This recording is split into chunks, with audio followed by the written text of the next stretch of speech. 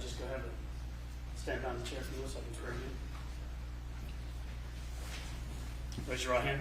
You solemnly swear from the evidence you're about to present in this matter is the truth, the whole truth, and nothing but the truth. So help you God. Yes, sir. Go ahead and have a seat. Underneath.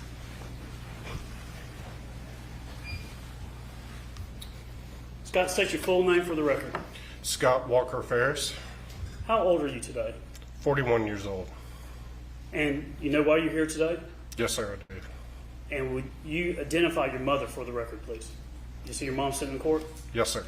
Just describe the clothing she's wearing. She's wearing a gray jacket with a black shirt, glasses on her head, pearl necklace. What I want to do is I want to go back and kind of introduce you to the jury. So let's go back and I want to talk about your childhood. If I asked you where are you from, what's your answer? I was born in Muscle Shoals, Florence, Alabama was the hospital. Lived there short period of time, and then we moved to Tuscaloosa, Alabama, where my dad went to law school. Okay. Let me ask you about that. We're going to break it down and go through it. How old were you? What were your memories? What age do you remember law school with your dad? I was very little. I remember going to the law school. I remember when my dad graduated and seeing him jump over like a big mud puddle in his cap and gown. There's very, very little I remember of actually being in Tuscaloosa because I was so young. But how old again were you when you were there? Probably 5-ish, around in there. And how old was your brother Chris? Well, he's 3 years older than me, so he would have been around 8, 9 years old. Do you remember doing anything with your dad at law school? Did y'all play together or do anything when you were there? Don't remember any. I remember going fishing with him. There was either a pond or a lake or river close by in the townhome that we lived in. Do you have a memory of your when your dad was in law school, of him studying or coming back and studying or anything like that? Or what are the memories that you have of your dad while he was in law school? I don't really remember any of that. I remember more in Birmingham when I believe he was he taught law school or helped out with a law professor, and helping him grade tests. I do remember that. How'd you do that? Well, back then it was like, when I was in high school, when you took, SATs or anything, it was fill in the bubbles, and, he would give me a kind of a cardboard cutout, and I'd lay it over, and anything that didn't have a pencil mark, I'd just take a highlighter and hit it. So that was my way of helping him out. He was grading tests? Oh yeah, he was incredibly book smart. How old were you when you were helping your dad do this? We were living in Birmingham, so I was in elementary school, so I don't remember my exact age, but between, definitely between 5 and 10 years old, roughly. And what were the age of your siblings at this time when you were in Alabama? Or it was you and Chris? All 4 of us would have been born, well, except for, I believe Amanda was born in Tuscaloosa, and Emily. No, sorry, Amanda was born in Birmingham. Emily was born in Tuscaloosa, I think. Emily is 5 years behind me, and then Amanda is 18 months roughly behind Emily. All right, so let's go through the kids. Who's the oldest in the family? Chris is. And how much older is he than you? 5 years. And No, sorry, 3 years. 3 years? And then it's you? And then who's after you, below you? Emily. Okay, and what's the age difference between you and Emily? About a 5-year difference. And then Amanda's the youngest? Yes, sir. Who you were the closest with? Were you closer to your sisters or to your brother, or who did you line up with? I was more protective of, Emily was closer to me, so I was protective of her, but... How about Chris? Was he closer to one of the sisters? Chris was kind of more of on Amanda. I was Emily. Chris and I did a lot of things together as kids. We were very involved in baseball. Sports? Yes. Did you play anything else besides baseball? At the time, no. What kind of things did you do for hobbies and things when you were young? A lot of fishing. And how about your sisters? What type of things would they do? Played with Barbies. As you've gone through this entire event, the murder of your father, how is there a division among the kids now? Chris, Emily, and I, we're all together. Amanda had turned on us. Did things get stressful, tense after the death of your father? Oh, yes. I mean, our whole world got wrecked. Do you talk to your sister Amanda much anymore? No, I do not. How about your other siblings? Yes, I talk to them at a minimum once a week, roughly. Growing up, how close were you? How close were the four to each other? I mean, as we got older, we all kind of started doing our own things. Chris, he was older than me, so, with him being in high school and all, he's not going to hang out, as much with me. He's a little brother. He's got his own friends and all. And, Emily and I mean, we really didn't go do things together. There's kind of a normal childhood, just brother and sister type deal.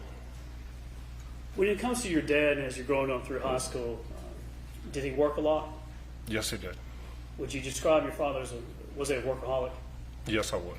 Did he love his work? He absolutely did. If you could describe whether or not he was an introverted or extroverted person, what was he like? What do you mean? Was he quiet, kind of isolated to himself, or was he the life of the party and hang out with people? So if there was something going on, if we all went out to dinner and stuff, he definitely sparked up conversations with everybody, crack jokes and everything like that. But he didn't go out all the time. I mean, if there was only going to be two places he was going to be at, home or the office working. But whenever we went out, and like when we used to go on dove hunting trips, a dove shoot and all, he would get around and talk with people and have a good time. Do you like to hunt? Yes, sir, I do. What type of things do you hunt? Pretty much anything I can. But here in the state of Georgia, I mainly do deer hunting and dove hunting. What type of hunting did your dad like to do? Bird hunting. Did he do a lot? A lot of bird hunting, yes. And what kind of guns would you use when you do bird hunting? Shotguns. Do you have a particular gun that he would like to use or anything, or y'all would use? I mean, he's had several shotguns. He started out 12-gauge shotgun, and then he got a over and under silver pigeon. That's when he started getting more into quail hunting with clients. But he just mainly always had shotguns. Do you like to play golf? Yes, sir, I did. Did your dad like to play golf? He did, but he didn't play as much as, say, I would. And who would you play golf with? Who was the people that you usually would go out with? I've gone out a couple times with my brother, but mainly my friends Philip, Ted, and Justin. What kind of education background do you have? Graduated high school.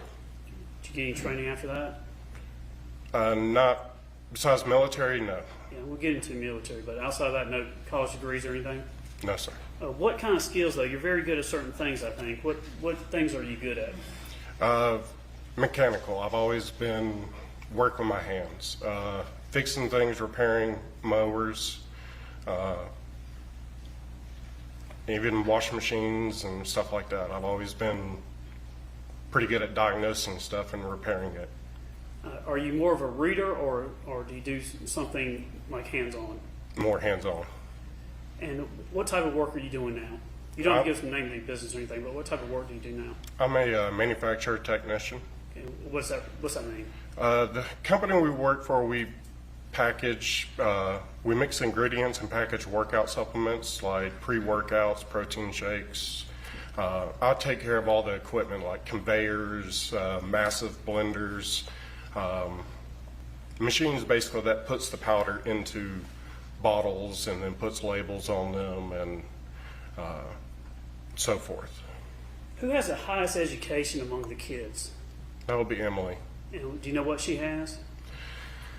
She has a degree from Alabama, and I don't really remember what her specific degree is, but I know she's like in human resources now, I think. Smart. Yes.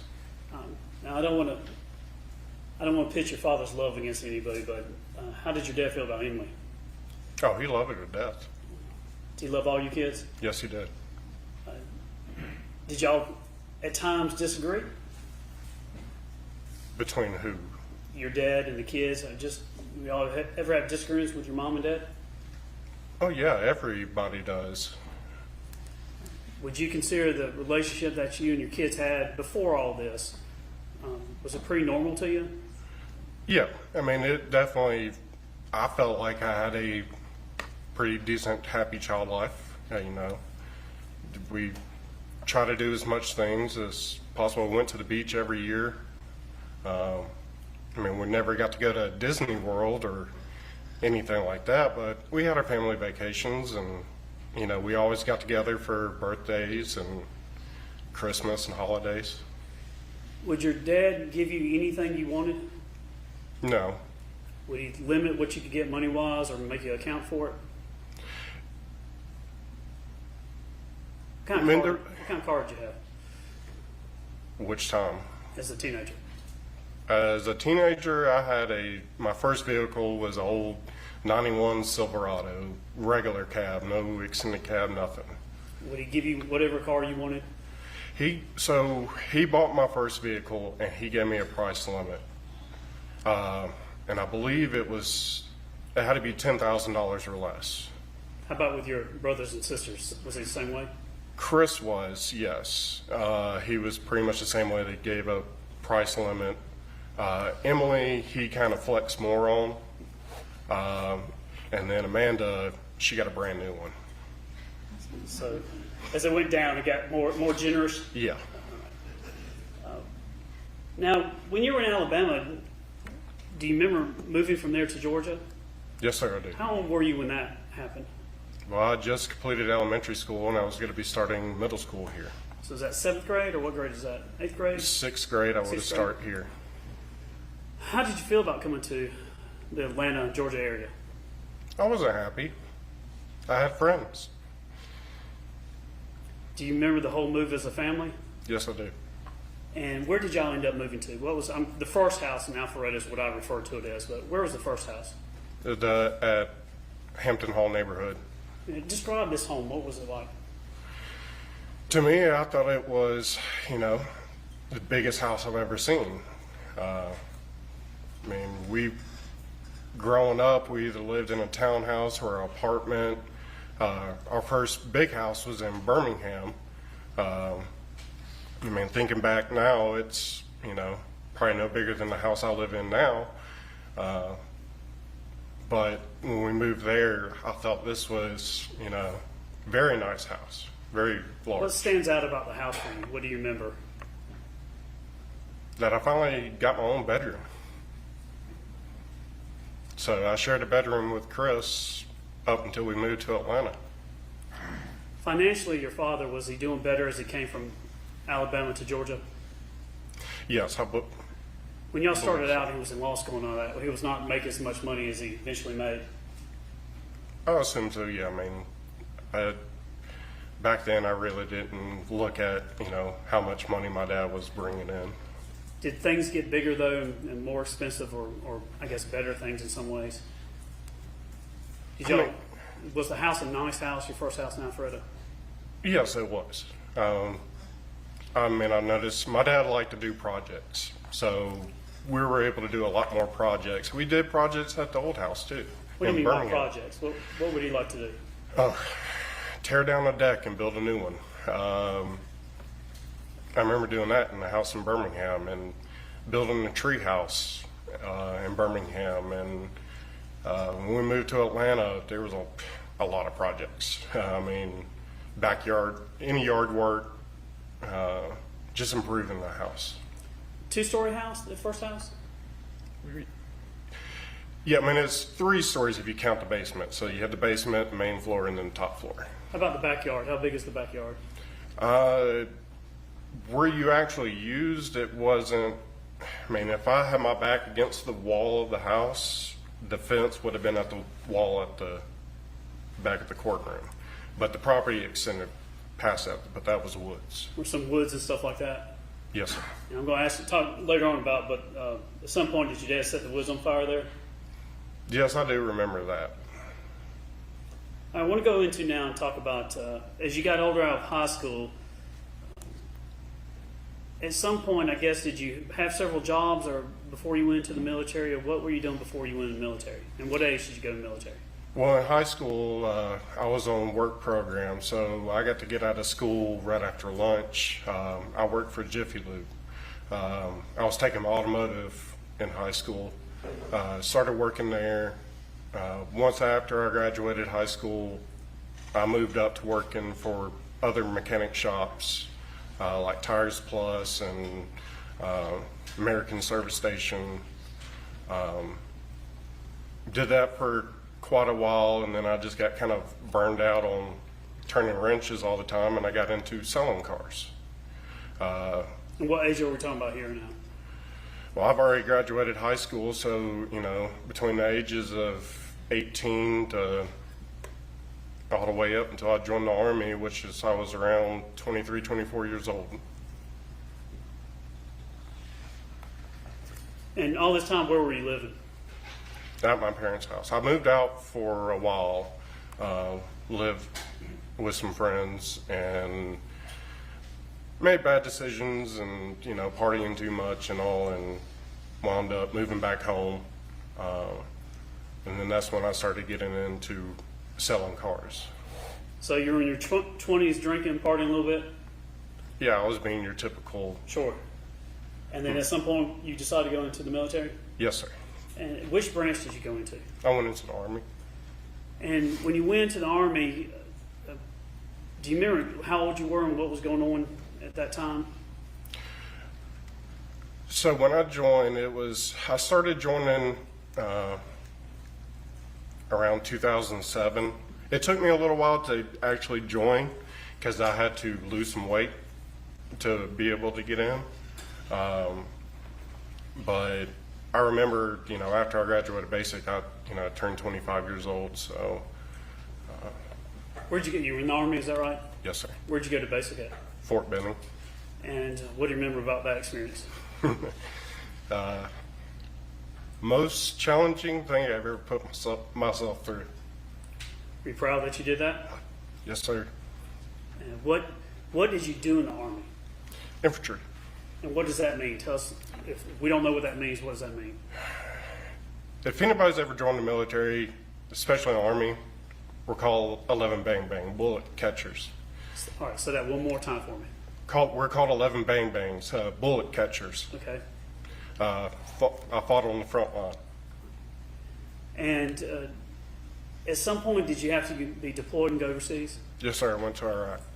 And I'm not going to ask you too much about it, but you may be asking questions. But what I want to know is, what year was that you went over?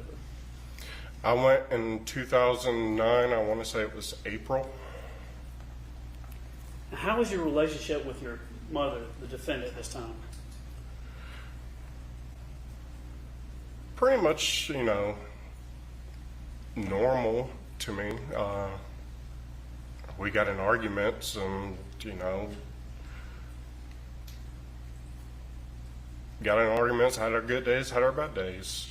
Do you describe it as a typical relationship with your mother? Yeah, I mean, nothing really stood out of the normal. I mean, the only thing, I definitely remember the day that I told my parents I was joining the Army. When I told her, she just flat out said, "You can't do it." And then when I told my dad, he was like, "You need to become a sniper." That's what your dad said? That's what my dad said. Was he proud of you? Oh, yes.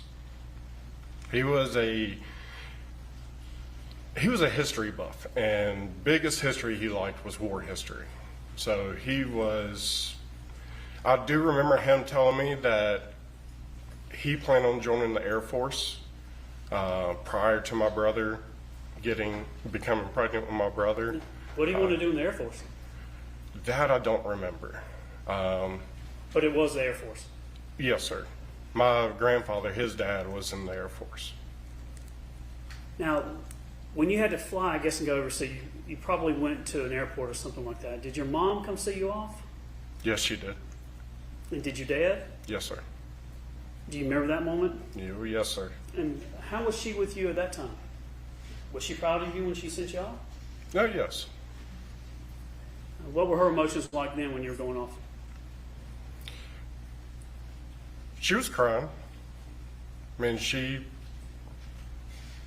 acted like, a mother would be. How about your dad? That was the second time I've ever seen my dad cry.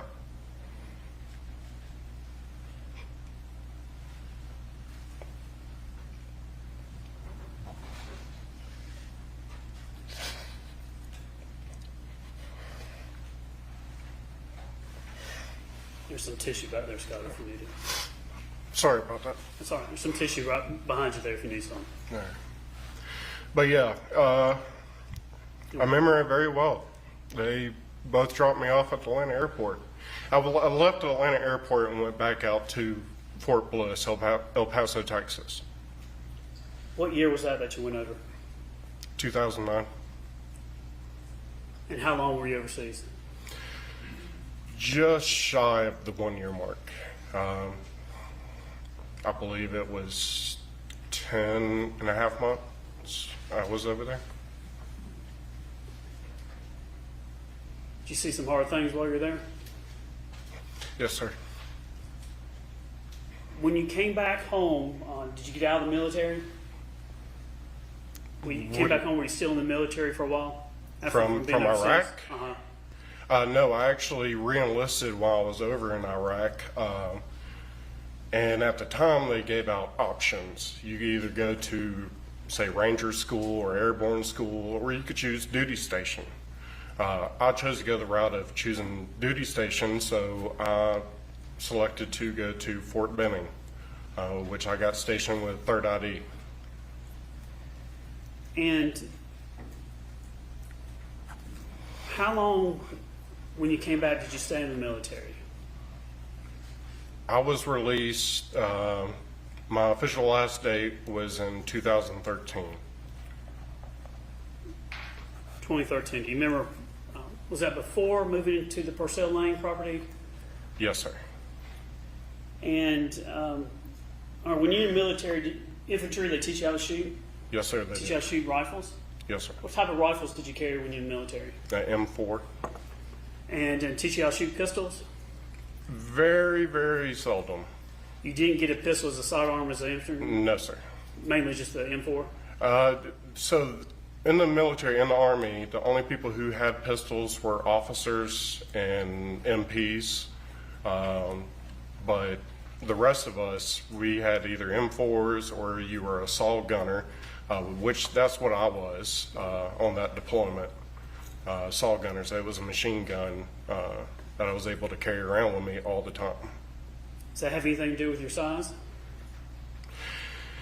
Possibly. I mean, they weren't going to give Someone my size, that gun? I mean, you could carry it around. You wouldn't enjoy it. I didn't enjoy carrying that gun around with me all the time. How big are you? Currently, I'm 6'6", about 285 pounds. And what size was your dad?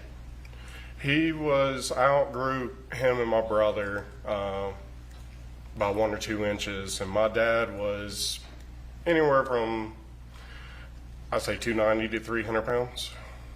So at the time of his death, around 300? Yes, sir. Was he a little bit short, just a little bit shorter than you? Yes. And when you were in the military and you got the training that you received, at some point did you just decide to get out and go do something else? No, sir. I actually was let go from the military for reduction of force. It was during the Obama administration, and they basically kind of did a lottery system. If you join between a certain time and you've done so many days of service, that's how you were selected. So on my DD-214, it says reason of separation is reduction in force. Now, let's talk about this secret marriage of yours. You know what I'm talking about? Yes, sir. All right. Look at the jury and tell them about this secret marriage that you had and what was going on. Who was it with and what was going on? So it was with Gina. We both in process at Fort Bliss together. She was in the military as well. She did financing. We both got to Fort Bliss at the same time, and we met during the in-processing, which took several weeks. And we all had a group of friends hanging out, and we eventually started dating. I deployed, she didn't, and she was my girlfriend, and I was, in love and scared and just had a lot of different emotions. Where'd y'all meet? Where we meet? Yeah. In El Paso, Texas. You're working together, the same thing, or not really? Well, Did we you meet on didn't the base, or how work did together. How did y'all meet is what I'm asking. During the in-processing, we wound up ending up sitting next to each other, and then pretty much all the group of people that we were sitting around, we all became friends and hung out all the time. How long did y'all date? We were together until after, till all the way until I moved to Fort Benning. But going back on, to us getting married, we talked about when I came home on R&R from Iraq, she came to Georgia to be with me, and, we talked about getting married and all. I never got down on one knee and proposed to her, anything, but at the time of the wars, 2 states did a proxy marriage. You had a single proxy, I believe, state of Texas, and then a double proxy in the state of Montana. So basically all you had to do was just fill out paperwork, get it notarized, pay the fees, mail it off, and you were legally married. So we went ahead and did that. But the plan was I was gonna come back, and we were gonna move to Fort Benning together and actually do it the right way, have a wedding and, tell everybody.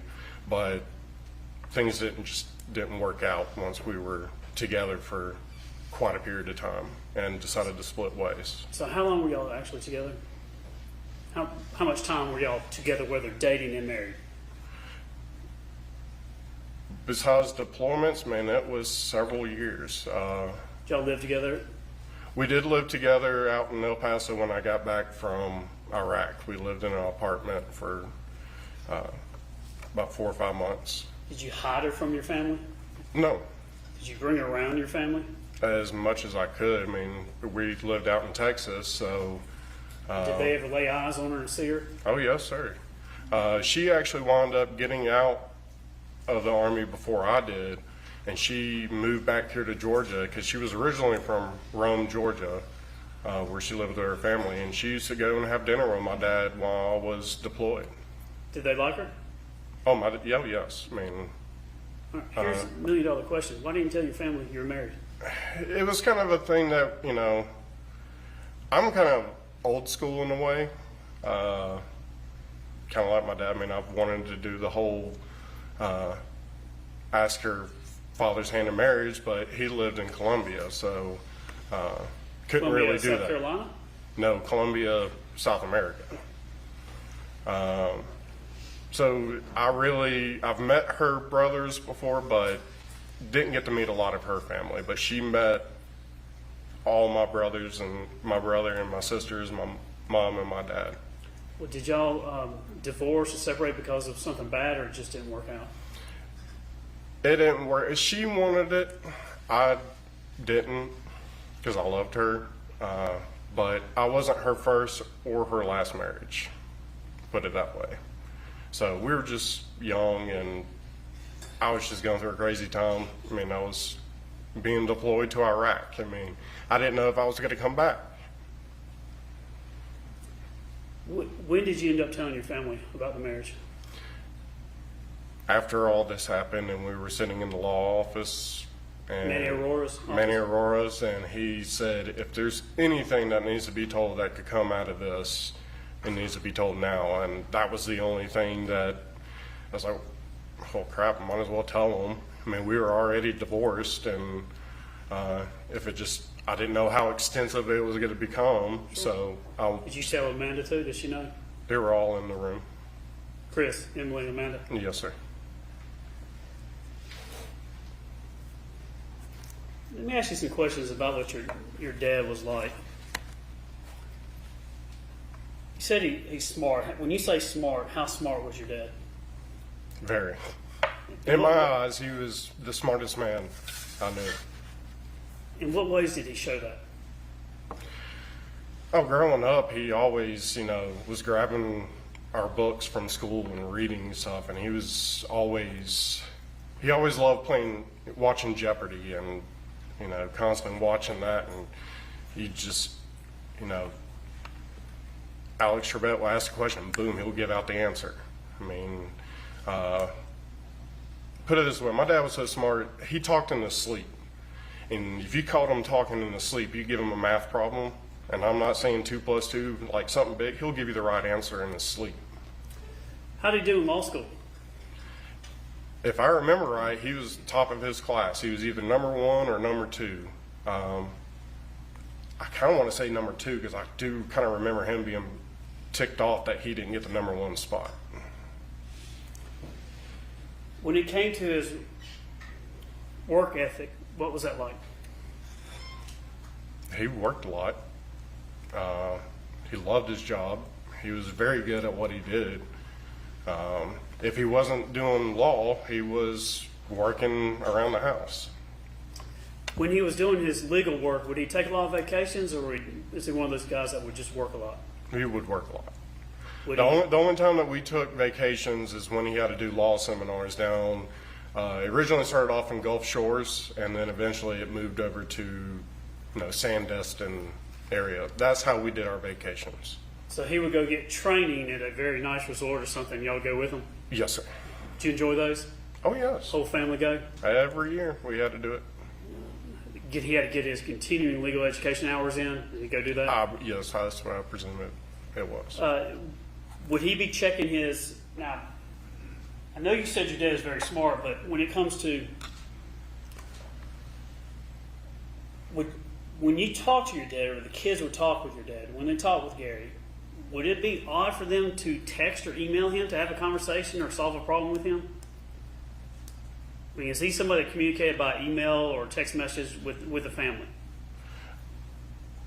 Both. Before really texting became a thing, it was, email. So that's how he would communicate with me when I was over in Iraq, or when I lived in El Paso, Texas. He would send me emails. You remember his email address? I want to say it was gferris@burr.com, I think it was, something along those lines. What about your dad's wit? Could he cut you with his wit? Was he quick-witted? If you did something, would he say something? What was his personality like when he would have banter or debate with you or anything like that? I mean, he would have responded fairly quickly and all, but not aggressively. Well, I'm not saying that. Was he sarcastic? Was he straightforward? What was his personality like? Was he a joke? He always cracked up jokes. I mean, to me, they were corny, but, he always cracked up jokes. When it came to the things that he really liked, how much did he like Mountain Dew and cigarettes? 2 things about my dad. He always had a cigarette in his hand, and he always had a Mountain Dew in his hand. How much do you think he would smoke a day? He was a pretty heavy smoker. Did you ever get on him, tell him to quit smoking? Oh, yes. What did he say? Oh, I'm going to, I'll quit one day. That was always his, response to it. How about the Mountain Dew?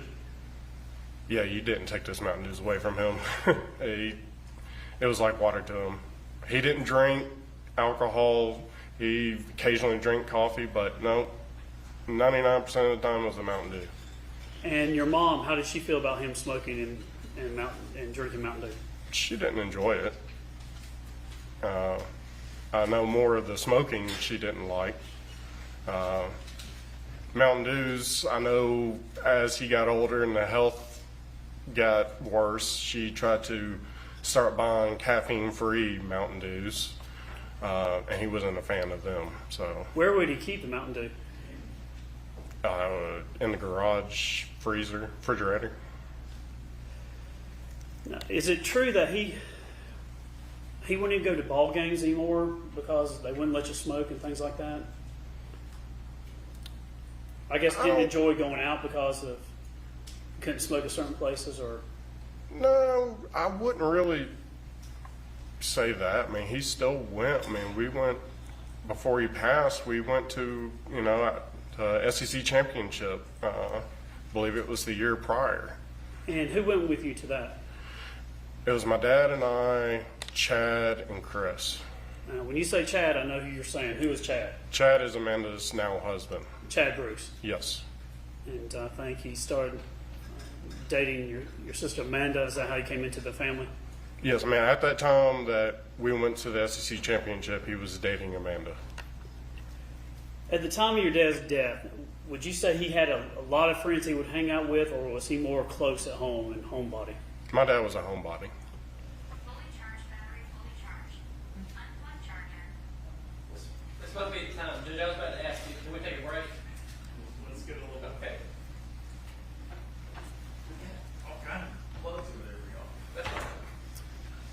Would he have, to your knowledge, would he have friends though?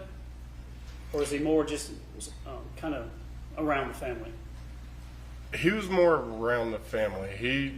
Every once in a while, he will go skeet shooting. I don't know if they were with clients or work friends. I would say, I mean, I really don't, he wasn't friends with like the neighbor down the road and go play golf with him. It was always either somebody from the law firm or somebody he's done work for. When he would get home at night, he'd get out of the car. Would he go look at the pasture, just walk out there, have a cigarette, or what was he like when he got back? So my dad was very routine. You can read him like a book. He always, depending on traffic, there was a certain time frame he would always come home, and he would immediately come in, pull into the garage, grab a Mountain Dew, and go change clothes. And once he changed clothes, it varied. He could have he would have either gone up to the, sat in the driveway and looked around and had a cigarette and stuff, or he would go straight down to the office and start working. Now, the type of law practice that your father did, was it corporate law? Yes, sir. He wasn't doing divorce law? No, sir. He wasn't doing criminal defense law? No, sir. He wasn't doing anything, I don't want to say exciting. He wasn't doing anything dangerous? No. He worked in an office in Atlanta? Yes, sir. To your knowledge, did your dad have any enemies whatsoever at the time of his death? No. Did you ever see anybody that had a beef with him or a problem with him or anything like that? Absolutely not.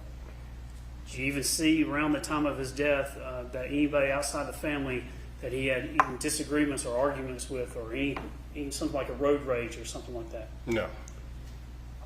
Could you think of anybody outside your family that wanted to do your father harm? No.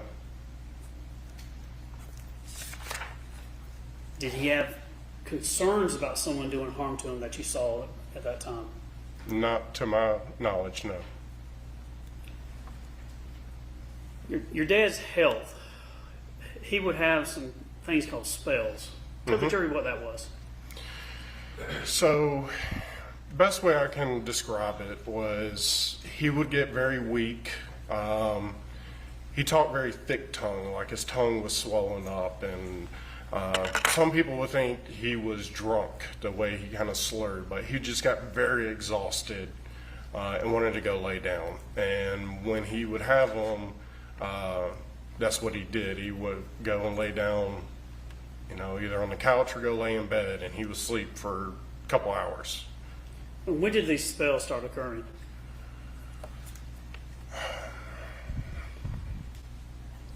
think they kind of started possibly at the old house in Alfred and Hampton Hall, but they got more prominent after we moved to the farm. They just started occurring more and more and more. Now, is this when you would have these spells? Is it any sign that was coming on, or were it just all of a sudden just start happening? We talked about it, and he said, yeah, he could kind of feel, the first thing that he would notice is he'll feel, really tired, like he wanted to go lay down and take a nap. So once he started feeling that, that's when his speech started getting slurry, like he had a real thick tongue. And once that happened, that's when he would just go and lay down. And when he would lay down, did he miss work because of these spells or anything that you know of? Well, you mean, yeah, he was sleeping, but How the frequency? How often would these spells come on, and how long would they last? Is what I'm trying to get at. He'll have, it'll happen like one day a week. I really don't remember him having like one or two spells a week. So he'll have about, he'll have one day during the week, and then 2 or 3 weeks down the road, he'll have another one. Was it to a degree that it dramatically interrupted his life and things he was doing? Or was it not that? I remember one time we were working on the farm. I think it was when we were building the fence, and he said, I feel like I got a spell coming on. And he will go and sit on the RTV, and I'll just kind of look over there and check on him. And I remember that day, I was like, are you feeling all right? And he was like, yeah, I need to go lay down. I'm like, okay. I was like, I'll, come over there and check on you. Outside of that, did he, I think you told law enforcement he didn't even have kidney stones or anything like that. Is there anything else about his health that you saw that was an issue at the time, around the time of his death? I know, well, before his death, there was one night, Melody called me up and said, get over to the house, your father's acting very strange. I was like, what do you mean? He's like, he's seeing like I think she said like seeing palm trees and stuff like that. He's just talking weird. And so I immediately jumped off my couch and left the barn and went over to the house. And yeah, I've never seen my father like that. He was kind of talking like a child would. And we wound up taking his blood pressure, and she bought a blood sugar thing, whatever. She pricked his finger and tested that. I don't remember what it came back as the reading, but I called a friend that was a nurse and asked her, what should we do? And when I told her the reading, she was like, get him to emergency room now. And we took him to the emergency room. When was that? I don't remember the exact date, but it was definitely within a year prior to his death. So it was fairly, Was that the last time? Was that when he was in the hospital? Was that possibly April, or was that something else you're talking about? that was probably it then, because it was within that same year of 2018. It was just prior to his death, within a few months, I would say, but I really don't remember the exact date. Did your dad want to stay in the hospital? No. What did he do? Well, so, we get to I remember we got him into the Sequoia. I drove, and we pull up to the emergency door there. Where'd y'all go?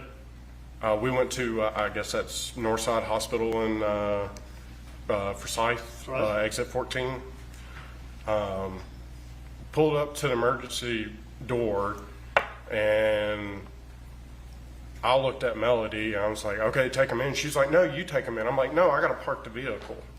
Take him in. He's your husband. You know more of his medical history than I do. So, take him in. So she took him in. And then he was still very lethargic, I guess would say. He was But he was starting to get better, and by the time the doctor finally came in and all, he was kind of back to his normal self. And then they said they wanted to keep him in the hospital and kind of keep track of everything, and he stayed. They want to keep him just to observe him, or Yes. run tests, or what was it? Yeah, they were trying to figure out, because we brought up about him having spells and all this stuff, and he's been to the doctor. He went to his physician all the time. They thought it was a vitamin B deficiency and maybe a testosterone problem, or nobody could figure out what was causing these spells. And this was a bad one. I mean, I was worried for the way he was acting. So he stayed in the hospital, I want to say 1 or 2 nights, but he was back to his normal self before they even moved him upstairs. And did he check himself out of the hospital and come back home? Yes. Did you see him have any other symptoms after that, or No, I did not. did he have to have surgery? No. Do you have to have any procedures? Not that I remember, no. Outside of just going to the hospital, nothing really from that? No, not that I can remember. Did he bleed at all during this? No. Did you see any blood coming from his throat or his mouth? No. Did you ever see your dad around this time or any this time cough and spit blood up? No, sir. Did you ever find bloody rags or Kleenexes, or the idea that there was some type of blood, or your dad's had some type of throat cancer or problems, anything with his throat? No, no.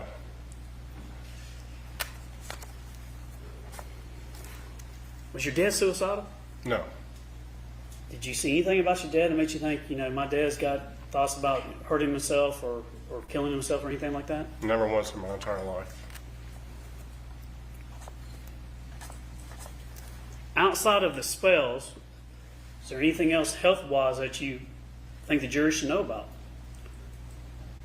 The man had high blood pressure. Pretty much everybody knows that. It runs in my family. But yeah, I was always worried he was going to have a heart attack one day. That was my biggest concern, was him having a heart attack, because of how much he smoked and the amount of Mountain Dews he drank, and he didn't go out and run. Last time I ever remember my dad jogging is when we lived in Birmingham. So, Did your dad like to walk a long distance? no. He liked to drive that RTV? That RTV was, his butt was glued to it. When you talk about your dad's, I think you could almost, I don't think he said set a clock by him, but write a book by him or something about his habits when he would come home. Would he do the same thing? His procedure, his routine was the same thing? Oh, pretty much? yes. I mean, like I said, if you were around him enough, you would be able to pick up on his routine very quickly.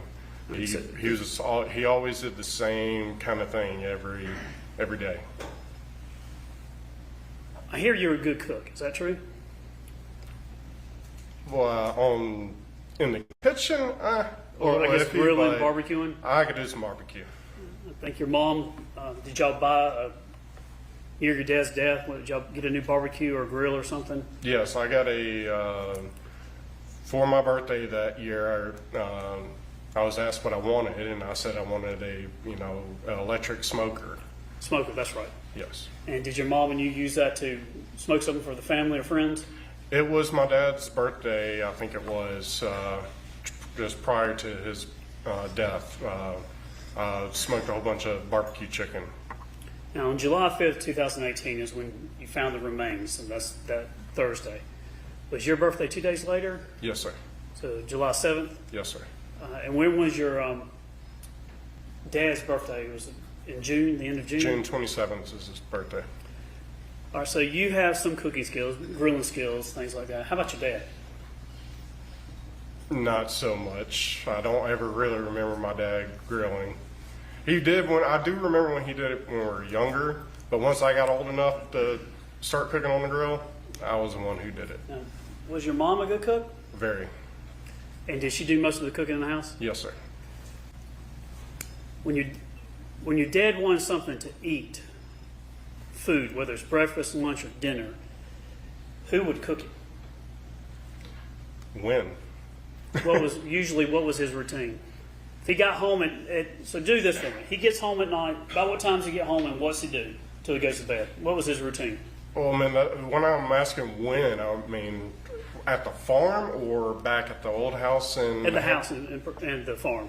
At the farm. His routine around the time of his death. That's what I'm interested in. Okay. So he'll be home roughly 6, 7 o'clock, like I said, depending on traffic. And cooking dinner wise, if Melody was in town, she would fix something. But towards the later part of, closer to his death, she was not home a lot. She was constantly going up to Tennessee. And then I would be the one that would either have to fix dinner or go get us something to eat.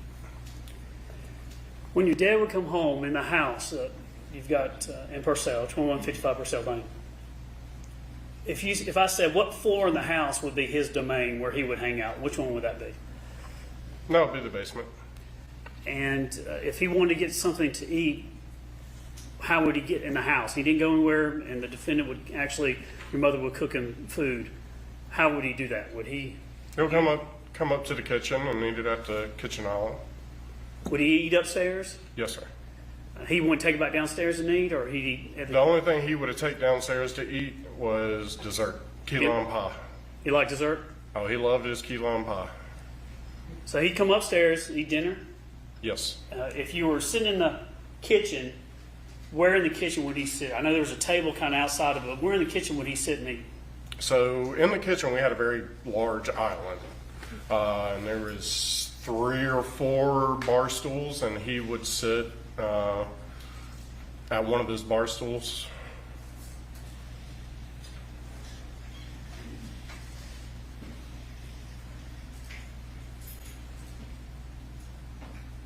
See this photograph here of Thrasher 72? Yes, sir. You wearing this photograph, or is it a different one? No, it's so yeah, right there where your mouse is. That's where he would sit and eat dinner. How would he'd come up and just sit down? Would he eat with other people, eat by himself? What would he do? Well, there was nobody else there. It was only. If the defendant was fixing dinner or anything, would she eat with him, or he'd No. eat by himself? He would be eating by himself. Would you eat with him at all, or would you be doing something on your own? I would, if I came over there to cook him dinner or get food, I would go down to the basement and eat in front of the TV. My dad loved to read, so he would read while he ate dinner. What kind of things would he read when he was eating dinner? Leisure stuff, not law stuff, or would it be work? No, it would be, history books or, war books or whatever book he was reading at the time. We had a library or office in the house, and there was a lot of books in there, and that's what, I do know a lot of his books were in there that he's read. When he was done eating, would he go back downstairs or stay up on the first level? He would pretty much go back downstairs. What would he do when you go back downstairs? He would go into his office and probably check emails and stuff and have, cigarettes and just, kind of finish up the day for work. Judge, do you mind if we can take a break right this moment, if that's okay? All right, sounds good. All right, we'll take 15. And we'll stick to the 15 if I say that.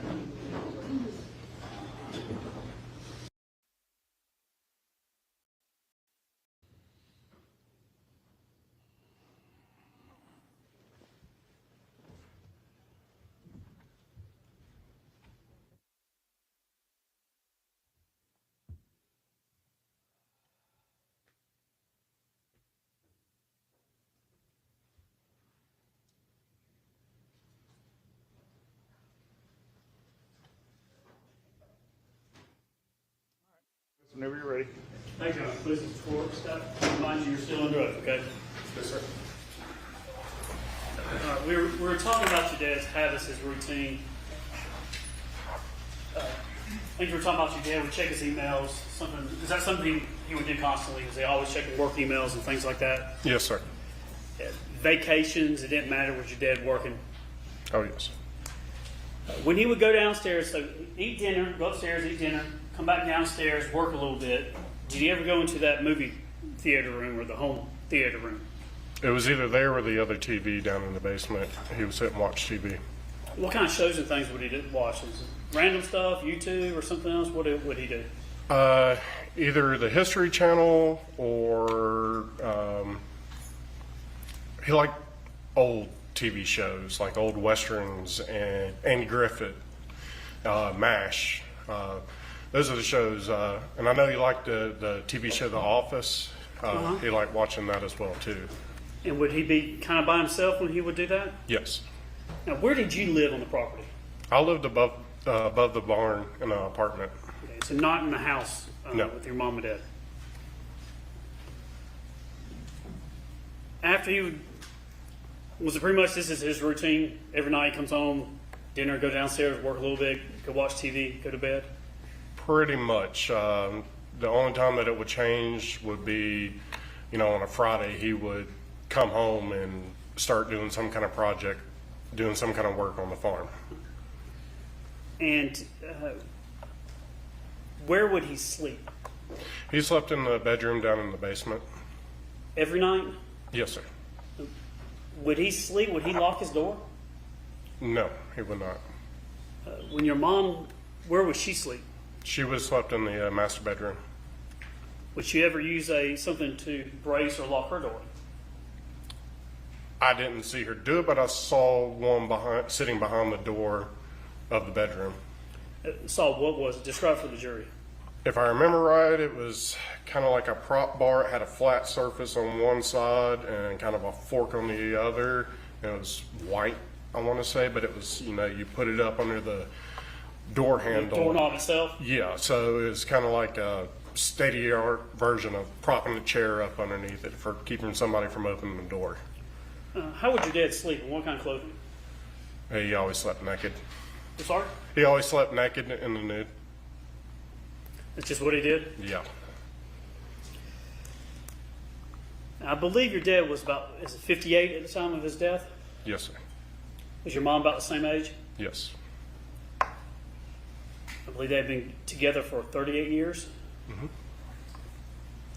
I want to talk to you about your mom. I think I understand, but you've referred to her as Melody. Do you not call her mom anymore No. because of this? Yes. Now, up to this point, though, until this occurred, did you get along with your mom? We had our good days and bad days. We did a lot of stuff together because my dad was at the office, and whenever she was home, she liked to decorate the house, and I did a lot of the projects there at the farm. Like I did the backsplash on the bar down in the basement, and finished out the so-called wine cellar. And she would always be, decorating or wanting to paint something, and so we would do a lot of stuff like that together, and go and get, go to Scottsdale Farms and buy plants to plant out around. Did your mom graduate from college? Do you know? As far as I'm aware, no, she did not. Was she smart? Is she smart? Not like my dad, but she's not dumb. Common sense? Oh, yes. She hardworking? She work outside? Oh, yes, man. All the time we worked in the yard. She hands-on? Yes. Would she get in there and do projects with y'all? Or with you? It depends on what project. She didn't help my dad and I do the stone wall between the house and the pond, but she got out there and planted plants and, Did she shoveled mulch around. Did she get her hands dirty? Yes. Could she get things done if she wanted to? Yes. Would you consider her strong-willed or weak-willed? Strong-willed. Did Did she have opinions? Oh, yes. Was she afraid or shy to share those opinions? No. Would she have opinions about you? Yeah, I'm sure. About her other children? Oh, definitely. Chris, she kind of favored Emily and definitely Amanda. How about your dad? My dad was harder on my brother and I. He was a sucker for my sisters. You know, they're his baby girls. My dad was old school. He, you know, I remember growing up, if I needed $5, I needed to tell him 5 reasons why I needed it. So, Is that just how he was? yeah, he tried to just, you know, instill discipline in us, make us, you know, a good person, a better person. Did your dad like things like extravagant things, or what was his taste in? What kind of things did he like? If you said my daddy really liked fill in the blank, what would it be?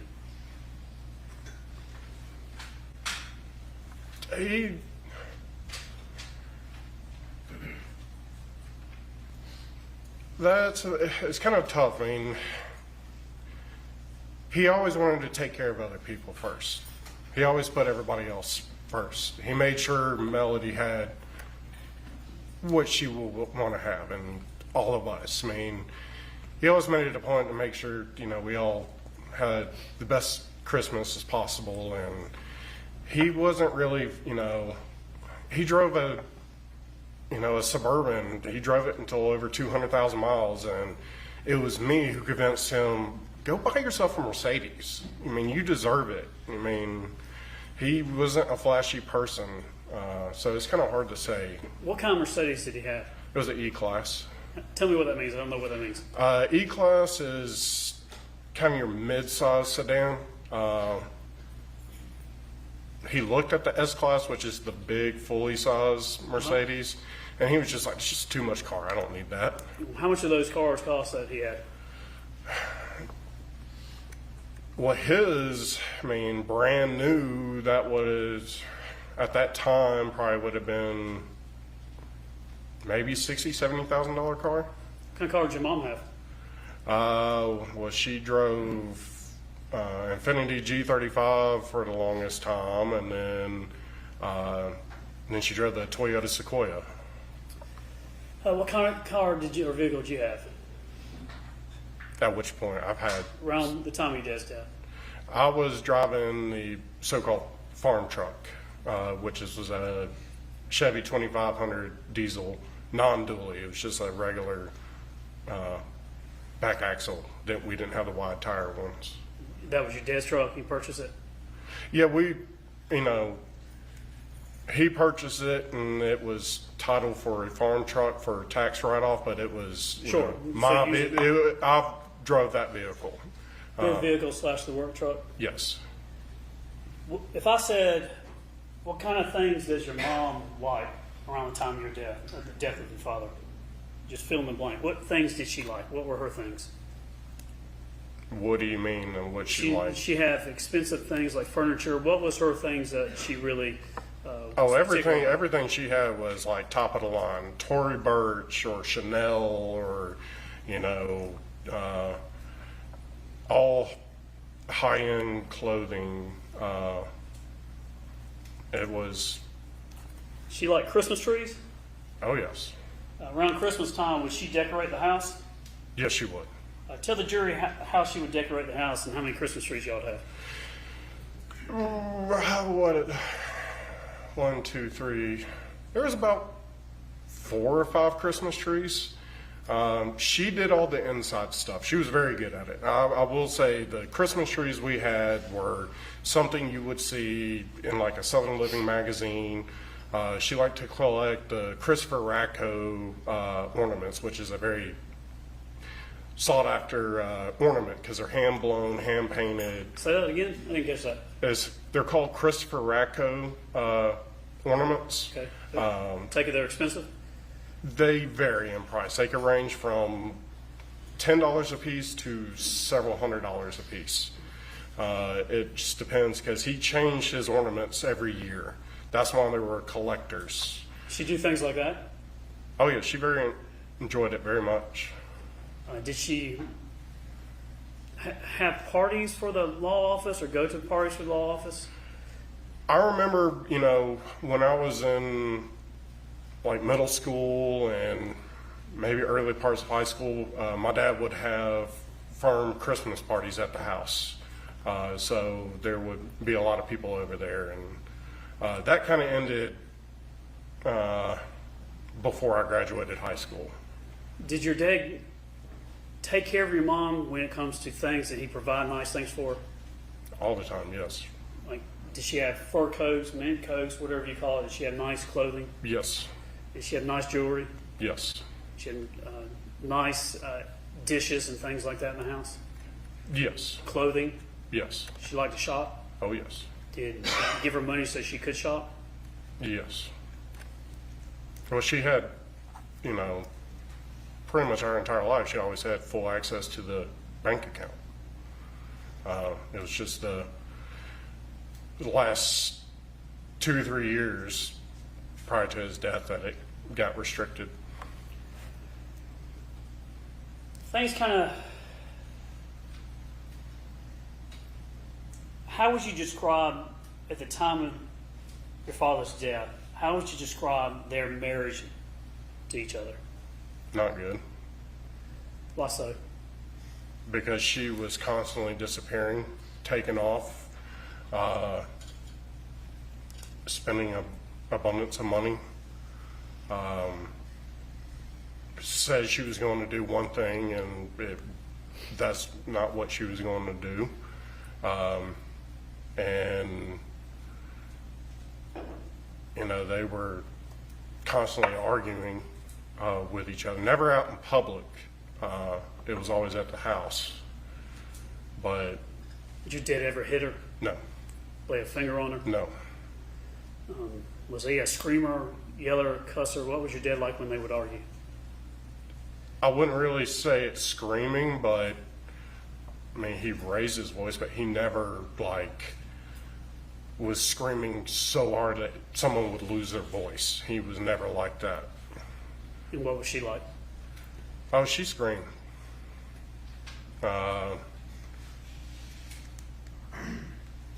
She definitely, expressed her feelings in a way, I guess I would say. What do you mean? She definitely would scream and cuss and, show aggression.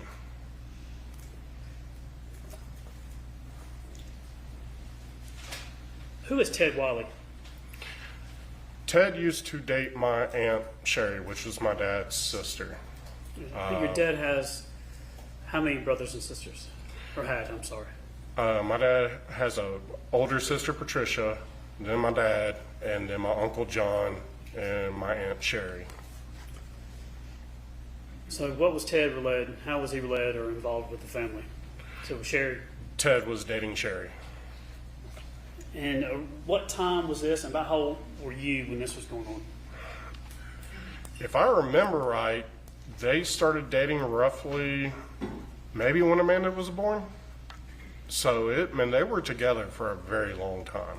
Pretty much all of ours How childhood. many years do you think they were together? Are you talking about 5, 10, 15, 20? What Oh, yeah, definitely north of 15, I would say. And did you see him often? Every Christmas and Thanksgiving. And at some point, did you notice something or did you learn of something going on between him and your mom? Yes. So when my grandmother, Melody's mother, Kay Walker, when she had a heart attack and had to have open heart surgery, I basically went with her and I helped stay with my grandmother in the hospital, especially when she was in the ICU. When was this? What year are we talking about? This is 2005 or 6. So, I was up there for quite a period of time. I ended up, quitting my job at Regal Nissan to, help out with this situation, because my dad was still, working, and So how long a time would your mom and you be separated from your dad? we would stay up there for several weeks. It depended on what condition my grandmother was in and all. But for the beginning of it, we pretty much did not leave from being up there. It's once she got out of, the ICU and got moved into a more private room, that's when we kind of, didn't have to be up there as much. So this is taking care of your mother's mom, Yes, maternal mother, grandmother, yes, and the defendant was there to help her mom, and you were with her. yes. How did Ted come into the picture? So, Sherry and Ted, they live there in Muscle Shoals, Florence area and all. So, whenever we would go out to eat, we a lot of times went to eat with them. We always went to Logan Roadhouse or somewhere like that. And then after a couple months, I remember the night we went to Logan's Roadhouse, and Ted came up and grabbed my mother's rear end like somebody would be doing who's in a relationship, like a full-blown relationship. And that right there triggered. And from there on, she started disappearing. She would leave, say, "Oh, I'm going to run to the store," and not come back until either very, very early in the morning or till the next day, and leave me stranded with no vehicle. Did you talk about this to your brothers and sisters? Did they know, or just you? I think I've probably told Chris. Don't really remember if I told Emily or Amanda. I did get my dad. I told him, I was like, she keeps running off of Ted. And, they keep going and doing things together and leaving me stranded at the hospital or the house with no vehicle. Would your dad help take care of your mother's mom, your grandmother, her mom? Would your dad do anything financially or anything to help her? If I remember right, I know he kind of helped. I want to say my grandparents had like a mortgage on the house for some kind of project, something with the foundation or something. And I think he kind of took control of paying for that. I don't know if it was my grandmother's money or his money, but he kind of, took controls of the, finance side of the mortgage. Did you ever know anything about a $50,000 home equity loan or something like that involving Ted Wiley? No. Did your parents, because of Ted or anything, did they ever separate or have an issue that you saw? From what I remembered, it was, by this time I was in the process of joining the Army. I went through basic training, and I was deployed to Iraq within 4 months of coming out of basic training. So I was over in El Paso, Texas, not here. And I do remember I deployed, and I remember getting an email from my dad, and he, stated that he was going to be filing for divorce. I responded with, "Do what you got to do, but I really don't want to be, I don't need to know anything else. I got too much going on over here." And that was over Ted? Yes. What year was that? That either had to be 2009 or 2010, so I was deployed to Iraq. And after you got that email, did your dad ever say anything else to you about what was going on? No, sir.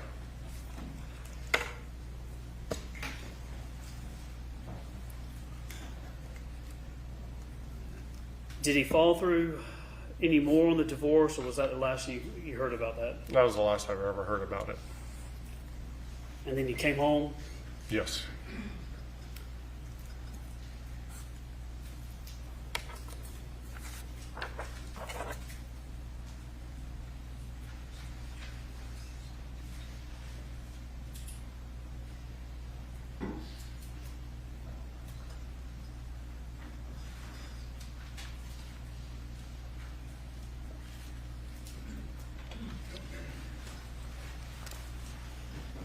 at this time, I'm tendering to evidence S. Ferris, number 10. I don't think there's an objection to it. No objection. It's a move.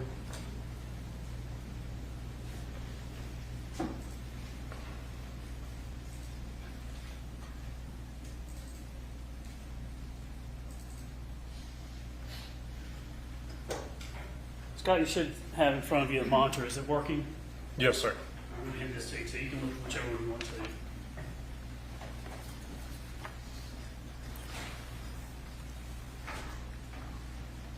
This is Stacy Exhibit S. Ferris 10. We're taking your name and using numbers with that. But can you tell us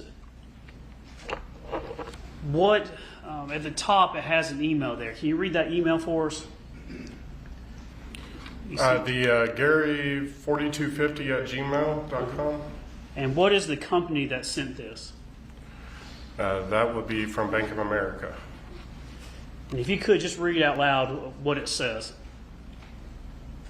Hi Gary, credit transaction was made above your chosen alert limit.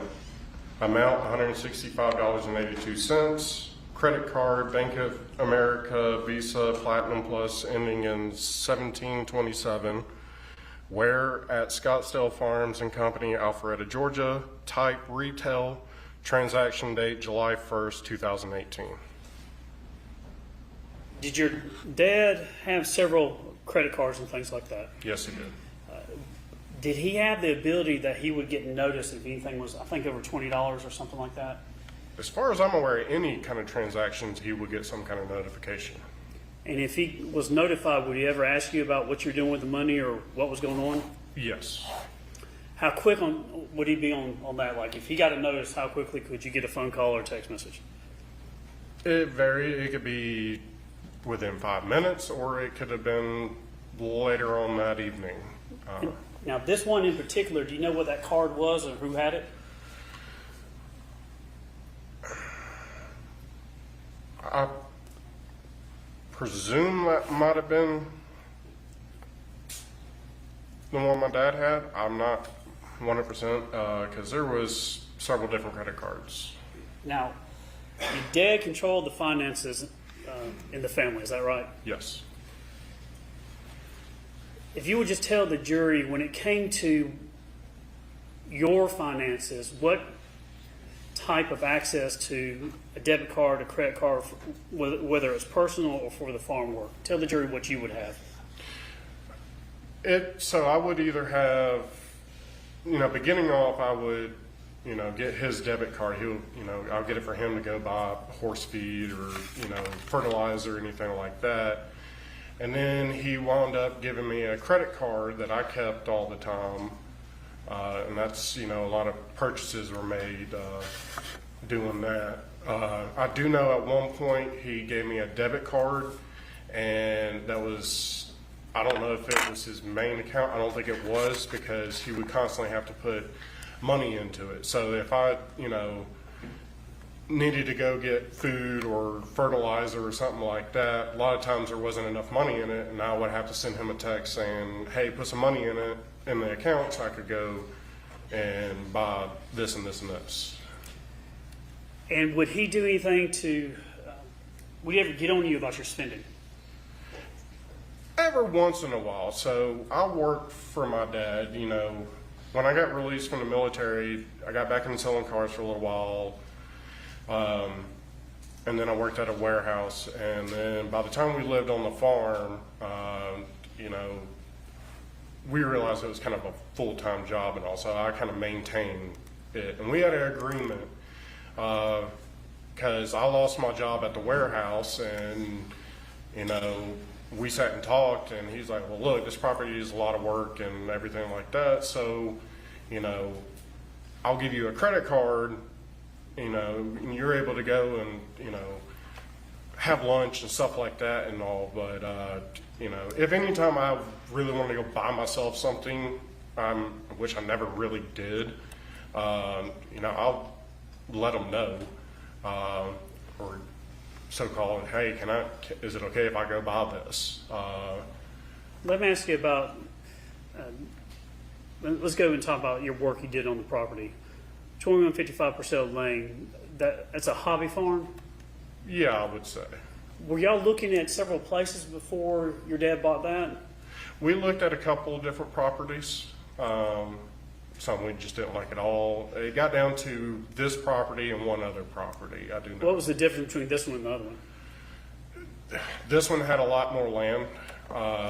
The other one sat on I wouldn't call it a lake, very large pond. And it was on the back side of it. And, when we looked at it, the cove was pretty dried up. And so it wasn't much of a lake. So, So who wanted in the family, including all your brothers and sisters, who wanted the one at the lake, if you would, and the farm that you moved into? Who was up for what? Let's start with Amanda. Which one did Amanda want? I don't think she ever saw it. How about Emily? I don't think she ever saw it either, too, and neither did Chris. Which one did you want? I went with my mom and dad to look at the properties. What, did you have a favorite out of the last two? The one, yeah, I liked the one that he ended up purchasing more. And how about between your mom and dad? Did they like one over the other? I mean, realistically, I think it would say a coin toss in a way. I mean, I gave my points. I was like, look, you got a lot more stuff you can do, on this property versus the other one. So when you end up your dad going after and buying the farm, what year was that? Around 2013. And how old were you at that time? Oh, you're gonna make me do math. I am. I'm not very good at myself, so we can figure out together. I had it been around 30, maybe. Well, let's see. Was it 35 when your father, Yes. you're about to turn 36? I just turned that July 7th. I would have been 35? Okay, so that was 2018, for 5 years, so around 30? Mm-hmm. And so did you so you were working and living on the property about 5 years? Yes. From the time they purchased it to the time of his death, I lived there. And Scott, I'm not trying to be insulting. I don't know any other way to really ask it, but what I want you to tell the jury, and what I'm interested in is what kind of contract, I imagine it's just word, just a spoken agreement, but did you get an allowance? Did you get a stipend? Did you get a salary? How did you make a living and buy stuff, and what was the arrangement between you and your father while you worked the property? There was no contract or anything like that. It was basically, so around the time that, the recession was kind of starting to turn. When I first got out of the military, I tried to join Milton Police Force. Couldn't, since I was not post-certified, they didn't have the funds to hire me on. And once I started looking into other cities and counties, it was all the same thing. So work was still hard to find, like decent paying. So, and the job I had at the warehouse, I was making $10 an hour. And once I got, I was let go from that job, we sat down and talked, and I was like, look, I want to still pursue, law enforcement, but there's nothing I can get into right now. And that's when we came on the agreement that, I would manage the farm, because since he was working Monday through Friday in Atlanta, that, basically he would give me a credit card, debit card, and, I was able to go eat lunch and stuff like that and pay my cell phone bill. I didn't have much bills at all. So he never really gave me an allowance, except for the time that, he decided to open up the other bank account, and, he didn't keep a lot of money in it, because around that time, Melody kept asking for the card I had and going off and buying stuff. Did your dad want her to have that card? No. especially the credit card.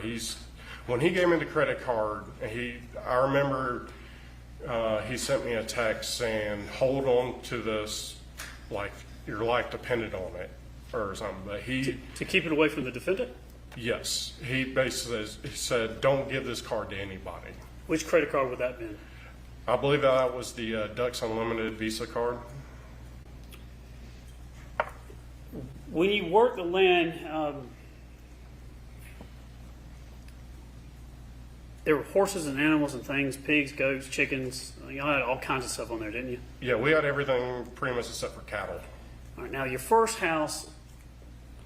Now your mom's background, her father and mother had it's Ace Hardware or some type of hardware store. Ace Hardware, yes, sir. So more of kind of a country background or a rural background.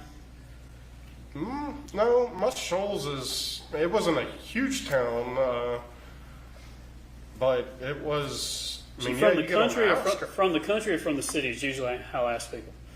Would you say your mom was from the country or from the city? Man, honestly, I want to kind of say in between, but it was. Fair No, enough. there was no, How about your dad? not country. Did they grow up having horses and things like that and animals? No, none of us ever had that. So when they got this hobby farm, did any of y'all know anything about horses and how to take care of them and No. ride them? No, we did not. Was it a learning experience? Yes.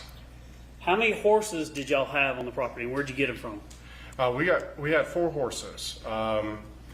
The first horse we got was Rebel. Some people down the road, they were moving. He was an older horse. They gave him to us along with a pony, but the pony was already promised to somebody else. So we just kind of took care of it for a little while until that person was able to come and get it. And then we got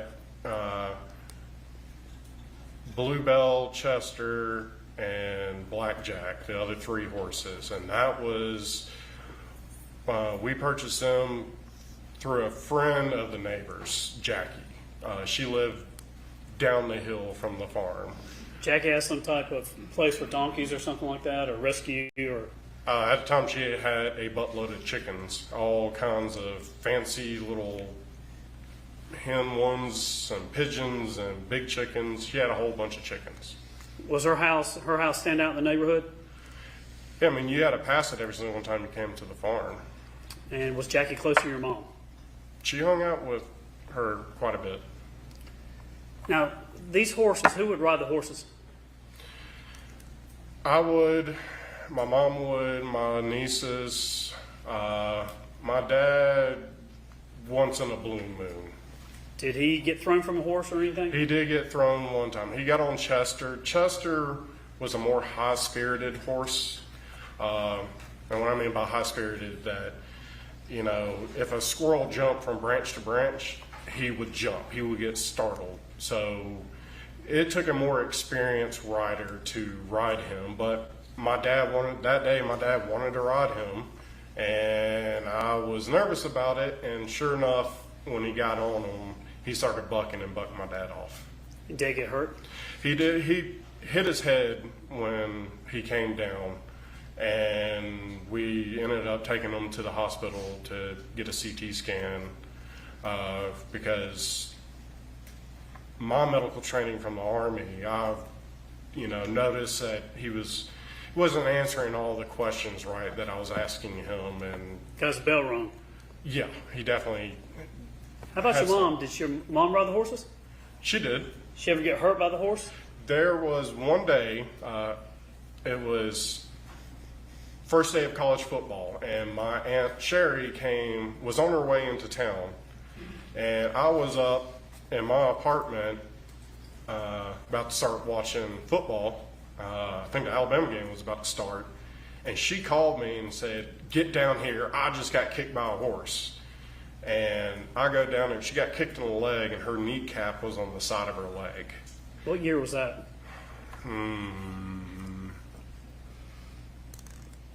I want to say 2016. Did she ride the horses after that?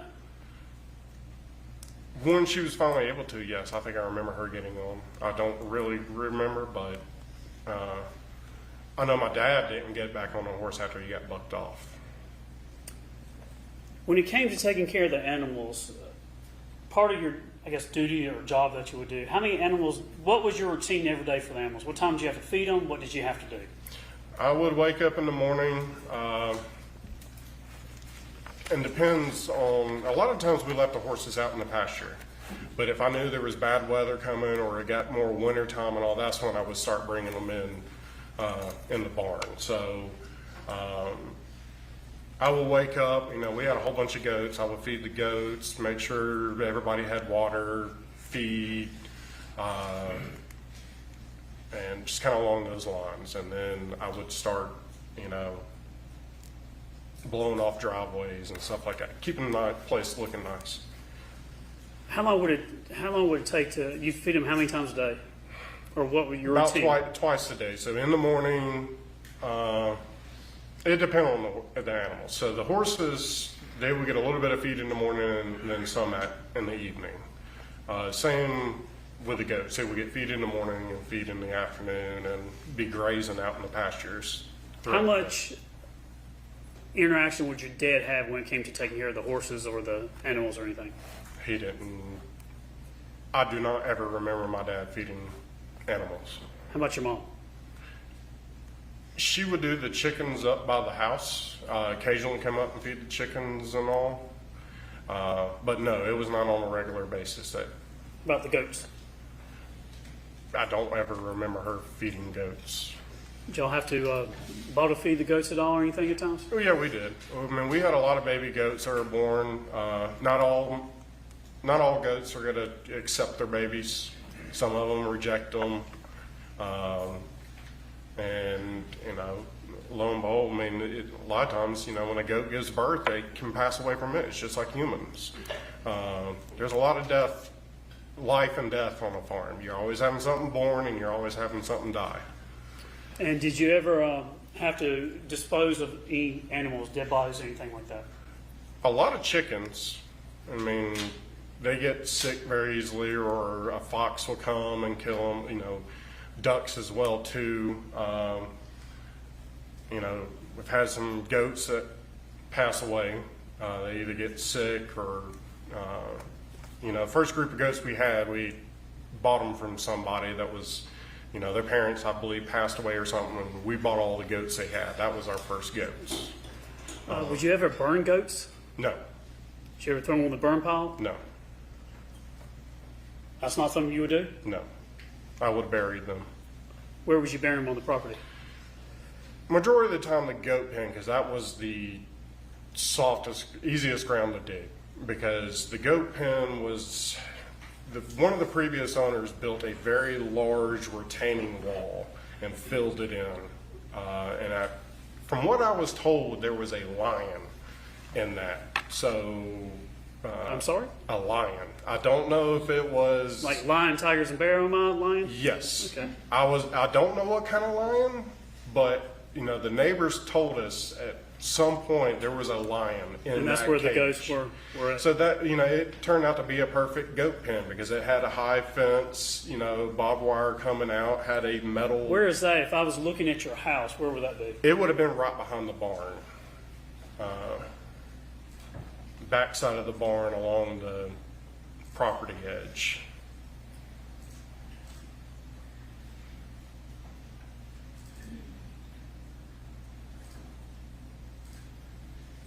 This is aerial 3. This is the house here. Where, I'll take the cursor of the hand You need to go up to the barn. to the barn, all right? To the barn. Okay, now go to the left. Now go straight up. Right there would have been the goat pen. Okay, so behind the barn. Yes. Did the horses get out a lot? Every once in a while they would. Now, when I say get out, that's what, in this case, you're talking about the horses get out. We're going to be talking about that. What does that mean to you? If the horses got out, what would that mean? They were not in a pasture. A Were they- soft pasture. Were they running on Purcell Lane up the road and things like that? Sometimes, yes, they would get actually off the property and be at a neighbor's house. I mean, I've had to go all the way to the very back end of Purcell to get a couple horses. And when they would get out, what would you have to do to get them back in? I would just grab a feed bucket, put some feed in it, and walk down and start shaking it, and they'd follow me like little puppy dogs. How often would that happen? It was rare, Do you know but why? it did happen. Do you know how or why they would get out? 99% of the time, it was because somebody left the gate open. And when it came to all the horses and things on the property, was there a certain pattern, like they would be put up at night, or were they just left out in the fields? The horses, like I said earlier, it depend on weather, temperature, and everything like that. Goats were put up every single night. Chickens always went back into their chicken coop at night. So the door had to be closed on that. So the main animals that always had to be put up were the goats, the chickens, and obviously Luke and Leroy, the labs. Would you do anything different around 4th of July when fireworks were coming out or anything for the horses, or like on the 3rd? Did y'all do anything different on July 3rd for the horses?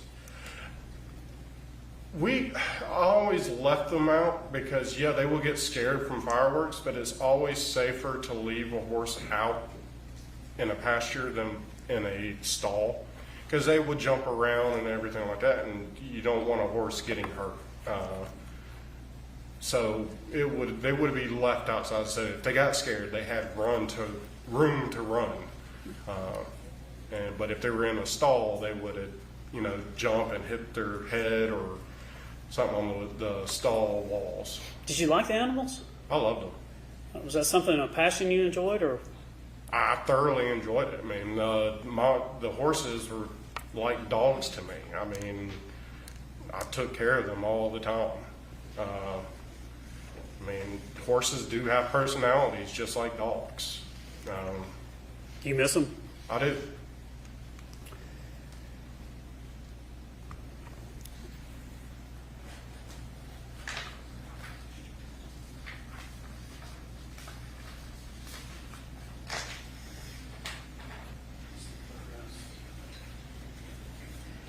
So this time I'm tuning into evidence, State's exhibits S. Farris 1 through 4. No objection. I'm gonna look at some stuff and have some questions. Okay. You can't hear that, others.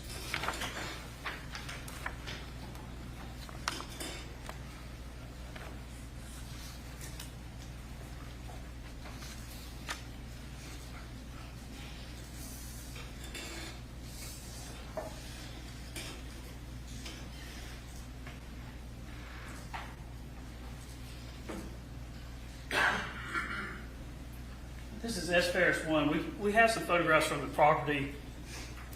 There were some drone photographs and things like that. But as we look at this photograph here, tell the jury what we're looking at. Now, this is taken at a different time after the July 5th, I believe. But just tell us, what are we looking at? So we were looking at the bottom section of the house, the basement. This would have been below the big half circle deck.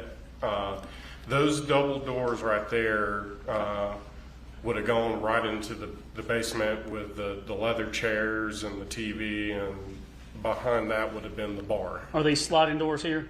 Yes. And then our French doors over here? Yes. Are these doors, the doors that slide, what is behind this? That would be, there would have been the leather couch, couple chairs, coffee table, and It's where your TV. dad would hang out? Yes, Yeah. that's where I would go. If I ate over there, that's where I would go down and sit and watch TV and eat dinner. If I walked opened these doors and walked in, would I run into the bar, the kitchen bar area? Once you pass the couch? Yeah, and assume all the that. couches are not obstructing my walk. If I walk in, when I walk before the bar, if I turn right, am I going to come down the hallway to your dad's office? Yes, that's where the hallway was. If I go and turn left, I go down the hallway to your dad's bedroom. Yes, If I walk a little bit further, I can go to left and go up the steps. Is yes. that right? This is S. Ferris 2. looking, you see the officers, this is when it took some drone photos, but looking here, what I'm going to try to help orient is over in this area where the burn pile is. Can you tell the jury kind of where the burn pile is in relation to the kind of the corner of the house? So from the corner of the house, Let me do it this way. So this is S2, S3, and S4. This is the burn pile area looking back. Is this a view of it?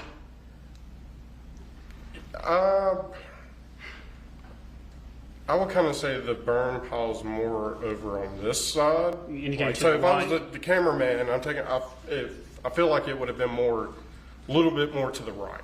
But in this area? Yes. Describe for the jury, if you would, if you're walking from the house going out towards the burn pile, are you going uphill or downhill?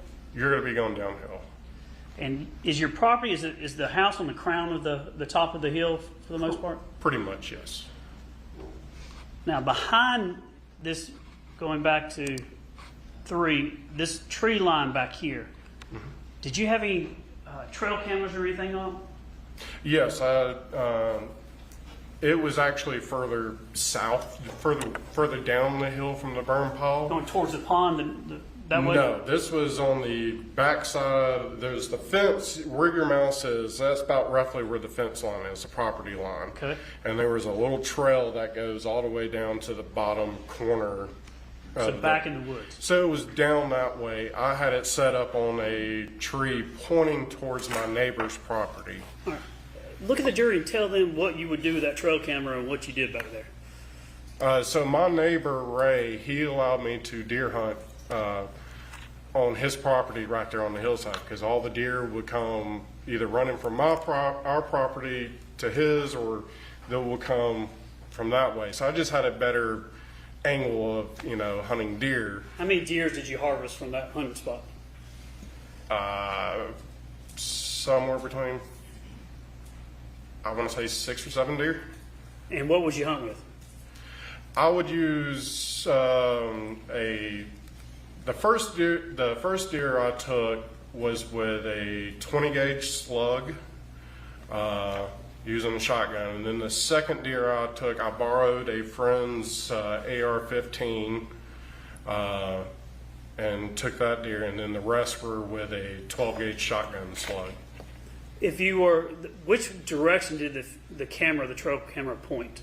It pointed towards my neighbor's property. All right. In relation to the burn pit, where's the trail camera in relation to that? So if I'm leaned up against the tree that I have the trail camera on, the house would have been to that direction. So the trail cam would have been pointing to you, the house would have been to my left up the hill. Let's see if I can figure out which one.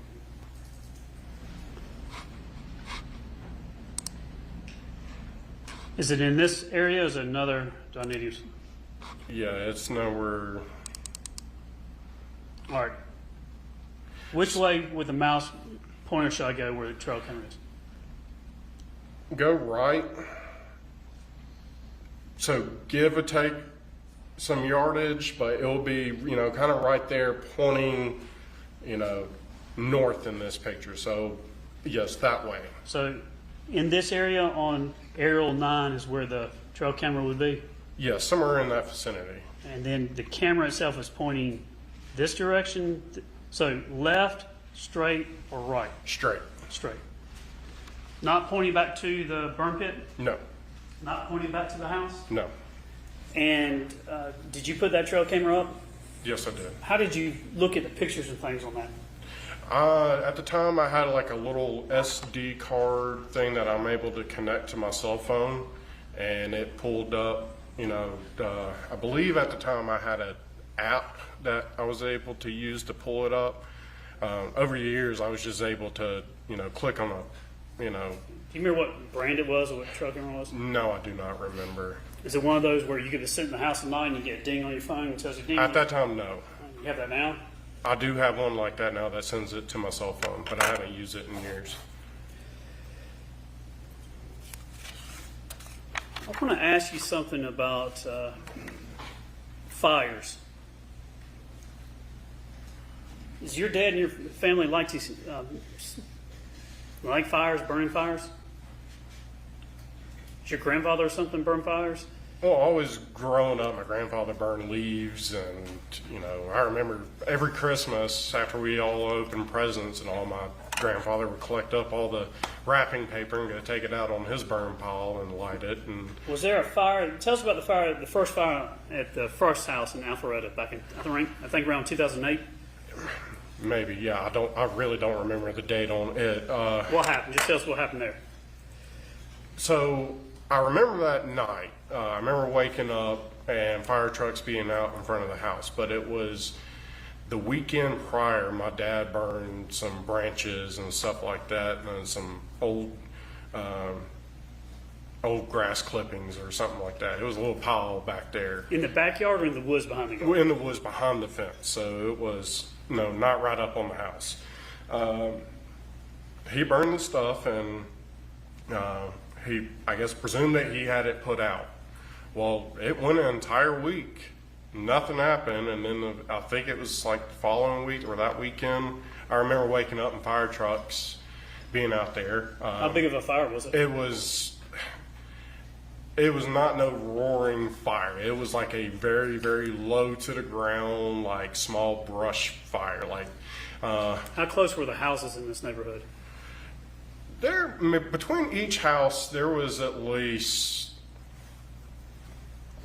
50 to 80 feet, maybe roughly. There weren't like the cookie cutter style houses where you could put your hand on one house and on the other. How did your mother feel about this fire? Really don't remember. Okay. Let's go to another fire your dad. So your dad said that one wasn't intentional, though, I guess, the fire. No. The second fire, I guess, wasn't intentional at the 2155 Purcell, the farm. He caught the house on fire there, too, didn't he? The basement? Yeah. Yes. In 2016, I think, is when that happened. Yes. So Tell the jury what happened with this fire that your dad did. So it comes to find out. So my dad put a cigarette out in the ashtray, and I guess he dumped the ashtray a little too soon into the trash can. But I was up at the barn doing work. He left to go somewhere. I don't know where he went to. But I was up at the barn, and Melody calls me, and she goes, "Do you smell smoke?" I'm like, "No." She goes, "Well, do you see smoke out there?" I'm like, "No." She's like, "Well, I'm smelling smoke." Well, I'll look over to the house. I see smoke pouring out of the basement, my dad's office door. I go, "Holy crap, there's something on fire over there." So I run over there, I open the door, and all I see is the trash can burning. So I grab it, throw it outside, grab the water hose, put This it is in out. his office? Or Yes, it was in the office. So, I put it out. I go and I check the walls. I didn't see anything burning. I put my hand on the wall, didn't feel hot. I looked at the closet that was in the office. That had all the controls for the home audio throughout the house. I opened that up, didn't see anything. So I went upstairs and made me a sandwich, and I came back down and was sitting in that room with the leather chairs and all, watching TV, eating lunch, and all of a sudden the fire alarm started going off again. I go back to the office and I open the closet door, and it's just a wall of fire. And I scream for her to call 911, and I run out, I grab the water hose, and I'm spraying. I'm punching the wall, trying to get holes in it so I can stick the hose in it. And then next thing I know, 2 deputies show up, and I look at them. They're like, "Sir, is this your house?" I'm like, "It's my parents' house." "Yep, yeah, wow. Do you have a baton or anything?" They're like, "No." And so I continued to, spray water and punch holes. And then the fire department showed up, and, the firefighter told me, he's like, "If it wasn't for you, their house would have burned down." How bad of a damage was done to the house? There was more smoke damage than actual fire damage. So the fire was mainly contained to that closet. So all the electronics burned up. It was an unfinished closet, so there was a lot of, wood. Was your house like a smart house, had technology? A Or good their house? amount. It wasn't like what today's standards would be, But that was destroyed or damaged? all the components, the audio components, yes. How did you had your- exposed rafters, so the fire could have spread down to the home theater if I did not put it out in time. How did your mom react to that fire? She was pissed. Did she get on your dad? I didn't see her get onto it, but, knowing her, yeah, she probably, chewed his ass out. Was she concerned with your dad when it came to fires? Yeah, we both were, because he would start a he would start a fire to burn branches and stuff like that.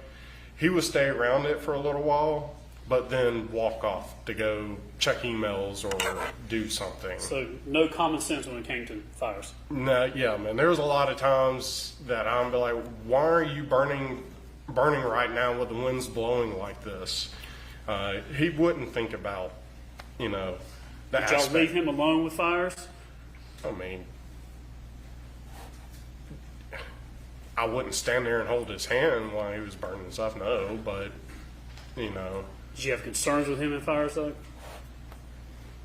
I mean, I always told him, it's like, don't burn a fire when it's, the winds are gusting up to, 15 miles per hour. And Did he take hoses and things down there, or did he just let not really, not over there. He would he would clear off around the fire so nothing was spread out, but I don't ever really remember him dragging the hose all the way down there. Your mom and you kind of had a joke about you hoped your dad was having a spell so he wouldn't tear anything up. I mean, Was your dad able to tear stuff up and y'all would have to fix it? yeah, my dad would start projects and I would end up having to finish them. That would either because, he had to go do something for work or, he had to go back to work. He would, Would you and your mother joke about him having spells, hoping that maybe he's having spells so he's not going to mess it, get in anything, y'all could have an easy day? I don't remember really, but yeah, that could be, a possibility that would have happened. I mean, when he started a project, he would do some pretty big projects. Would you describe your parents' marriage as living married but living separate lives? Towards the last, 2 years before his death, maybe, but for the longest time I remember my mom and dad have always slept in different bedrooms because of my dad's sleep habits. He snored a lot. He had to sleep with a CPAP machine. I remember them, they officially kind of slept in different bedrooms after one night. My dad liked to, toss and turn a lot, and he ended up, flipping over, and his hand went flying over, and it hit her in the face and broke her tooth. So he wasn't a very, steady sleeper. He wasn't out cold. He talked in his sleep. He snored. He slept with a CPAP machine, kicked, jerked. So they slept on separate floors? Even at the old house in Hampton Hall, she would sleep down in the guest bedroom area. My dad would sleep in the master, and So how many years were they having us sleep in separate places? for quite a while. 10 Like I years? said, after that happened, they kind of stopped sleeping in the same bed. 10, 15 years? How long? I would probably say that, yeah. It's before I want to say since I was kind of in high school. Your dad had, how many CPAP machines did you know your dad to have? I only knew he only had one CPAP machine. How many did you see? He got new ones every so often, but At the time of his death, how many CPAPs did you see that your father had? he only had one. Now, you and your dad, fair to say, like other fathers and sons, y'all have disagreements and argue about stuff at times? Oh, yes.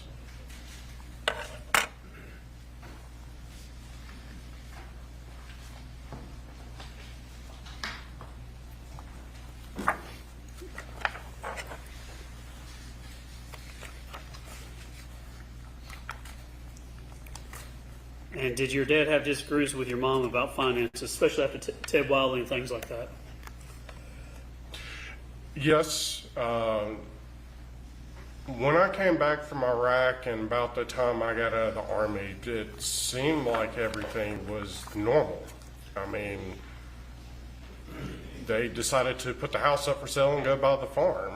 I mean, it seemed like a normal, normal marriage.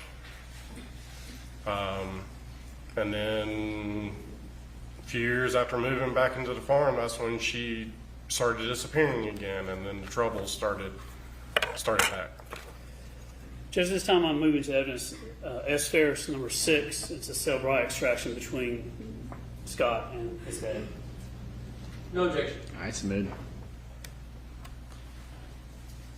Put it up on the screen. Let me get you those. I'll take those from you.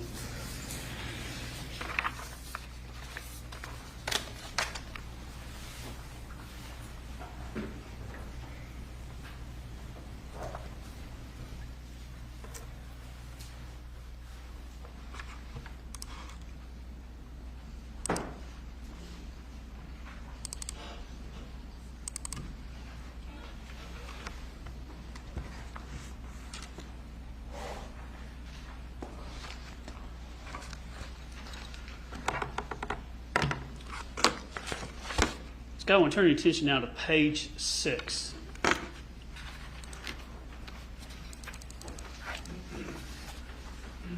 Number 18. Screen there. You can't see that. Yes. Now this is, you see number 18. I kind of, with your dad's numbers, your mom's numbers, everybody's numbers, I look at the last 4 numbers there. But 9032, your dad's cell phone number, do you see that? Yes, I do. So it's a message from him to you, your 2667. Can you tell us what the date that was? Timestamp says 10/20/2017 at 9:13 AM? a.m. Yes. All right, so it's an incoming, so it's from your dad to you, and this is, I think it's your extraction from your phone. Mm-hmm. What was the message? Can you read the body of the message he sent you? Read that into the record for us, please. So you have my credit card? Question mark.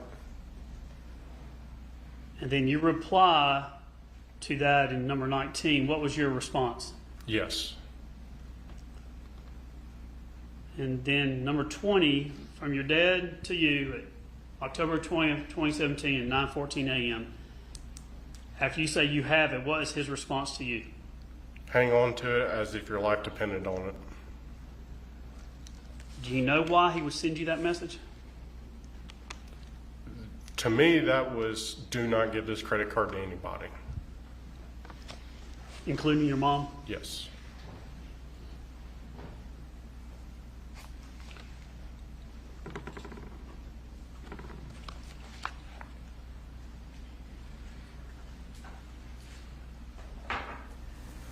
Was there, up to a point in your parents' marriage, did things, you said you thought everything was going all right at a time, but was there ever a time that did you ever see your mother get upset with your dad? Quite a few times. Would she outwardly manifest her anger or upsetness with her husband? I mean, yeah, she would talk, she would talk trash about my dad to me, to my sisters, my brother. I mean, yeah. I want to talk to you about an incident. So July 5th, 2019 is when you found your dad, remains. Said 2019? 2018. Okay. Go back, I think a couple, you tell us, was there an incident with seeing your mom break a plate? Yes. I've tried my best to remember the exact date. I know it was prior to his death. It wasn't really, I don't want to say it was several months, but it was Within a few weeks or so, we were working on the project between the house and the pond, the big stone walls and everything. And I remember I was either planting some plants or doing mulch or something. My dad was on the other side of the property, and she came out of my dad's office doors and screaming and cussing, and she threw a plate up against the wall of the house, and she screamed, "I can't wait till the day he fucking dies. I can't wait till the day I don't have to live with him anymore." How close were you to this when she did it? I was within 10 yards. How far was your dad away? He was over 100 yards away. Do you know if he heard it or saw it? I know he didn't. He never said anything to me that he noticed it, and I don't remember seeing him. So I knew he was up on the other side of the property. So she walks out, and where does she throw the plate? So if you walked out of those French doors, there was a wall right there, and right next to it would have been the hot tub. It was up against that wall, right? How right bad there. was what kind of plate was it, and how bad was it broken? Well, I mean, if only plate like that would have been, used was just the white kitchen plates. We had like two different sizes. We had like a bigger set and then a smaller set, but they looked the same. Did you confront her or say anything to her about that? No, I don't remember saying anything to her about that. Do you know what she was upset about, or? If I remember right, him leaving the plate in the home theater room. And it was probably a plate that he probably had some kind of dessert, key lime pie on. So he would occasionally leave a Mountain Dew can or a plate in the home theater, and her being, she cleaned a lot. She liked to keep a clean house. So stuff like that. So how mad was she when she did this? Like I said, she came out yelling and cussing and threw it as hard as she could up against the wall, and it shattered into several pieces. And you were certain she was talking about your dad. Oh, yes. She ever say anything like that any other time? That you witnessed? That I witnessed? No, I don't really remember, no.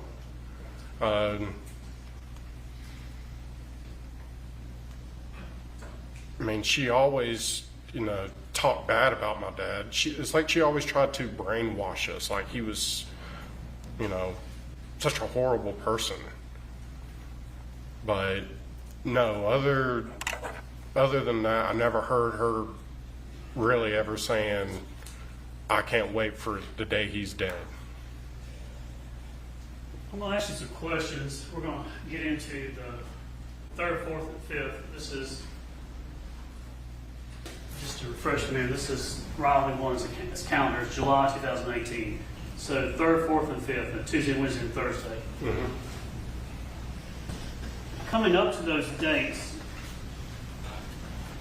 do you know whether or not your mom, the defendant, was upset about a trip that Chris would use some money, your dad's money, to rent a condo or something for a beach trip? I do remember, so they all planned to go down to the beach. I remember her making comments to me that, she wasn't happy about it. Did she ever complain to you about Chris's spending or using money? I took everything with a grain of salt from that she said about money. Did she talk about money often? What do you mean to talk about, People using money or spending money or things like that. She always tried to say, Chris is stealing money, or, your father's paying for this and that and this. She tell you to get a job or anything like that? Whenever she would get pissed off about something. But then, an hour later, she'd be like, "Oh, let's go and do this." Did she ever say anything or do anything because around July 3rd, July 4th with Chris and the money he was spending to go on the beach trip. Did you ever see her say or take any actions because of that, or confront your father or anybody else because of it? I didn't see anything. I know she wasn't happy about it because, you know, I don't really remember exactly why she was not happy about it. I remember her asking if I was going, and I remember my dad asking me if I wanted to go, and I said no because, you know, somebody's got to stay here and take care of the animals. Was your dad going to go? Yes, he was planning on going. How about your mom? No, she was not. And the reason why I said I didn't want to go is I said to him, I was like, well, somebody's got to take care of the animals because I'm sure she's going to run off and go to Tennessee.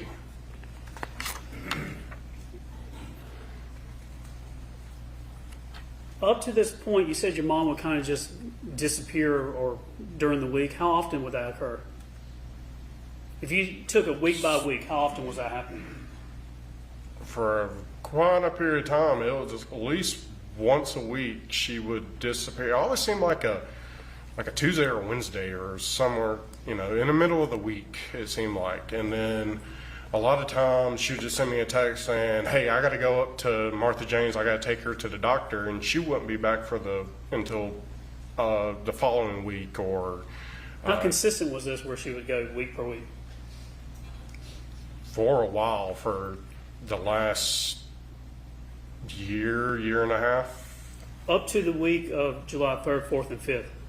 When was the last time you remember her just leaving? I mean, that probably would have been the week before, maybe. Or, So it was up to the week before? oh yeah, I mean, she was always had an excuse to go. You know, Martha Jane had to go to this doctor. And she would be gone. Would she just take day trips or the other? Sometimes it will be a day or two. Sometimes she would be gone, you know, 4 or 5 days. Around this time, did you ever see your mom with more than one cell phone? Oh yes. Tell the jury about that, please. I noticed that she had 2 cell phones when she'll be on the phone talking and I walk into the house and her cell phone is laying on the counter. And then a lot of times I kept, you know, I'll walk around the corner and she would grab her phone and tuck it into her waistband. So I knew she had 2 cell phones. And I told my dad she had 2 cell phones. Did she use the phones out and open, or where was she using No, them? she tried to hide it from me. I do know that. Did you ever see her on it? Well, like I said, that one time I saw her on the phone, but yet I walk in and her phone's laying on the kitchen island. Did she ever, where would she keep that other phone? I have no clue. Did you ever see her on her person or anywhere on her body? Like I said, there was many occasions where I walk, you know, into a room or around the corner and she would move swiftly and tuck it into her pocket or waistband, depending on what she was wearing. On July 3rd, 4th, and 5th, I want to go through that on July. I think July 2nd, which is was that Monday. Did you go play golf that day? Second, no. Do you remember if you went and played golf and then with your friend and then went into a restaurant afterwards? Were you playing golf that week? I mean, I played a lot of golf during that time because Hampton Hall, it was fairly cheap to play. There was only 20-something bucks, I believe it was, to play Twilight golf. So we played a lot of golf. Let's go to July 3rd, that Tuesday. Did you work at the house that day with your mom? Yes, so the morning of the July 3rd, it was either the day before or 2 days before, we went to Scottsdale Farms and bought some bushes to plant on the back side of the house, so the opposite side of the pond, some holly bushes. So this is the day before July 4th. Did y'all go to Cherokee Ranch restaurant for lunch? We always went there. All right, who did you go with? It would depend. If my dad was home, him and I would go. If he was at the office, Well, on Melody. July 3rd, did you go with your mom? So on the morning of July 3rd, yeah, I went over there with, you know, we drove separate. Because I was leaving from there to go up to the lake house with all my friends. And did you see your dad at Cherokee Ranch? Yes, I did. But y'all weren't together? No, he was already there when I came in, and he was sitting. As soon as you walked in the door, there was a booth, only a one-sided booth, so only either one person or two people could sit there, and that's where he sat. So, you know, I ended up sitting at a different table. Did he walk out without talking to y'all? I ended up, he was still there when I left. You don't know whether or not your dad walked out or paid and left before you and Melody? If I remember right, no, he was still there when I left. Because I left, you know, I drove up there separate from Melody. She was in her car, I was in the truck, and they both knew I was going up to the lake house. And then what did y'all do after that? So we ate, and I left, and I went to the lake house. Where did she go? I have no clue.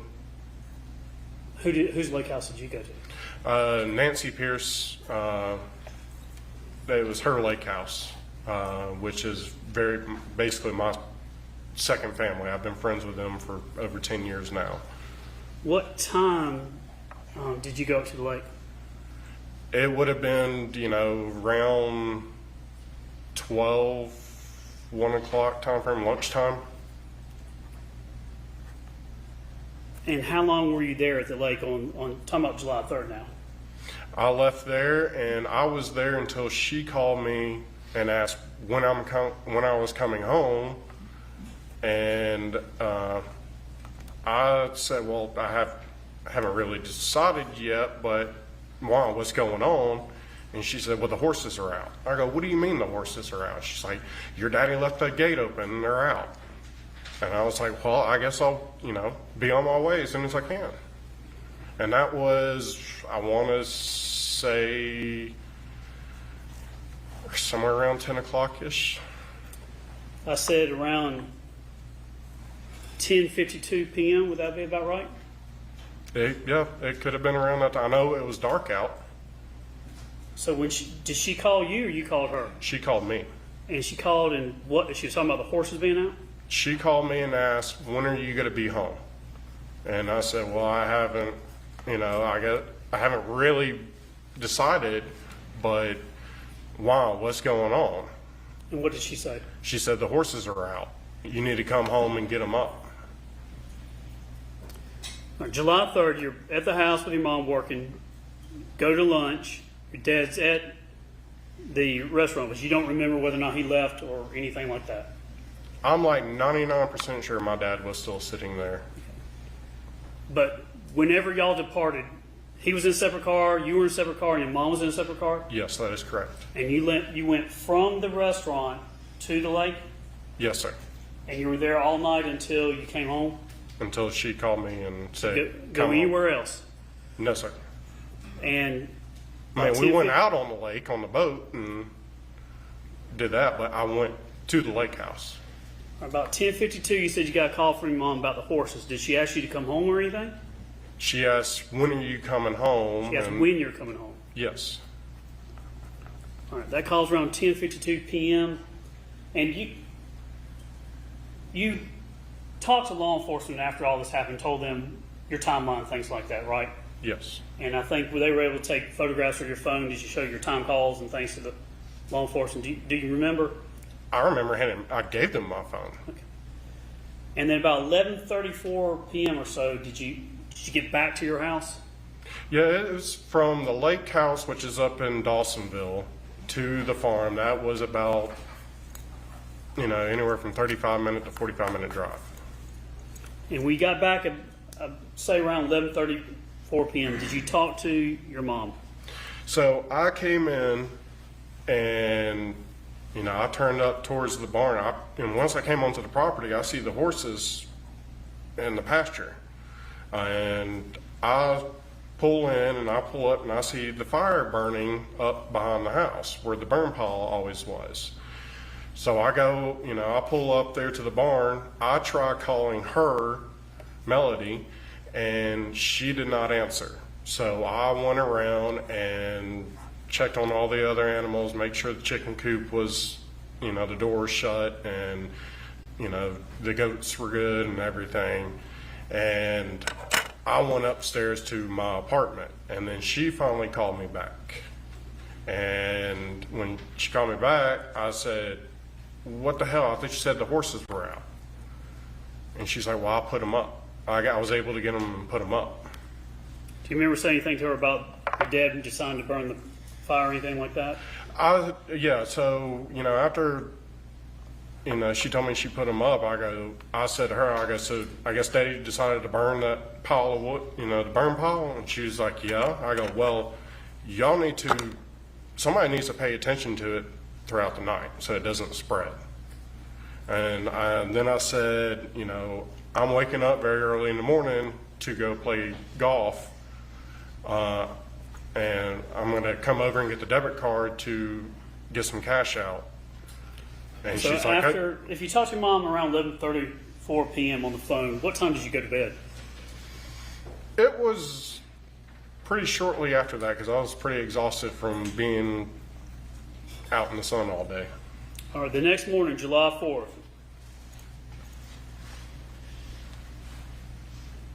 What time did you go and get the ATM card from your mom? Very early in the morning. Because I want to say we either had a 7:30 or 8:30 tea time. So, the sun just rose by the time I got over there. Did you go up to the house? Yes, I drove over to the house. Did you call your mom to come to the door? How'd you get her to the door? So, the night before, I told her I was going to play golf, and in the morning I was going to come over and get the debit card. And she said, "Well, just call me and let me know when you come over." And I was like, "Okay." Did you ask her to leave the doors open, unlocked or anything? No, because the house wasn't ever really locked up. You know if she said anything about she was going to lock the doors or not lock the doors? I do not remember anything of that. Fair enough. When you do you know if it was about 6:15 or so when you went to go get the ATM? Yes, it was like I said, very early in the morning. So it had to been around that time. And I sent, I called her as I'm getting in the truck and say, "Hey, I'm coming over." And she met me at the front door and handed me the debit card. And Did you go inside? No, I never went inside. Did you go get something out of the refrigerator, a drink or anything? No, I literally walked. You didn't go get a power drink or energy drink or anything like that? No, I did not. Did she let you in? I never went into the house. She literally met me at the front door and handed me the debit card. Did you run down the road, get some cash, and come back? Yeah, I ran down to, right there at Free Home, Publix. There's a Wells Fargo bank right there. So I grabbed. If your tea time was around 7 or 7:30, would that be fair to say? Yeah, so like I said earlier, it was either 7:30 or 8:30 tea time. And who were you playing golf with? I was playing with my friends Ted and Philip. Would y'all do this on the 4th of July? Is this something y'all would do? We try to make it a tradition, but yes, this would have been our second 4th of July round of golf. And after you played golf, did you go somewhere? We left from the golf course and went back to the lake house. And how long were you at the lake? So we finished golf and then we went there, and we only went out on the boat only for a few hours. I know we were back. Did you go to a pool party afterwards? So we got back and Ted and I went to our friend's apartment complex. She lived in Cumming, and we went to the pool party that she was having there. And I stayed there not long. I'd probably say like a couple hours. And about what time did you go home that night? I was home before it got dark. So it was... Did you go home to feed the animals? Yes. All right. So on July 4th, start off, get the ATM money, go play golf, go to the lake, pool, and then you go home around whatever time before dark. Do you remember what time that would have been? That, like I said, it probably would have been 6, 7 o'clock roughly. It was still daylight outside. And that time of the year, the sun would have gone down about 9-ish. When you got home, did you have a conversation with your mom about the goats being out or anything? So when I get home, I see all the goats out in the front pasture, or the pond pasture is what we called it. I get them, I grab their feed and I call them and they all come running. I take care of everybody. Then I ride over to the house. By this time, it's already dark out. I ride over to the house and, I walk in and I go back to the master bedroom and Melody is laying in bed with the dogs. And I talk to her and I'm like, what the hell was it? Why are the goats out? And she's like, well, your daddy let them out. I was like, okay, well, why didn't... That's what she said? Yeah. She said, your daddy let them out. I was like, okay, well, why didn't y'all put them back up? I was like, you're going to have to, start my new career at some point. So you're going to have to learn how to take care of these animals. And then I proceeded to, I turned around and, we talked about something else, I can't remember, but I do remember her telling her that. And I turned right around and went right back out and got in my truck and went back up to my apartment. All right. On July 3rd, did you see the fire burning? Yes, I did. When I came home that night, when I pulled up to the barn, I could see off behind the house that the fire was burning. On July 4th, did you see the fire burning? I do not remember it burning. Judge, may we approach real quickly?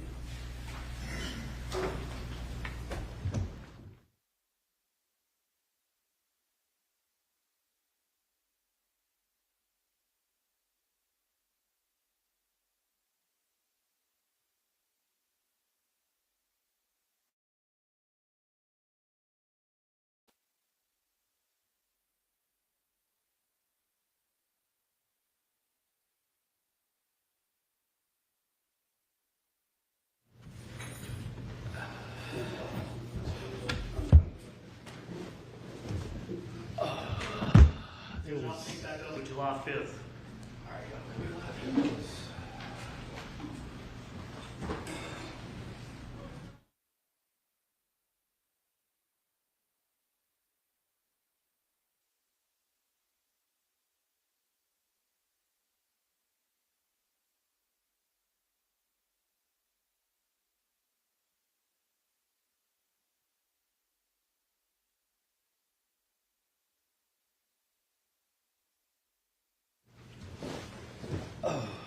All right, ladies and gentlemen, we're going to break for the evening again.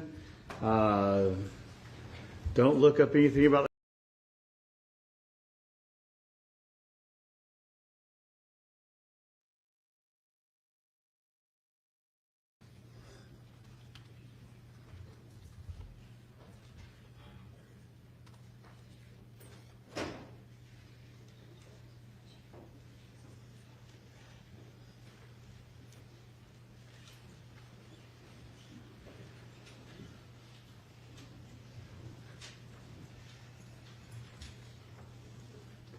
All right, go ahead. Thank you, please, court, counsel. Scott, remind you, you're still in road, okay? Yes, sir.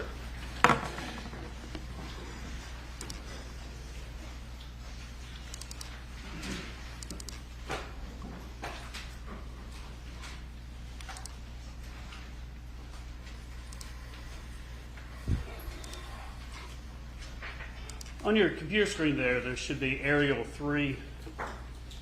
And I'm putting the cursor of the hand over. Is this the house there? Yes, sir, it is. All right, now, what I want to do is I'm going to try your dad's office, those 2 doors, what I call the American doors, and the French door on the back side. Is that right? Yes. And then if you walked out those doors and turned left, is that you're walking to the burn pile? Yes, you will be. And this is aerial 8. Now, do you know, can you give us an estimate how far is it, the burn pile from the kind of the edge of the house? How far a walk is that? I would probably say maybe 70 to 80 yards, give or take. And what is the path, like the RTVs and the tractors? You said your dad would grade or rake around the burn pile? Or would he use the tractor to put stuff on the burn pile? He would use the tractor to put stuff on the burn pile, and couldn't really rake with it because it's such a steep incline. It would just be hard to maneuver the tractor. Is there a path that's been made from the RTV or the tractor in the area of the woods? Yeah, so there's a path that you could go from the driveway behind the house and go all the way around to be able to gain access to the dam on the pond, or go back there where the burn pile was. When you look at aerial A, this photograph, so if you come up the driveway into the garage, I think y'all had chickens and birds on a chicken coop over here, Yes, it was connected to the shed. and then down by the barn where there's some other areas for birds or whatnot. Yeah, we had another chicken coop up there. Okay, so 2 chicken coops on the house, on the property. Yes. But you go to get there with like a tractor RTV, would you go around, would you go to the left of the chicken coop or in between the chicken coop and the house? You would go to the left of it.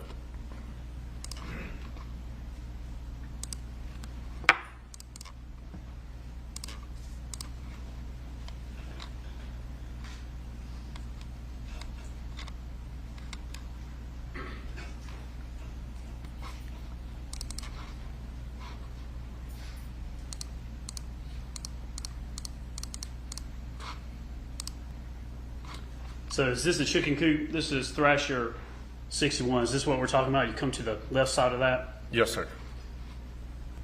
So I'm going to tune in you guys. Just this time I'm tuning to evidence, which is we've labeled as S Ferris 11. It's a blown up photograph on a pin board. All right. Any objection? No objection. Judge, with your permission, I'd like for Scott to step down and I'm going to have him, in a ode to Jonathan Kessler, I'm going to have him use the push pin. All right. All right, Mr. Ferris. What I want you to do, I'm going to give you this red push pin. Just kind of, I know you can't see it, but just kind of estimation so the jury can turn just a little bit this way so they can see. Put that pin about where the fire pit would be, the burn pile. So roughly from this angle, you're kind of right under this tree right here.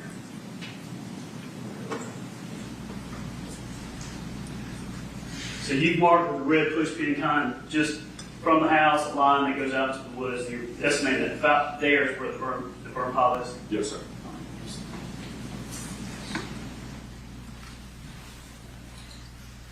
Judge, we'll take a picture of that and put it into the record at some point.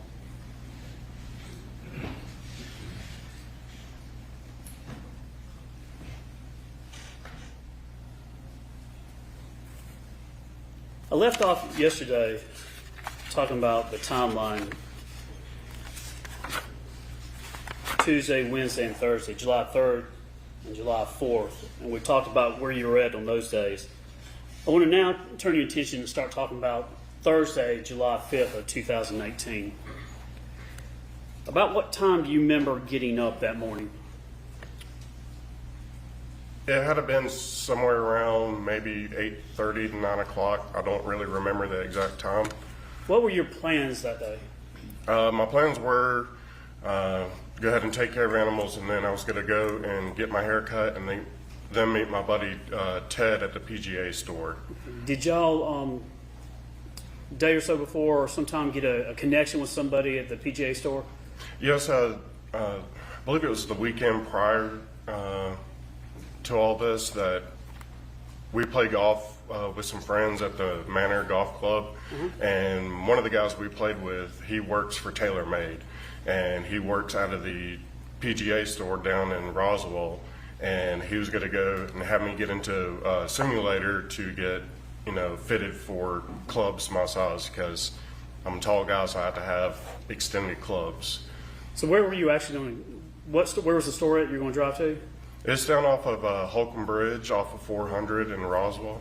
Who's going to go with you? Ted was. And what's Ted's full name? I'm sorry, I have a hard time actually pronouncing his real name. It's Theodophilus is his real name, but we call him Ted. Okay, what's his last name? Pierce. How long have you known Ted? Going up on close to 10 years. Good friend? Yes. Know anyone else in his family? His entire family, his mother and sister. And how close are you today? I've actually known his sister Randy a lot longer, over 10 years now, and I met Ted and their mother pretty much the same time, and they're Alabama fans, and we always watch football together, and they're like my second family. And did you have their numbers in your phone? Yes, sir. Do you remember what you labeled his mom's number as? I believe it's Mom Pierce. And were they involved with you at the lake and things like that? Yes, sir. When you got up at some point that morning, did you leave to go to the PGA store? Did you get in your truck and take off down the driveway? Yeah, so after I got done taking care of all the animals and everything was situated for the day, I got in my truck to start heading out, and I happened to notice that my youngest sister, Amanda, her vehicle was over there, so I decided to pull up over there to say hi to her. Yeah. Did you see her or just her vehicle? I didn't see her at first until I pulled up into the house driveway, and I saw her sitting with Melody on the front porch.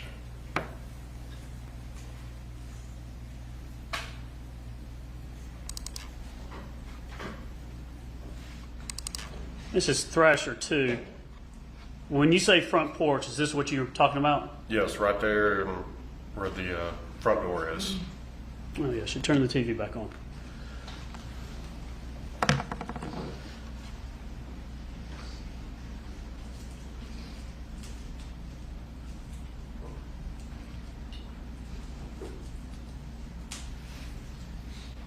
There we go. All right, on Thrasher 2 here, this area where the hand is, where were they sitting? Did you just have chairs or something, or? You see the window right there? Yes, right there. Right here? Yes, there's a rocking chair right there, and they were both sitting in that area. When you saw them, what did you do? I got out of my truck and walked up to them. When you walked up, did you notice what they were doing? And it looked like they're sitting there talking. What were their demeanors like? At first glance, before talking to them, I mean, it seemed normal. Nothing out of the ordinary? No, I did not see anything. When you walked up, what were you planning on doing? Just saying hi, or? Yeah, just said, hi to my sister. I think I haven't seen her since my dad's birthday party. Was she there to pick up Cameron? That I didn't know. I didn't know the kids were there. When you walked up, did you start talking to them? Yes, I did. What y'all talking about? The very first thing I was asked is, have you seen your father? Who asked you that? I want to say it was Melody. Did you think anything about that at the moment? I mean, when she asked me that, I was like, well, no. And then she said, well, we can't find him. I go, what do you mean you can't find him? They're like, well, he's not in the house. And I looked and I said, well, his Mercedes is right there in the garage. The RTV is parked right there in the driveway. He's got to be here. Where was the RTV parked? Do you remember? It was parked, there's like a little parking spot right here where the concrete is. Before you get to the garage? Yes. So if you're pulling up to the house, it would have just been right there to the right. Just kind of a pull in, is that what it is? Yes. His car's at the house, RTV's there. Why'd you think that was odd if all that was there?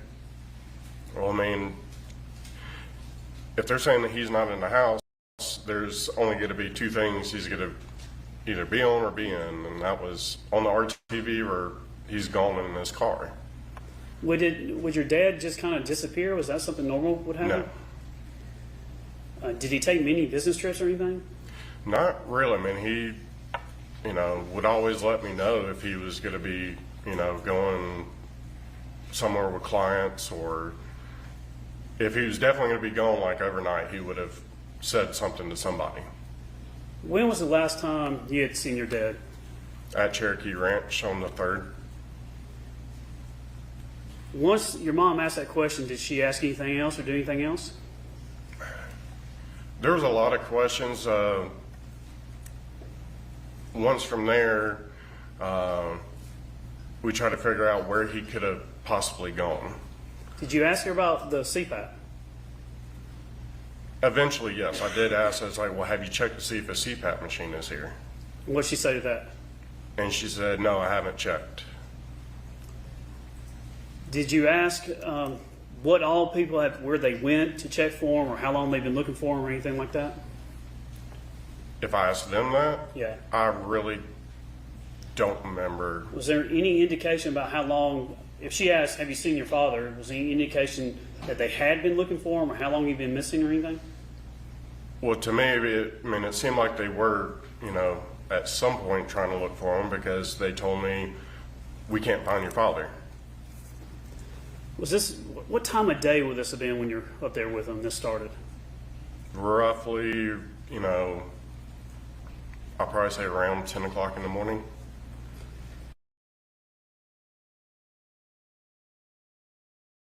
Yeah, we sat there and, try to figure out where he possibly could be. I know one of them asked if I saw him up at the barn. I was like, no, I was just up there. I didn't see him. And I said, the RTV's here. He's not going to walk up to the barn. He's going to drive that. I was like, he's got to be here. And man, all that from that day, that conversation is, I don't remember every single detail of those, what was asked and where, How do you remember how long y'all stood there and just talked about it before you did anything? I didn't keep time of it, but it seemed like a good 5 minutes, 5 to 10 minutes, trying to figure out where he could have gone. Was there any panic or any type of high energy or anybody trying to do something really quick, or what was the mood of everybody at that time? At that time, I didn't notice anybody panicking. I started to, get worried because I was worried that, I hope something didn't happen to him, that where he had like a heart attack or something. But I do know after I asked her if the CPAP machine was still here, and she said, I haven't checked. I said, well, let me go down and check. And I went down to the basement and checked to see if the CPAP machine was there, and it was still sitting beside his bed. I think also before I went down, we discussed about if he could have gone, shooting with a client, either skeet shooting or bird hunting. Did he do that a lot? He would do that at, not a lot, but at least, once or twice a year. When it comes to your dad just leaving, going somewhere, not really telling anybody, in the last 6 months, how many times do you think he had done that? Up to the 6 months before this? Leave and not tell anybody? Right. But he always told me, especially if Melody wasn't there, if she's gone up in Tennessee, he would, let me know, hey, I'm going to be coming home late, or, I got, this work event or something like that. How many times in the previous 6 months up to this day did your dad go somewhere like that? I'm trying to get a feel for how many times he would just go somewhere and not be at the house. I really don't remember because he didn't leave. He didn't do stuff like that much. He literally went to work all the time and came home every single day. So it wasn't often that he did that. Would it be less than 5, less than 10, less than 20? Less than 5 times, if anything. And how long would he be gone if he did leave? I know occasionally he went to go, see his mother, who was in a assisted living or, nursing home type deal. When he left, would he take an Uber? No, he always drove his own vehicle. So his vehicle would be with him if he left? Yes. Did he exclusively drive that Mercedes and not the Toyota or anything like that? No, the Mercedes was his vehicle. And when he left, would he take a CPAP machine? If he was going to be gone overnight, yes, he would have taken a CPAP. The one that was beside the bed, that would be missing? Yes, sir. Did you ask your mom when the last time she had seen your dad when you're sitting there on the porch talking? I believe I did. I mean, Do you remember when she said last time she saw him? I want to say she would have said on the 3rd. On the third. Did you ask her whether or not he had come and got something to eat, or she made food for him, or anything like that? Like I said, I don't remember every single detail of that, but, you know, that probably I would have asked that question because my dad texts me all the time about getting food. See whether or not your dad had gone one of the previous nights to go get something to eat from somewhere or anything like that. I don't remember anything of that. At some point, your dad's wallet appeared. Is that right? Yes. And that, to you, was that odd? So I know prior to that, you know, my dad would never leave the house, you know, without his wallet. So I think I asked, you know, at some point, it's like, well, have you seen his wallet? Because it's like a process of elimination. You know, I think the first thing anybody would ask is, well, is the wallet still here? And then she said, no, I haven't seen it. There was only one place my dad ever would have left his wallet. Where's that? And that would have been on the dresser in the master bedroom. Because he still used the master bedroom. He slept downstairs, but, you know, he showered and changed and everything upstairs in the master bathroom. Did the defendant ever have his wallet on this day? So I remember her asking if she'd seen his wallet. She said no and all. And then, you know, I started asking about like the CPAP machine, and then I said, I'll go check, you know, see if that's down there. I'll see if the shotgun he would have used to go bird hunting or skeet shooting is, you know, down there, because it was both in the same room. And just, I found it odd that she didn't ask, you know, she didn't go check to see if the CPAP machine was there. Do you remember whether or not she said do you remember whether or not she brought the wallet or had the wallet at all? So I remember after going down and checking on that, I came back up and she had his wallet in his hand. And I said, where'd you find that? And she said it was in his console of his Mercedes. And that really struck me odd because my dad never left his wallet in the Mercedes. Why is that? Because he just always had it in his pocket. He never, you know, it was a habit of him. He never left it. I have a habit of leaving mine, but he never did. Your dad's wallet, this one we're talking about? His wallet. Yes, sir, that's it. So it would be either on him or where again? It would have been on the dresser in the bedroom, right next to the door that leads into the master bathroom. Was it common for your dad to let your mom have the wallet? I mean, he would never hand it to her, but he didn't, you know, lock it up and secure it.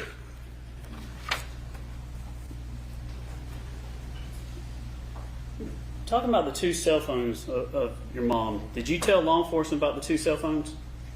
Yes. Did your mom ever mention anything to you about the cell phone was Sherry's cell phone? I do not ever remember that, no. Tell the jury, all right, you're on the front porch, this is going on. Do you ever get kind of perturbed or upset with your mom or ask her why she hasn't done certain things? Did y'all start talking about, you know, what have you done or why have you done these things? I mean, I probably would have, you know, said when I asked about the CPAP machine, I go, why wouldn't you go check that? I mean, that's a big thing. If he was going to be gone overnight, he's going to be taking that. Where all did you go look again? Where'd you start looking? Where'd you go from there? Let's start in the house. Where all in the house did you go? I believe I went into first the master bedroom to check to see if his wallet was there, and then I think I left from there and went down to the basement and checked for his CPAP machine and see if the shotgun was sitting in the closet. Didn't see any signs of him or anything in the house? No, sir. Did anybody start helping you look for your father? Once, I know Chris arrived at some point. I don't really remember when he did, but after going down into the basement and checking that stuff, I came back up and said, yeah, everything's still down there. I said, I'll go over here, I'll go back up to the barn and check around there. So I started searching the property because, like I said, at this point I was worried that, he would have gone out and, had a heart attack or something, or fell down, something like that, medical wise. Do you know where your mom and Amanda, your sister, do you know what they were doing while you were looking for your dad? I just know they were together pretty much the whole entire time. Did anybody get on the RTV and start running around looking for him?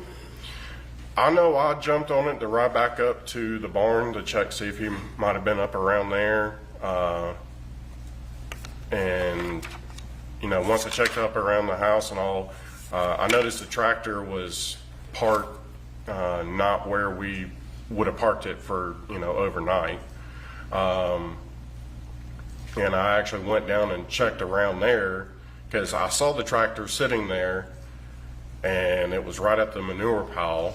And so I checked around the manure pile to make sure he wasn't laying down around that. You see on your screen there, Stewart 12, this is a photograph's already been admitted. Is this where you found the tractor? Yes, sir, it was. Now, the manure pile, you're talking about this pile right in front of it? Yes, sir. Was there anything, was that odd that the tractor was parked there? Yeah, because it never would have been really left there. The only time we would have brought it down there is to churn over the manure pile because it was, compost. Not, you mean turn it over, not just push the pile, but actually turn it over? You mean we'll go scoop it, kind of toss in a salad. But not leave, you wouldn't leave the tractor right there? Would your dad leave the tractor right there? No. Would the tractor be parked where I'm pointing up here? Yes, right behind that blue wheelbarrow.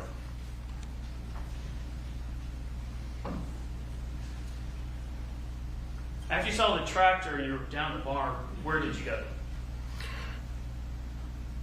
So I've continued to, search around there. Didn't see him there or inside the barn.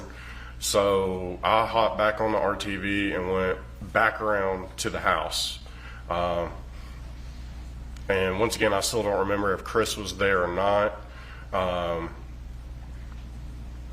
And I really don't remember where Amanda and Melody were standing at that moment.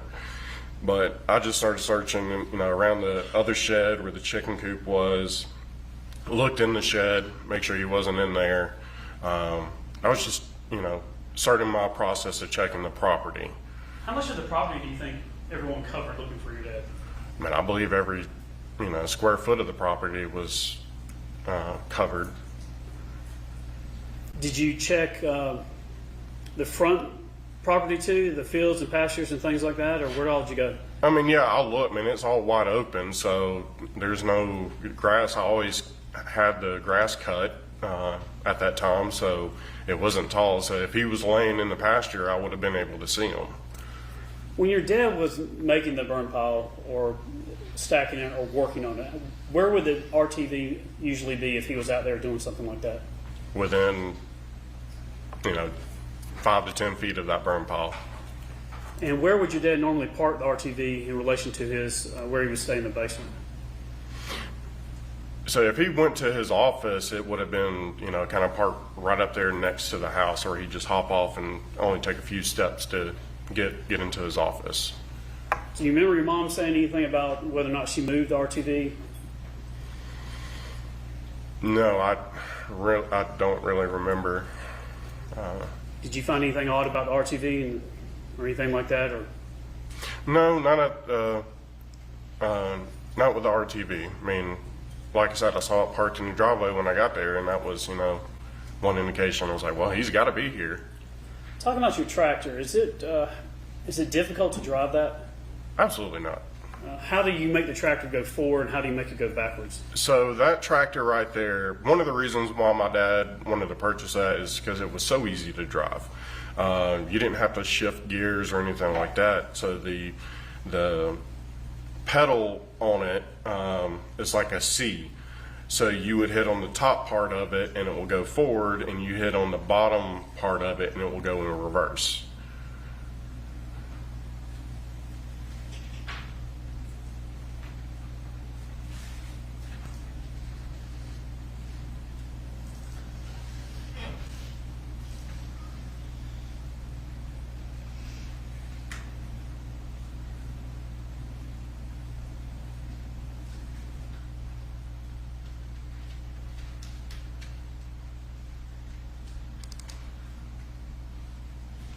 This is Shaw 259. Is that what you're talking about? Yes. Tell the jury how it worked. If you put your foot on that pedal there on the right, there, top, kind of middle of the photograph, how would that work? So you can see the bigger, foot pedal right there. This? Yes, that's where you would push and the tractor will go forward. And if you want to go backwards, You hit on that section. you don't have to change gears or anything like that, or have two transmissions or anything. No. Did you know if your mom could drive the tractor? Oh yeah, she definitely knew how to use it. She was using it just a couple days prior to the 3rd. In relation to the burn pile where you've marked, did you ever go up that area and look at the trail camera or anything like that? Yeah, so actually it was Melody who asked me when we were, I don't remember exactly when, but it was still, we were either back on the front porch, but she asked me, she asked if I still had that trail camera down there. I was like, oh yeah, let me, I'll go check it. So I don't remember if I hopped on the RTV or I walked down there, but I went down there and checked the trail camera and saw no indication of my dad being on it. What'd you do with the trail camera while you were there? I checked whatever pictures were on it. I know there might have been a couple of animals. I want to say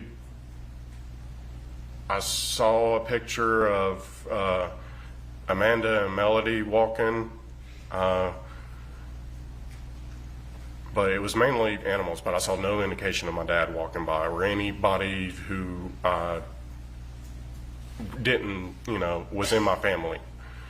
Did you see anything suspicious on it? No. Did you delete the things off the camera? I did because it's just, natural habit. This, like I said, this is prior to us discovering my dad's remains.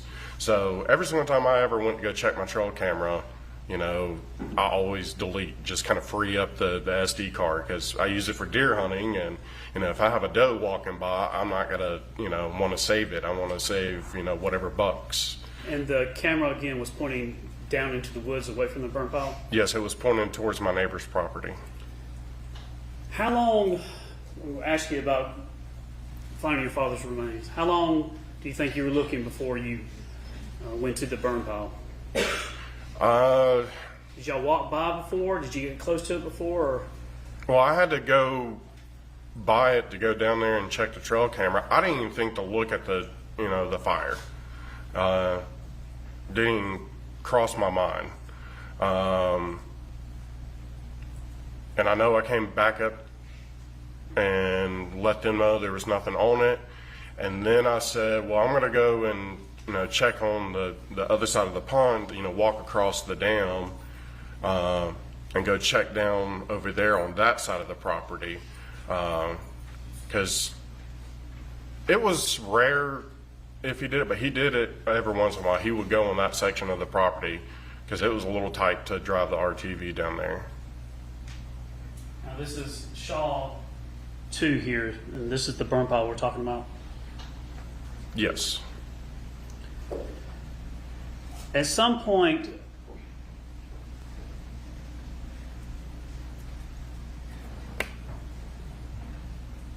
ultimately, you did find the remains of your father, is that right? Yes. How I found it, like I said, I was going to check the other side of the pond on, across the dam. And I started walking that way, and I believe I got either halfway across the dam or got to the other side, and then Melody called me. And she called me and asked, have you thrown a dead goat on the burn pile? I'm like, no, we haven't had anything to die, and also I wouldn't throw it on the burn pile. And she said, well, come up here and look at this. So I was like, okay. Well, I turned around and started walking, and I see Amanda walking. She was almost kind of like right in front of my dad's office, coming from the burn pile area, walking back up towards the driveway. She was walking there, and Melody was standing over near the burn pile. And I walk up and look, and I can already start seeing bones. And then I look down, and it appeared to me that it was the inside of a skull. The backside was gone, and you could see like the little blood vessels, I think it was, but it didn't look like. So I grabbed a very, very small corner of it, and I lifted it up just enough to where I saw teeth and the eye socket, and I immediately put it right back. And I was crouched down, and she was standing right there next to me, and I raise up, I put my hand on, across her chest and push her back and go, these are human remains. I am calling 911 right now. Nobody's allowed down here. And at that same time, that's when I noticed Chris was there, and he was coming around the back side of the house with the girls on the RTV. And I walked right up to him, and I said, get those girls out of here right now. I'm calling 911.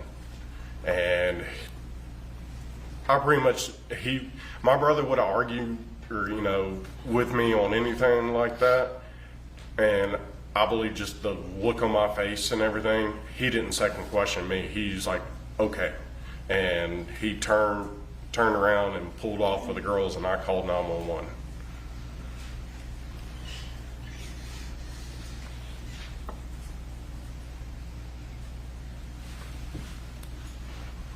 When you called 911, do you even remember what you said to them? I believe that, they called and they asked, did the normal routine, and said, hey, I was like, it was along the lines of, we've been searching for my dad, and after searching, we came across some remains in a burn pile. And I said, I was deployed to Iraq. I've seen bodies burned up. And it's like, this definitely looks like a burned up body. We need somebody out here now. Were you thinking it was your dad? Pretty much by that point, yeah, because there was nobody else who it could have been, and my dad was missing. I mean, my dad didn't have any enemies. There was nobody who, we never really had strangers walking across our property. No, never once did I've ever catch anybody on our property. So it was, within an instant, I knew that this was 99% sure this was my dad. After you called 911, what'd you do? I remember I got off the phone with them, and I walked up to the driveway. I don't remember if I went on the back side of the house or the pond side of the house, but I came back up to the driveway, and Amanda was standing there in the driveway. And I walked up to her and said, Amanda, this is not good. She's like, what are you talking about? I go, there's human remains in that burn pile. I've called 911. The police are on their way. But I was like, Amanda, this is not good. And she just kept saying, what are you talking about? What are you talking about? And that's all I remember telling her that. And then I don't remember who I let know, but I said, I'm going to go meet, who's ever coming up at the driveway, at the road, so they know where to exactly come to. And I started to walk up towards the road. What was Amanda like at this time? At that time, once I told her about finding the remains, that's when she you know, with somebody who act like, you know, they just found out something bad happened, especially to a loved one. It was kind of like she was shaking and, you know, like I said, she's like, what do you mean? What do you mean? And like almost in tears. What was your mom doing? As in what? How was she acting? What was she doing? What'd you see? Never saw any kind of emotion out of her. Did you see She what didn't get did? angry with anybody, and she showed no. I didn't notice any of her freaking out or anything like that. The only time that I saw her actually try to kind of show some emotion is after the deputy and the paramedic came back up from the burn pile to say, yes, those are human remains. And then just the way that she started acting, I've seen my mother cry. I mean, hundreds of times throughout my life and all. And it appeared to me to be fake. Like, this wasn't her emotions. Her reaction to finding out her, you know, mom had a heart attack and her dad dying and, you know, anything bad happened like that, it was a complete different reaction to what she reacted to when the paramedic and deputy said, yes, those were human remains. Up until that point, has she cried or anything? No. Did she come up to you and ask you a lot of questions or anything? When? After finding the remains and before law enforcement got there, was she asking you questions or saying anything to anybody? I really don't remember, because after, you know, I talked to Amanda, because I was heading in that direction. I knew I was going to meet them at the end of the driveway up at the road. And that's where I saw Amanda, and I let Amanda know. After I let Amanda know, I continued walking down the driveway to go meet either the police or paramedics that were coming. So I walked up to the end of the road, and from there, no, I don't remember her ever talking to me during that time. At some point, did your feelings change or suspicion arise about something's afoot here? I knew I felt something was very off. There was red flags prior to finding my dad. Her having his wallet. I remember at one point, she said that she had the credit card that the one my dad gave me and said, never, hold on to this like your life depended on it. Because there was a lot of times my dad said, don't ever give her the credit card. And she had it. And I remember asking her, I go, how do you have this? She goes, well, your father gave it to me. And I knew that was a straight up lie. I mean, y'all have seen it in the text messages that he, said for me to hold on to that credit card. Did you start talking about a gun? So, A pistol? So prior to all this happening, I want to say it was in June. I don't remember, it was like the first week of June or the second week of June. We had an AT&T guy come out and do some work with the satellites and all. There was an issue or something. And Melody was gone. She was in Tennessee. And my dad had to go to work. He sent me a text one morning and said, hey, the guys are coming today. I want you to come over here and I'll show you what's going on. So when they got there, we were working down in the basement. The TV that's in front of the leather chair and all, because right next to it is a closet that actually had the main satellite box, and a lot of those components in there was the home theater components, but the main box for the satellite was in that closet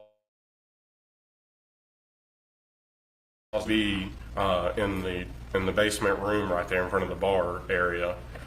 So I started searching the drawers because we only use the satellite remote to turn on and off the TV, but he needed the actual TV remote. So I started searching the drawers and the furniture around in that room. First checked under the TV, didn't see it in there, and then I went to, there was a piece of furniture behind the couch, and I opened it and I saw a revolver and a leather holster, and I looked at it and I could tell it was, a 38 special snub nose. I was like, I've never seen that one before. And didn't really think anything of it because, my whole life we've always had guns. So. This was in June of 2018. Yes, this is like either the middle of June or the beginning of June, somewhere in there. So it was just, a few weeks prior to my dad's death. How much of the gun did you see? I looked at it enough that, that I knew roughly what type of gun it was. You know guns? I'm fairly knowledgeable.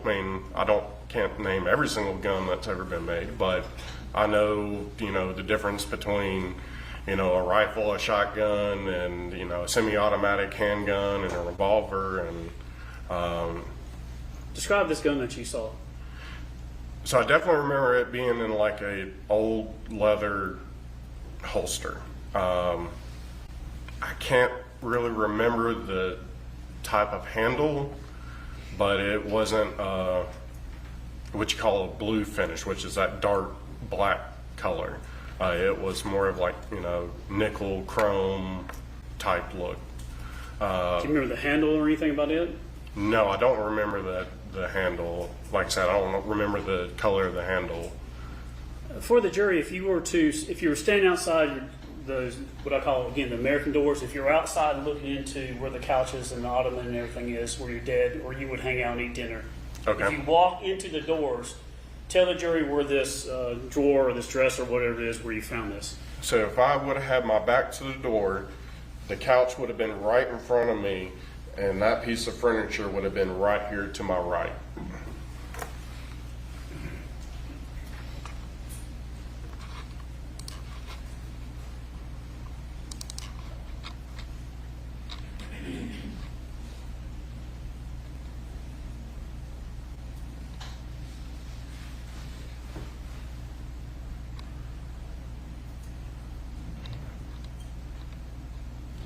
When you found the gun, what did you do with it? I didn't do anything with it Did you because touch it, pick it up, move it, or just look at it? I kind of maybe grabbed it enough to kind of like look at it, but I did not pull it out of the drawer because I had the AT&T guy in the basement with me. I didn't want to freak him out. But no, I never really fully picked it up and, looked at it. So yeah, that would have been the piece of furniture, the lamp there. Talking about right here, this is Thrasher 226. Yes, that was the piece of furniture that I saw it in on the top drawer. So this is the sliding doors coming in being on the right. Yes, sir. When did you start, why did you start thinking about this gun? What made you think about gun, and who did you start telling about this gun? When? On the 5th. On the 5th. So after, talking with her and, the comments that she's made previously, everything was just, I was getting red flags and all. And when I went down to check on the CPAP machine and the shotgun, after I checked the shotgun, I remember seeing that revolver. So I just wanted to go over and look to see if it was still in that drawer. So on the 5th, did you go to see if that gun was there? Yes. And what happened? So I went and opened that drawer and that gun was not there. And closed the drawer back, didn't look anywhere else, and I went back upstairs. And then on my way back upstairs, I noticed a drop of blood on the floor. It was smaller than a dime, and it was, kind of almost right there before you get to the stairway. Right by the stairs at the Yes. corner there? So I didn't want to bring anything up at that time because it's, like I said, this is prior to finding my dad. And, you know, I didn't want to be like, hey, there was a, you know, I went to go see if there was a gun down there and it's not there anymore. But, you know, back when I found it, you know, Melody was gone. My dad was at work, and I just forgot all about it. But you know, for some reason that day when I went to go check to see if the shotgun was there, it reminded me that that gun was in that drawer, and just something told me to go just check to see if it was still there. Did you, afterwards on the 5th, when law enforcement came, did you talk to them? Yes. Did you tell them about this gun? Yes. Did you tell them about the blood? Yes. Did you tell them about other things you found unusual? Yes. Or her behavior and stuff like that. Yes.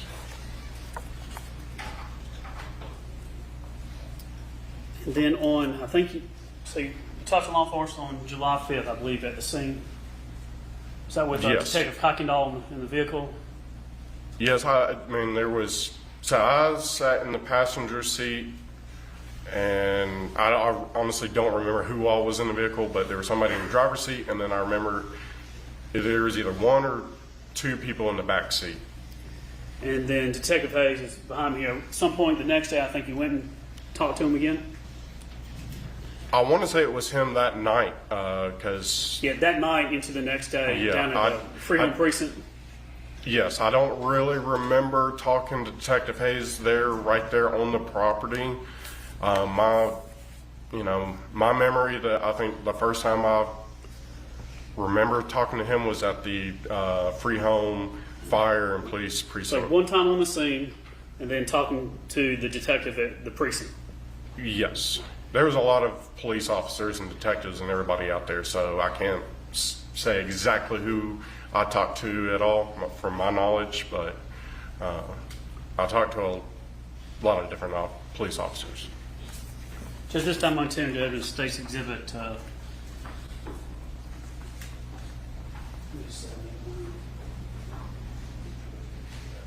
This is the direct evidence. No objection. So that's two notes now. States 7. So it's S Ferris 7, S Ferris 8, and S Ferris 9. Right there, Mitch. We'll hit you those.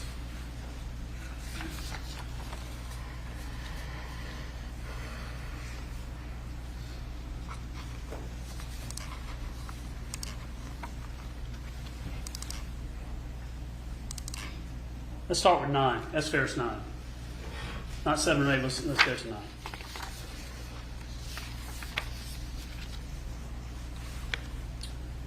On this one here, you see there's some text message between you and your dad on the cell phones.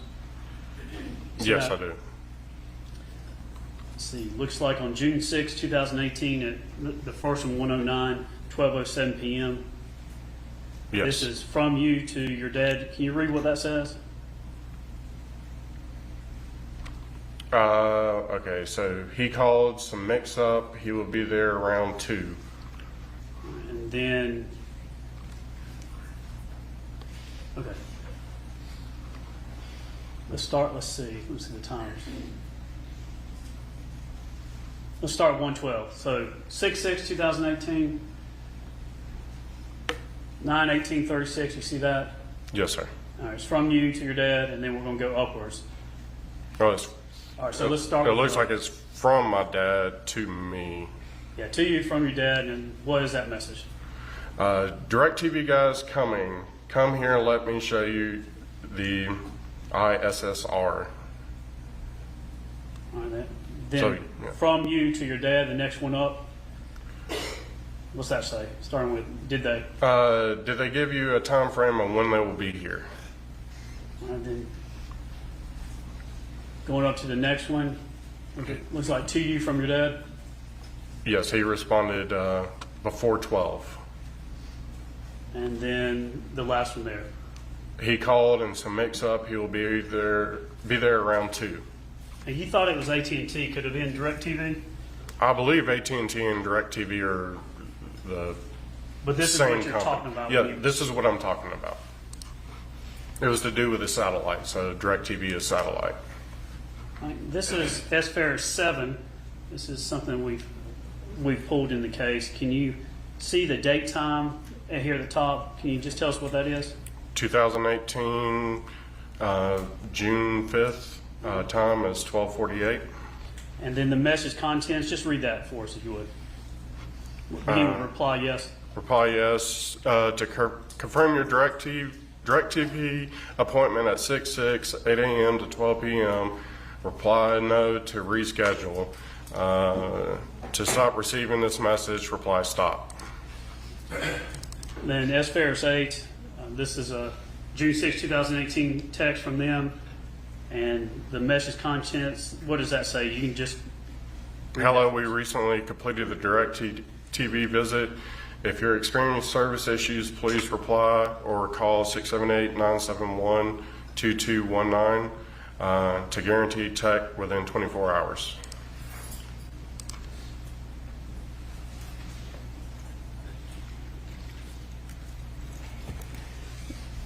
Were you running around repeatedly saying there's lots of blood down there, there's lots of blood down there, or anything like that? I never once said that.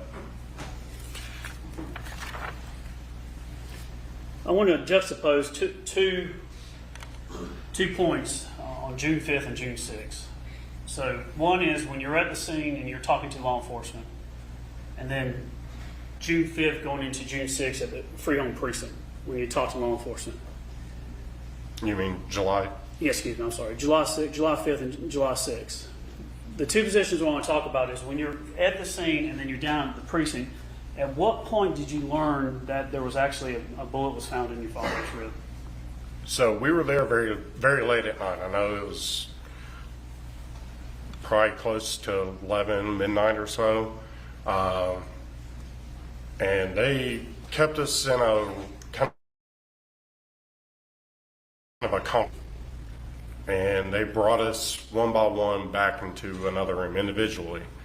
I don't remember who they brought back first and all, but by the time they brought me back, I believe it was Detective Hayes that was there with me. I don't really remember the details of what all was discussed at first, and then I was informed that they discovered a bullet lodged in the rib bone. Do you remember Detective Hayes saying, I've got something I got to tell you? You remember how he broached that or told you about it? I don't remember his exact words on how he did that because, you know, once I was told that that was happening, that happened, my mind just went into kind of shock, I'll say. At that point, did you suspect your mom? Definitely. Was she there with you at the precinct? She was there in the room that we were all kept in at. Who else was there? Amanda was there.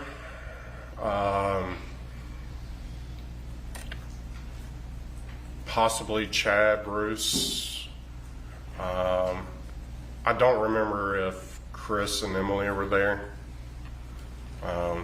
After you were told that, did you go out and talk to others about what you were told?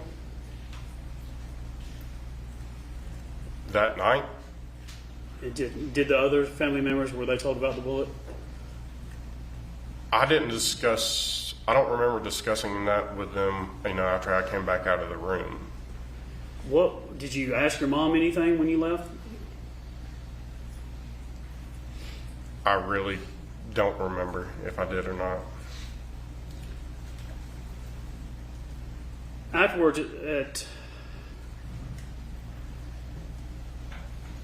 after July 6th, you couldn't go back to the property?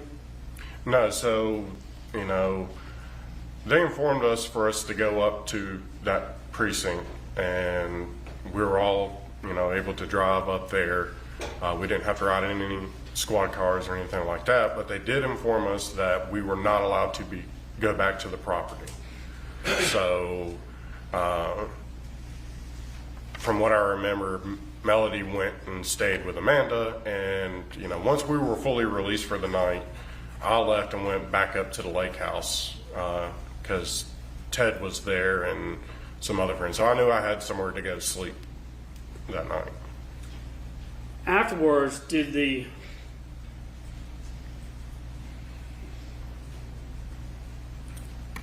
was there a splitting of the family afterwards? Like some went one way and the others went the other way. Oh yeah, I mean, once we found out that there was a bullet found in the rib bone, that obviously he's been shot and then burned, and we all put the pieces together because my dad had no enemies. I never once met anybody in my entire life that hated my dad. So we knew somebody, wouldn't have come there. The house wasn't wrecked. I mean, there was nothing. Everything was adding up to us that it wasn't a robbery, and it wasn't anything like that. And, her history of, having affairs and doing all this shady stuff that she's done, and especially her making the comment, "I can't wait for the day he's dead and I don't have to live with him anymore." Did Amanda support your mom or support y'all? So I remember for several weeks, it seemed like Amanda kept saying, "Well, he just had a heart attack and fell in the fire." And I was like, "Amanda, how could he have had a heart attack and fell in the fire when they found a bullet lodged in his rib bone?" And she's like, "Well, they could be lying to us." I was like, "Okay, well, if he had a heart attack and fell in the fire, why was everything gone from the fire pit?" It's like the RTV would have been there, or the tractor would have been there. There would have been something. There was no indication to, especially to me, that he would have had a heart attack and fell into the fire. So Amanda was not convinced? She was not convinced on him being shot. Was she supportive of your mother? Oh yes, I mean, like I said, she was always glued to her side from the time I showed up over to the house and even after, and she was always with her. Now afterwards,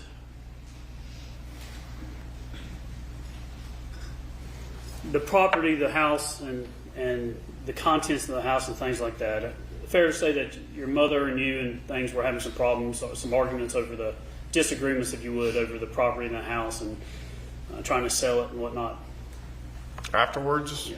Yes. I mean, it was, she immediately after this was all about trying to get as much money as possible.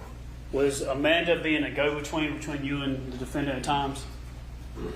If I remember right, yeah, she was very much involved, and all of us, I remember all of us getting, hit up about getting, having money handed over to her or something along those lines. When you and your mom afterwards were trying to figure out what to do with the house, because I guess it went into the probate part, all the property basically was frozen, is that right?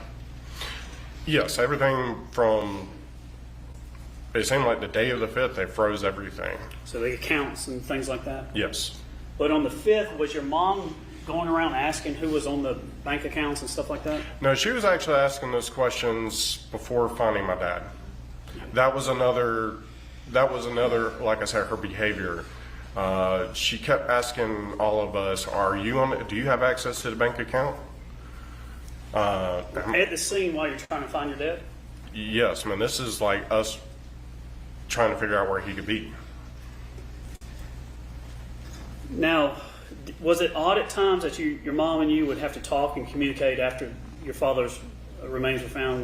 Y'all still had to deal with the house and try to deal with that aspect. Did y'all communicate somewhat on that? Yeah, man, we were, I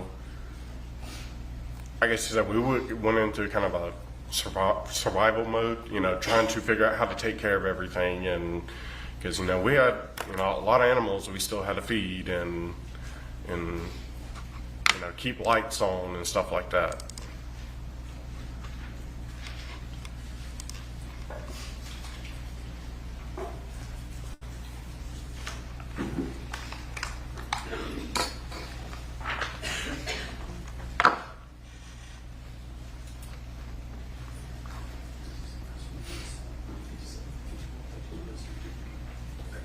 Judge, this time 19 evidence S. Farris 5. No objection. Thanks, Ben.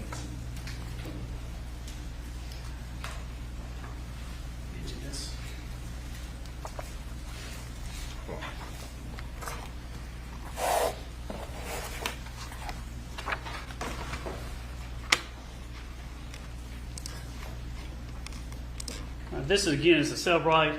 What I want to look at is if you can turn to page 2, number 3.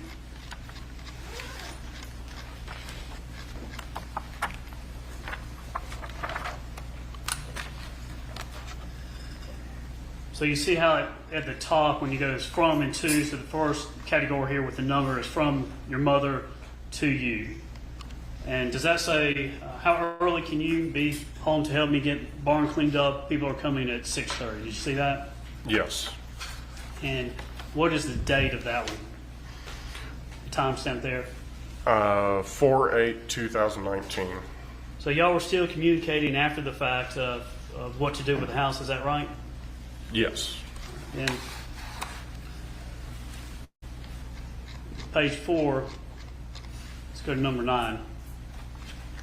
From your mom to you, and there's a text message about goat is having a baby. Do you see that? Yes.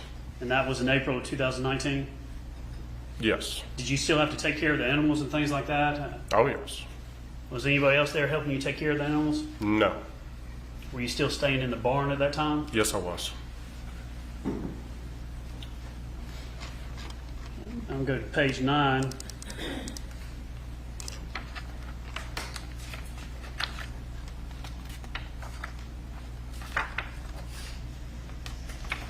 On 28 there, do you see it's a message from your mom to you? That's April 19, 2019. It says, people come to look at house.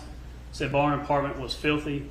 Poop in floor, smelled so bad. Other realtor took pictures. This is beyond, I think she was trying to say unacceptable. You see that? Yes. And then the 29th message we have here on April 19, 2019 at 1:47, you replied to it, and what did you say? On the 29. See right here? Oh, yes. That is bullshit. What's unacceptable is our father being murdered. Did you find that your mom was saying things to you that you believe were not true, or saying to other people things that were not true Oh, absolutely. about how you were handling the house, Yes. what you were doing? Yes. How bad did it get? Did law enforcement ever get called on you? There was a lot of times that I was never told, but animal control kept being called. And what I picked up off from the deputy who came out from animal control, he kind of acted like it was possibly a neighbor trying to get the animals.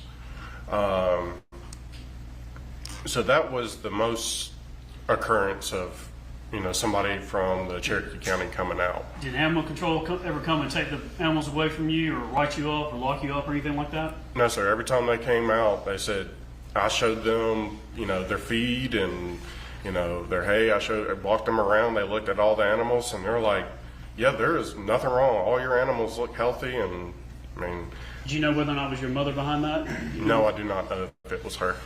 Was it during this time that we see here there was disputes going on? Yes. Now, this is page 12. It's number 40 on this extraction.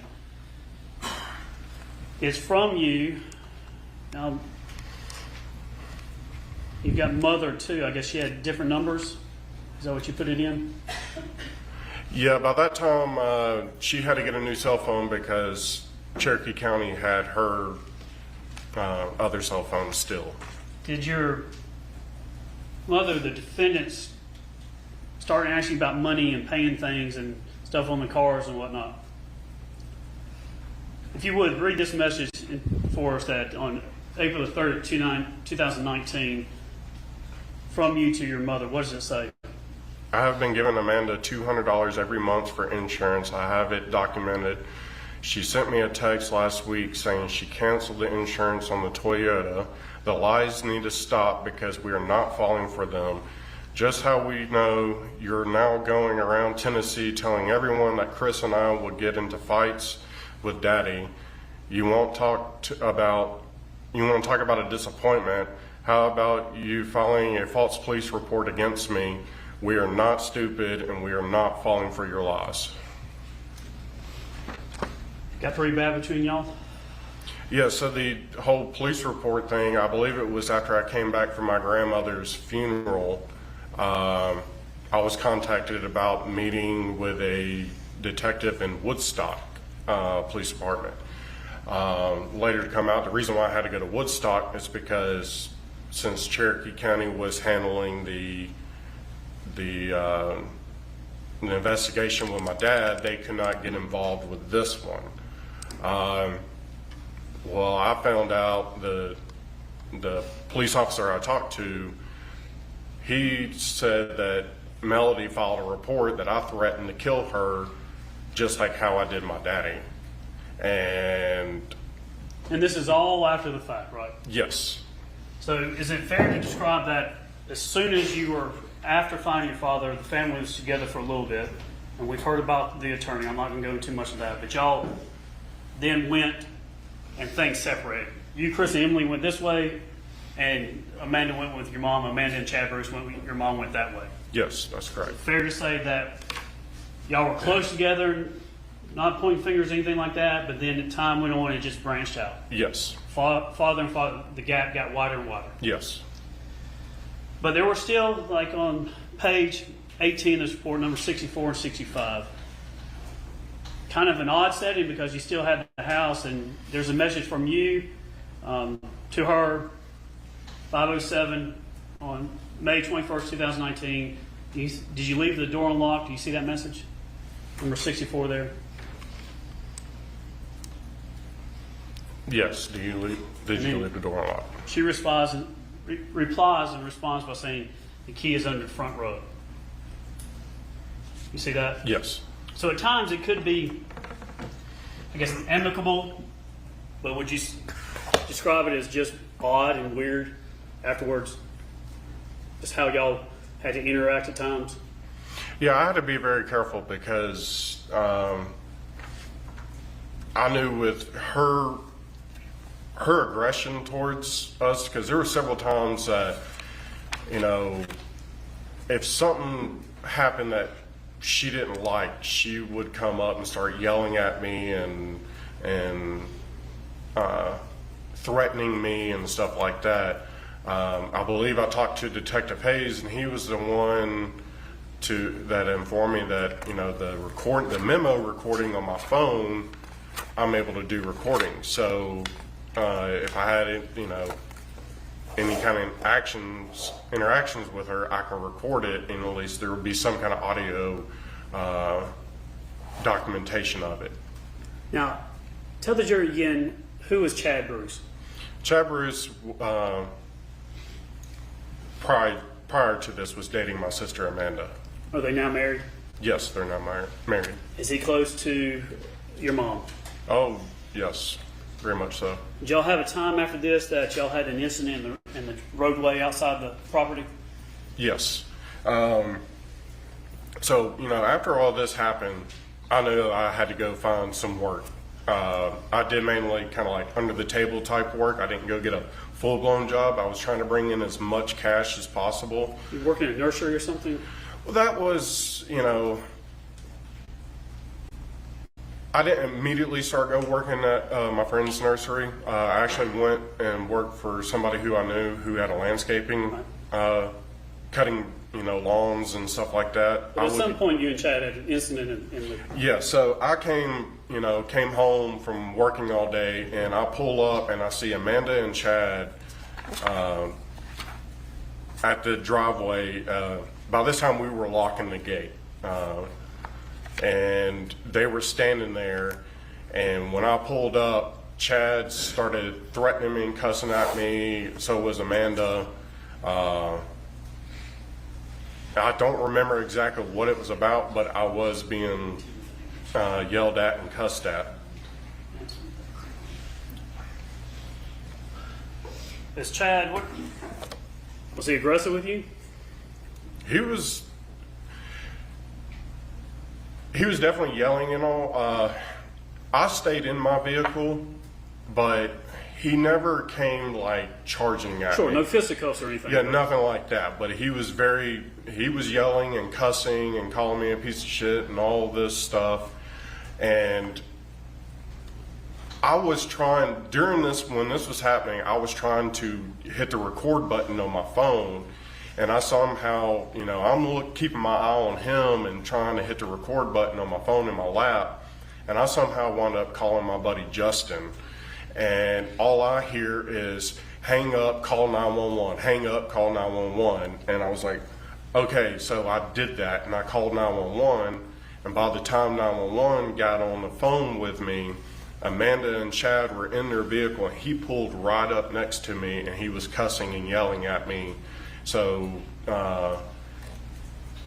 you could definitely, if you have the 911 recording, you'll be able to hear him.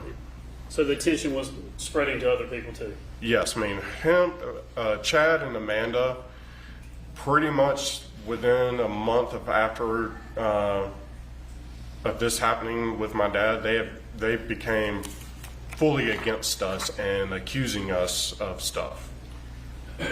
Scott, I don't really have much more. I have a couple more topics, and then I'm going to sit down and let the defense ask you some questions. I want to ask you about Rusty. Okay. At what point did you learn about Rusty?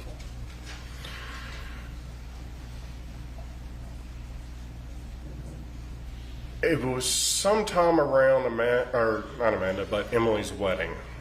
I know it was brought up that it was odd that Melody wanted to have him there at the wedding.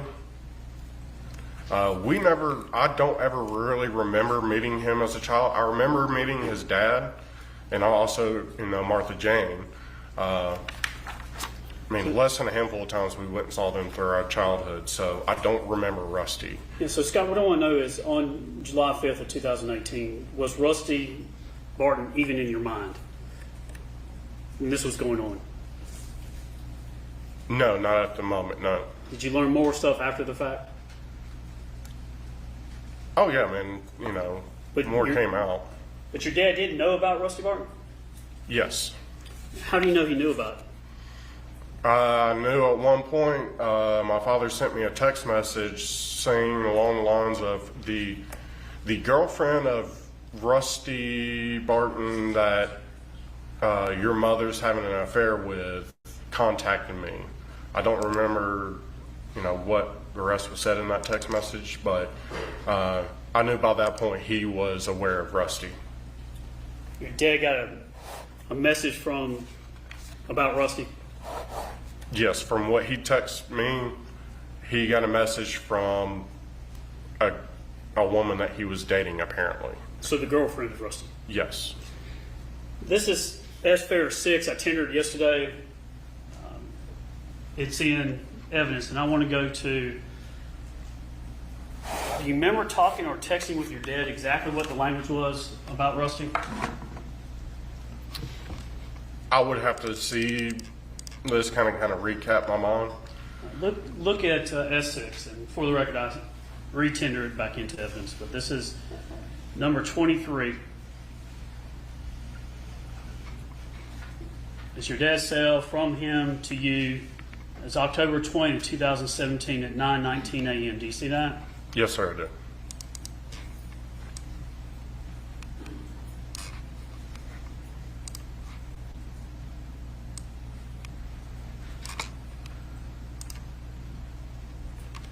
Your dad sends you a text. Read that into the record for us, please. The girlfriend of her boyfriend, Rusty Barton, sent me several disturbing emails last night. She is spending a dime of my money.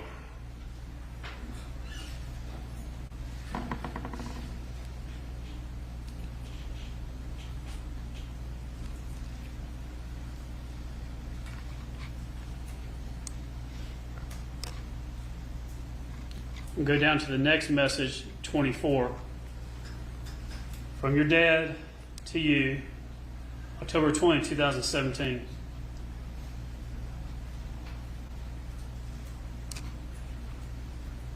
What does your dad's message to you say? Things will change dramatically. You need to pursue a job soon.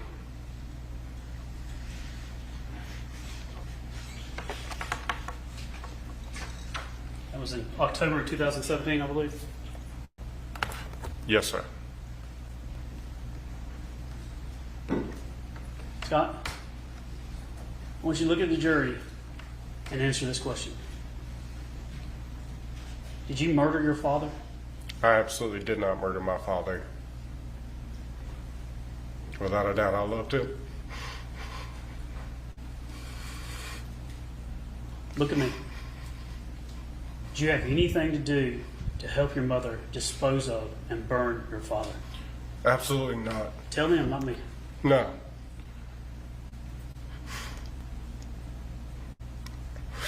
Like I said, I love my father. He was the backbone.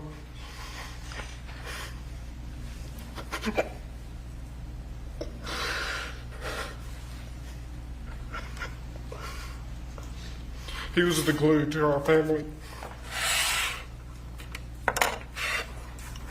No further questions, Your Honor. All right, time to take a break. Take 15 minutes.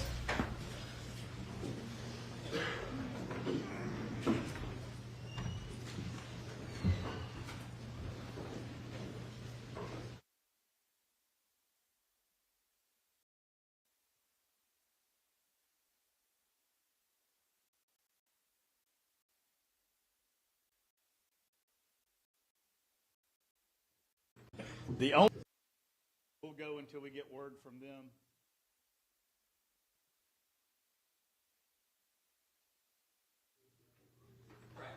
Zooming out. Now that's the only thing. The problem that we have is if you have a vertical photo, that screws up everything. And that's what we got a lot of. So you're just gonna have to.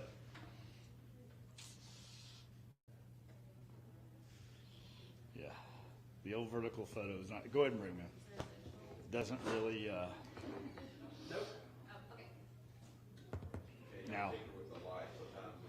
Now my solution for that was the very first system we put in. I had a TV monitor that that could turn, but when I took the large display the first time and turned it sideways, I thought it was going to fall out of the wall. I remember that when you flipped it out. I was like, "Oh, that's not good. Let's don't do that." I think that's what the TV was new too. If I Yeah. had a big TV in here, it's Yeah. about to fall off. With one of these light ones, we could probably do that. But that other one, It was big. Here a little bit. I got it. Put it right there. I'll call you up.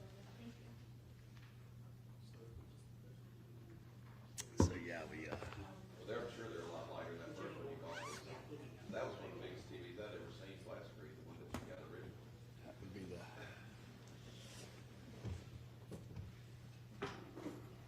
Design an articulating mount that rotates. Rotates.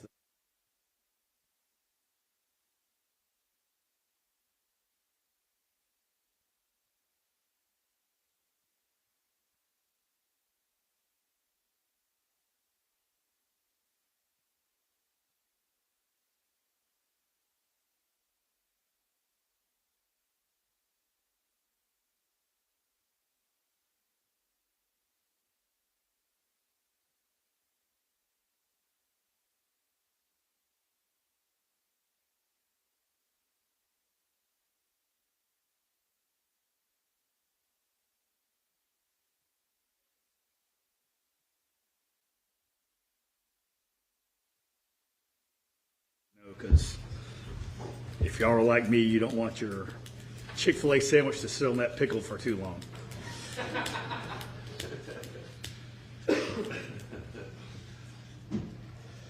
All right, go ahead. Good morning, Scott. My name is John Luke Weaver, and I, along with Michael Ray, represent your mother. I want to start, and a lot of this stuff you talked about yesterday. But I do want to talk. I want to go back in time, a long way, to your childhood, and I want to kind of go through that and work our way up in time from there. So you were raised where? From the time we lived in Birmingham or Alabama to Your first memory. Where did you live? my very first memory, I vaguely remember living in Tuscaloosa, but majority of my childhood memories living in Birmingham, over in Hoover. That's where you, in your mind, that's where you really grew up. Was it? Yeah, I mean, I was there all through elementary school. All right. And so I kind of want to talk about how everybody was in the family. I mean, the family has kind of become a critical part of this case, as you know. So I want you to tell the judge, or the jury, kind of your perspective on everybody. So tell me about your older brother, Chris. Growing up, what was he like? Growing up, him and I were very much involved in baseball, and we played a lot of spring ball, summer ball, fall ball. I mean, baseball we were consumed with. And, you know, my brother and I will always help my dad do projects around at that house there. I remember helping him build the back deck. And So y'all played baseball, so you tall guys. Now, what position did y'all play?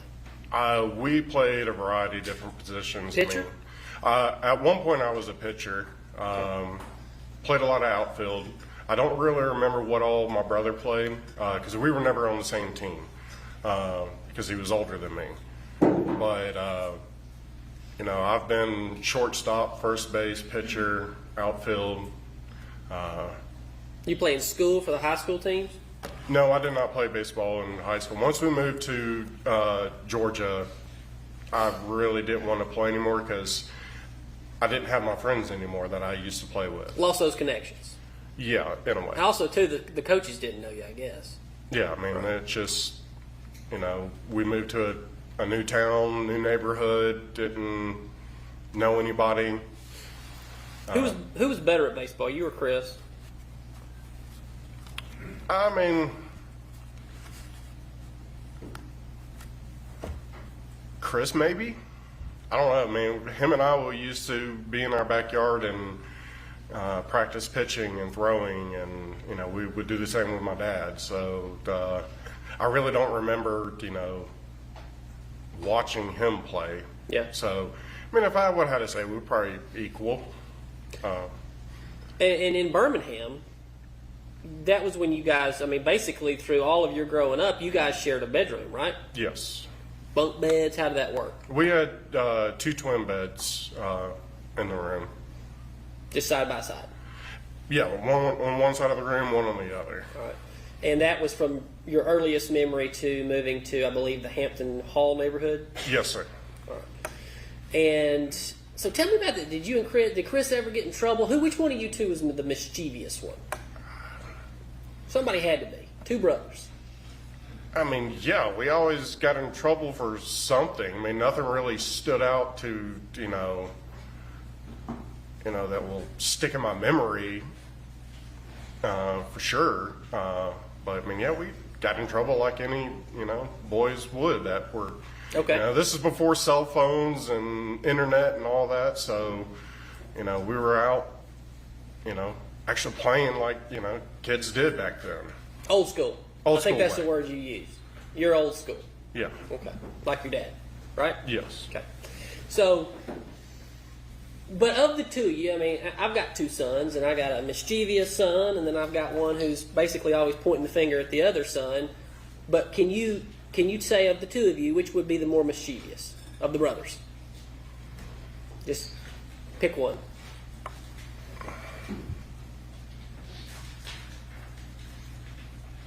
How about that? Who was getting in trouble more growing up with your dad? Well, that would probably be Chris because he was, you know, older than me. Once I got into middle school and he was in high school, we didn't really do things together. He had his own friends and stuff, so him and I weren't hanging out all the time like we would when we were younger in Birmingham. We just, you know, we got older. You know, take for instance, I mean, like right now, my fiance, she has an identical twin sister, and they talk every single day. My brother and I don't do that. But back then, and so your answer would have been Chris got in more trouble than you. I mean, yeah, I mean, I would have to say that. I mean, it's be kind of. I will get in trouble for one thing, and he will get in trouble for something completely different. I mean, So would you we say- just had a lot. We had, you know, kind of strict rules, and But what do you mean by that? Strict rules. I mean, our parents weren't soft on us. So if we did something wrong, they let us know. That was both of you, Yes. and the girls too. Yeah, I mean, the girls younger, but they weren't as hard on Emily and Amanda as they were Chris and I. Right. So, of the two parents, what you got to give me some examples. How would they discipline you?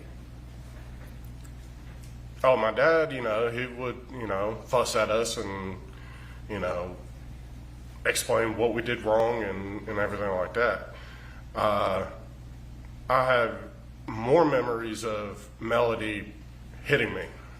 Spanking you. Spanking me with a belt, eventually upgraded to, I've been hit by spatulas and I've had things thrown at me.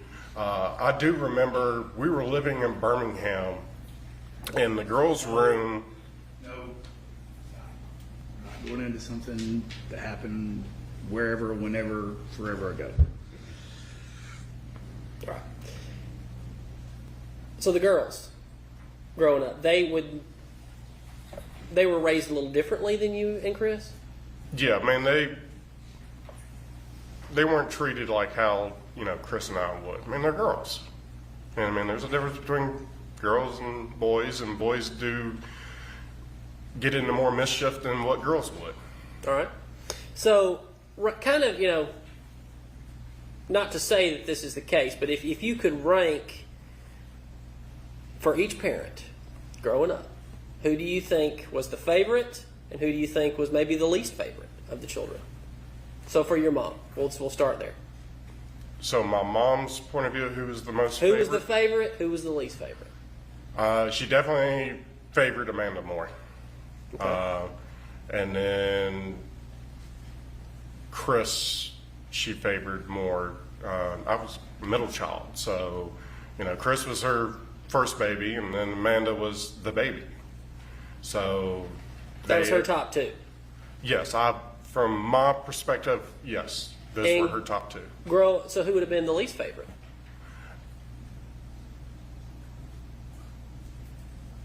I mean,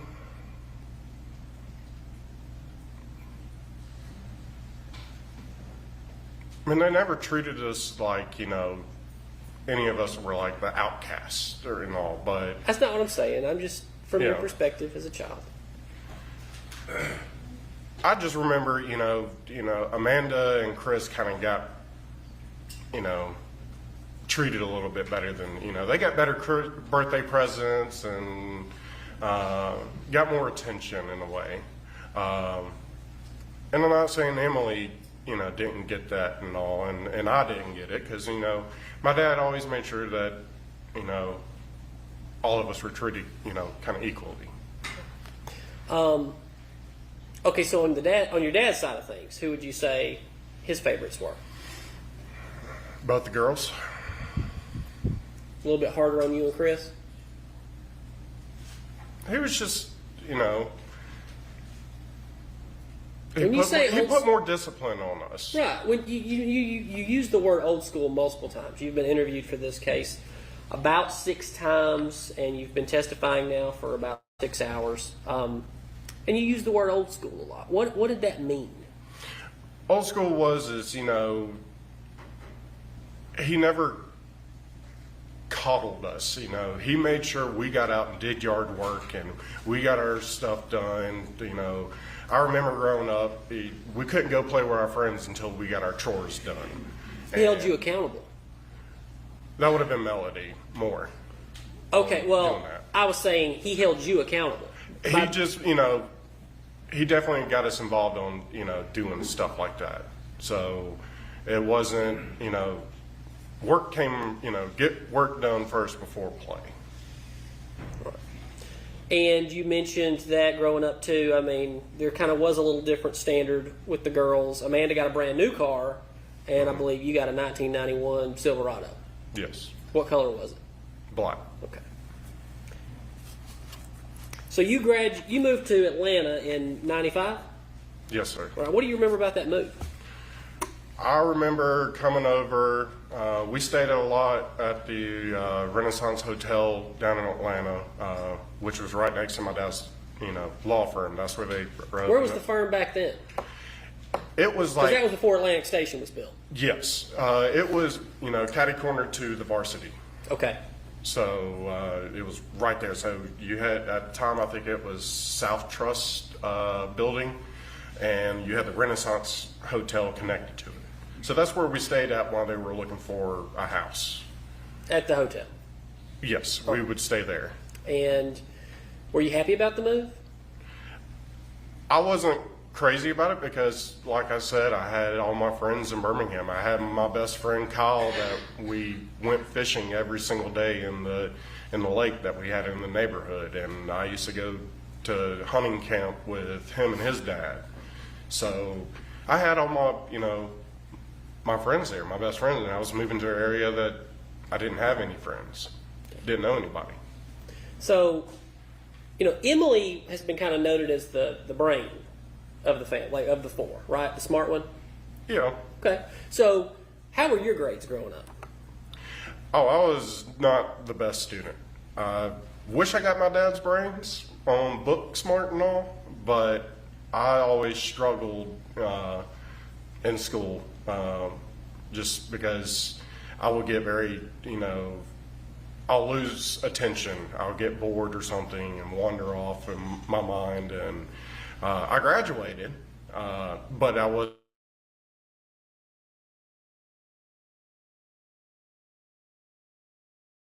nowhere near it. I'm more of a hands-on person. Okay.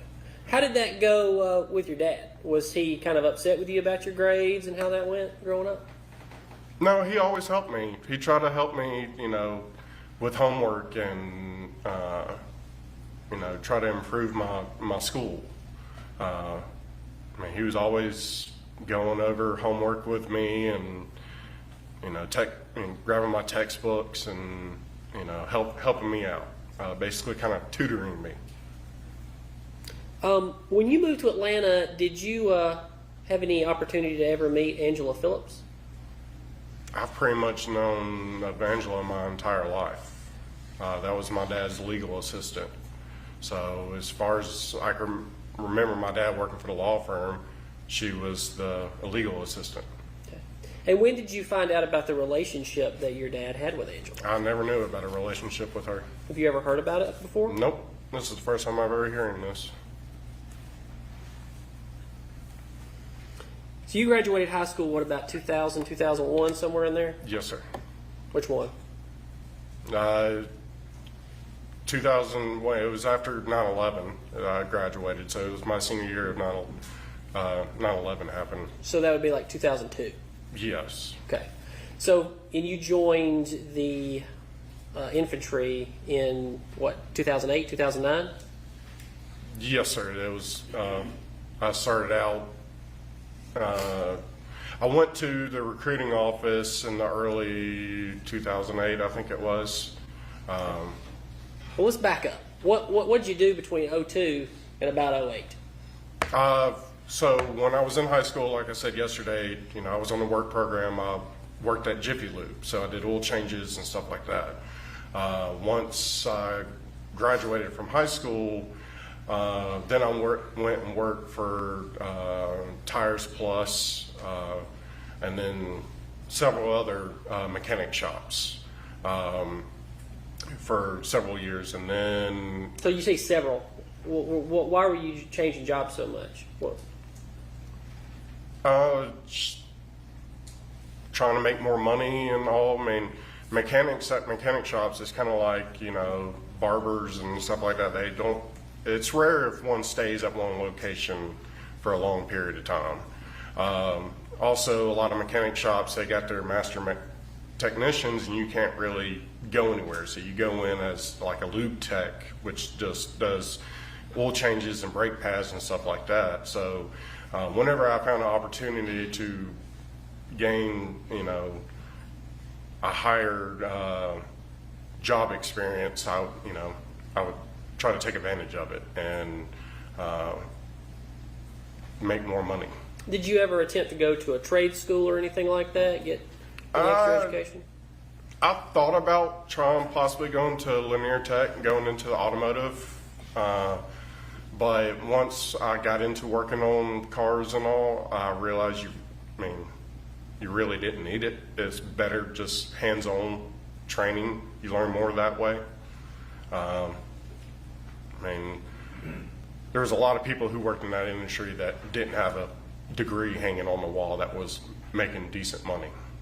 So it'd be fair to say during those years, and I think I'm taking your words from one of your interviews, that, prior to your military service, you didn't have purpose at that point in your life. I didn't really have a career job. Right. At that point, no, I didn't have a job that I knew, this is what, I'm going to stay at this company for the rest of my life and retire from here. No. I was still young, really didn't know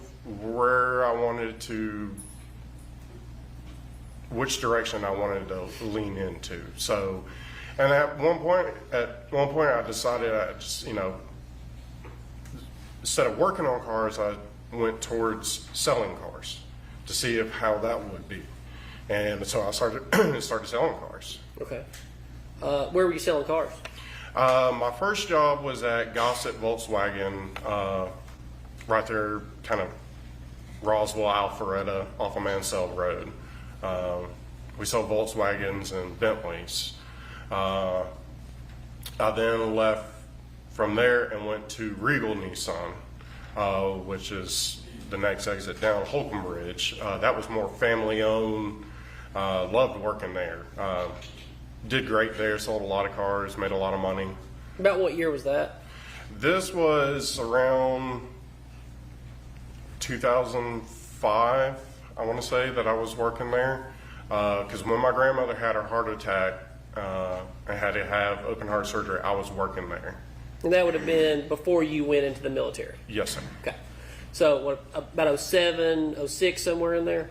Yeah, about in that time frame. All right. So you were living at home with your parents still, correct? At that time, yes. At that time? So from 02 to 08, you lived with your parents, from graduating high school to 08? No, I did move out for a little while. I lived with some friends and... Like how long would you say is a little while? Not even a full year. Okay. Were you the only one of the 4 siblings that stayed at home after high school? Now, Chris testified he moved to Maine. We all kind of stayed home, came back home a little bit. I think Emily was the only one who really, stay as long under our parents' roof as, the rest of us. But we all kind of, once we graduated high school and we were in and out of the house. But of those 6 years, you spent 5 of them at home between going to the military and graduating high school. Yeah, majority of it, yes. I was Okay. living under the roof. So tell me about what was the status of your parents' marriage back then? Actually, what was it like when you were growing up? Were they loving? To me, it seemed like a very happy, normal family. I don't have any, especially don't have any memories of us living in Birmingham of any conflict whatsoever. And even after we moved to Atlanta or Alpharetta, it was several years and didn't notice anything until I started hearing rumors from kids in the neighborhoods about my parents. Okay. But prior to that, no issues? No, not that I remember. So after high school, you're living at home. Were you noticing any issues, or was it still just normal? It still kind of seemed normal. Right. There was nothing that stood out to me. All right. Did you ever? How about during those years? Which one of the parents did you spend the most time with? Your mom or your dad?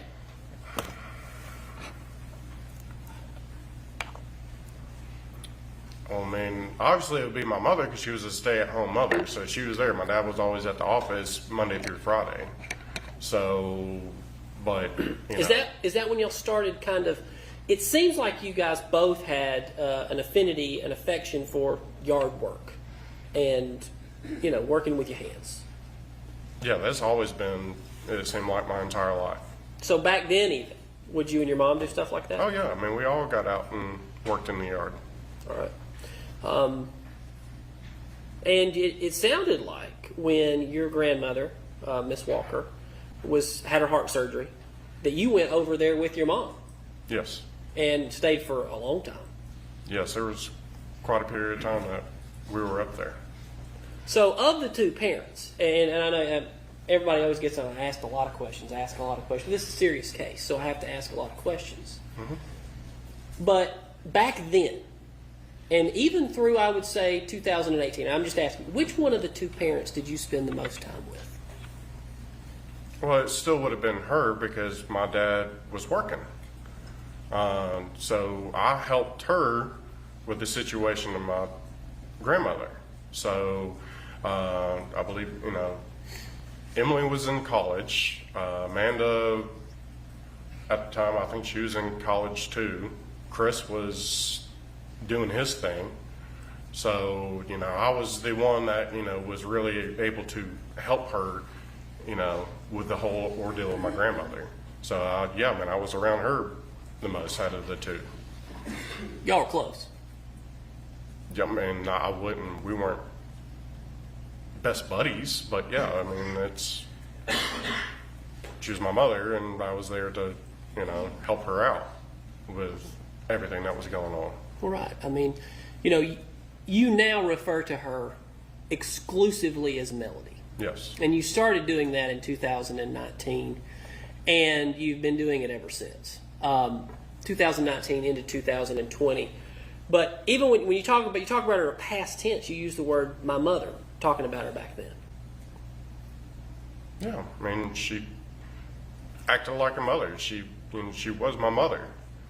And the reason why I don't like calling her my mother now is because the way she treated me after all this started, and then once it came out that my father was murdered and her actions prior to him being murdered, she tore our family apart. So why did you decide to go into the Army?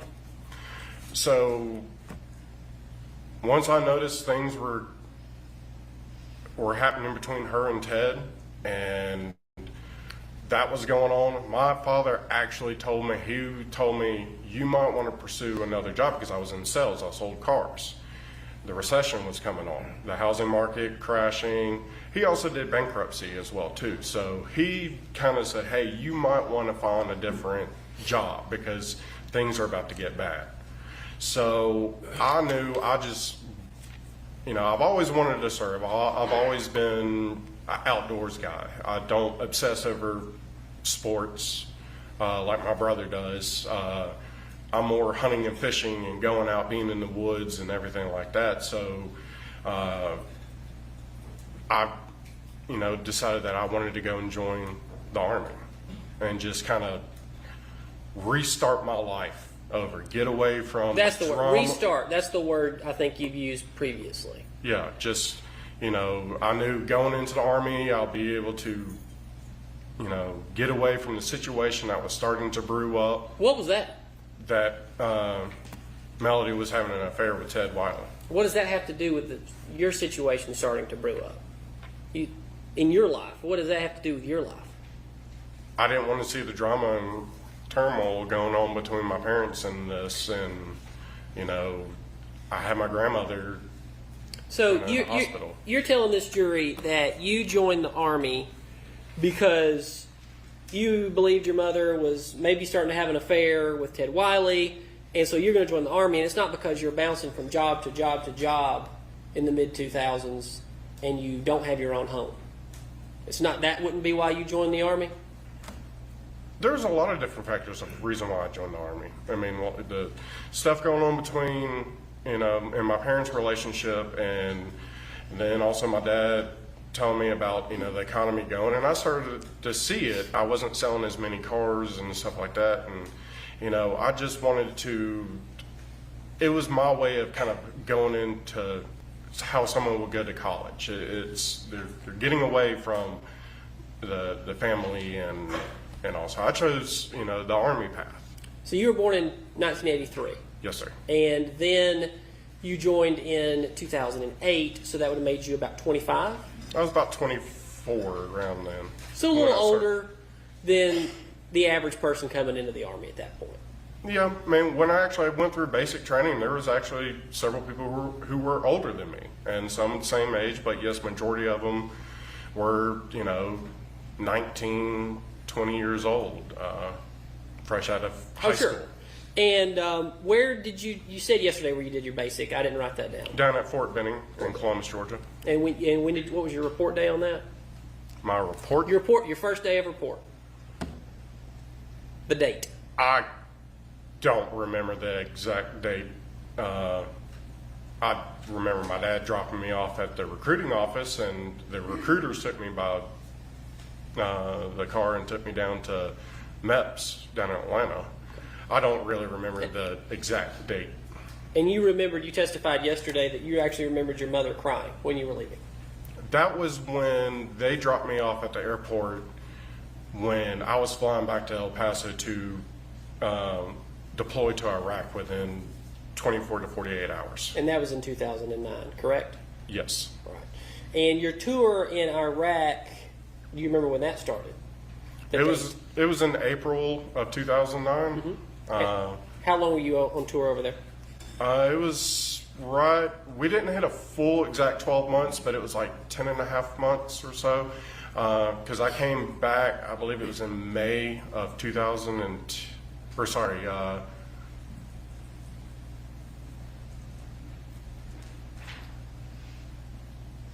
I want to say March of 2010. So we were just shy of the year mark. I know we were close enough to the year mark that, we were allowed to put the 2 marks on our dress uniforms of a full year deployment. And I've got to ask you some questions about that tour. And I know that I don't like to ask anybody about this, but in this case, you've mentioned some things that you saw. You mentioned that you knew what burned bodies looked like. So I need to know, you referred to yourself as a bullet catcher.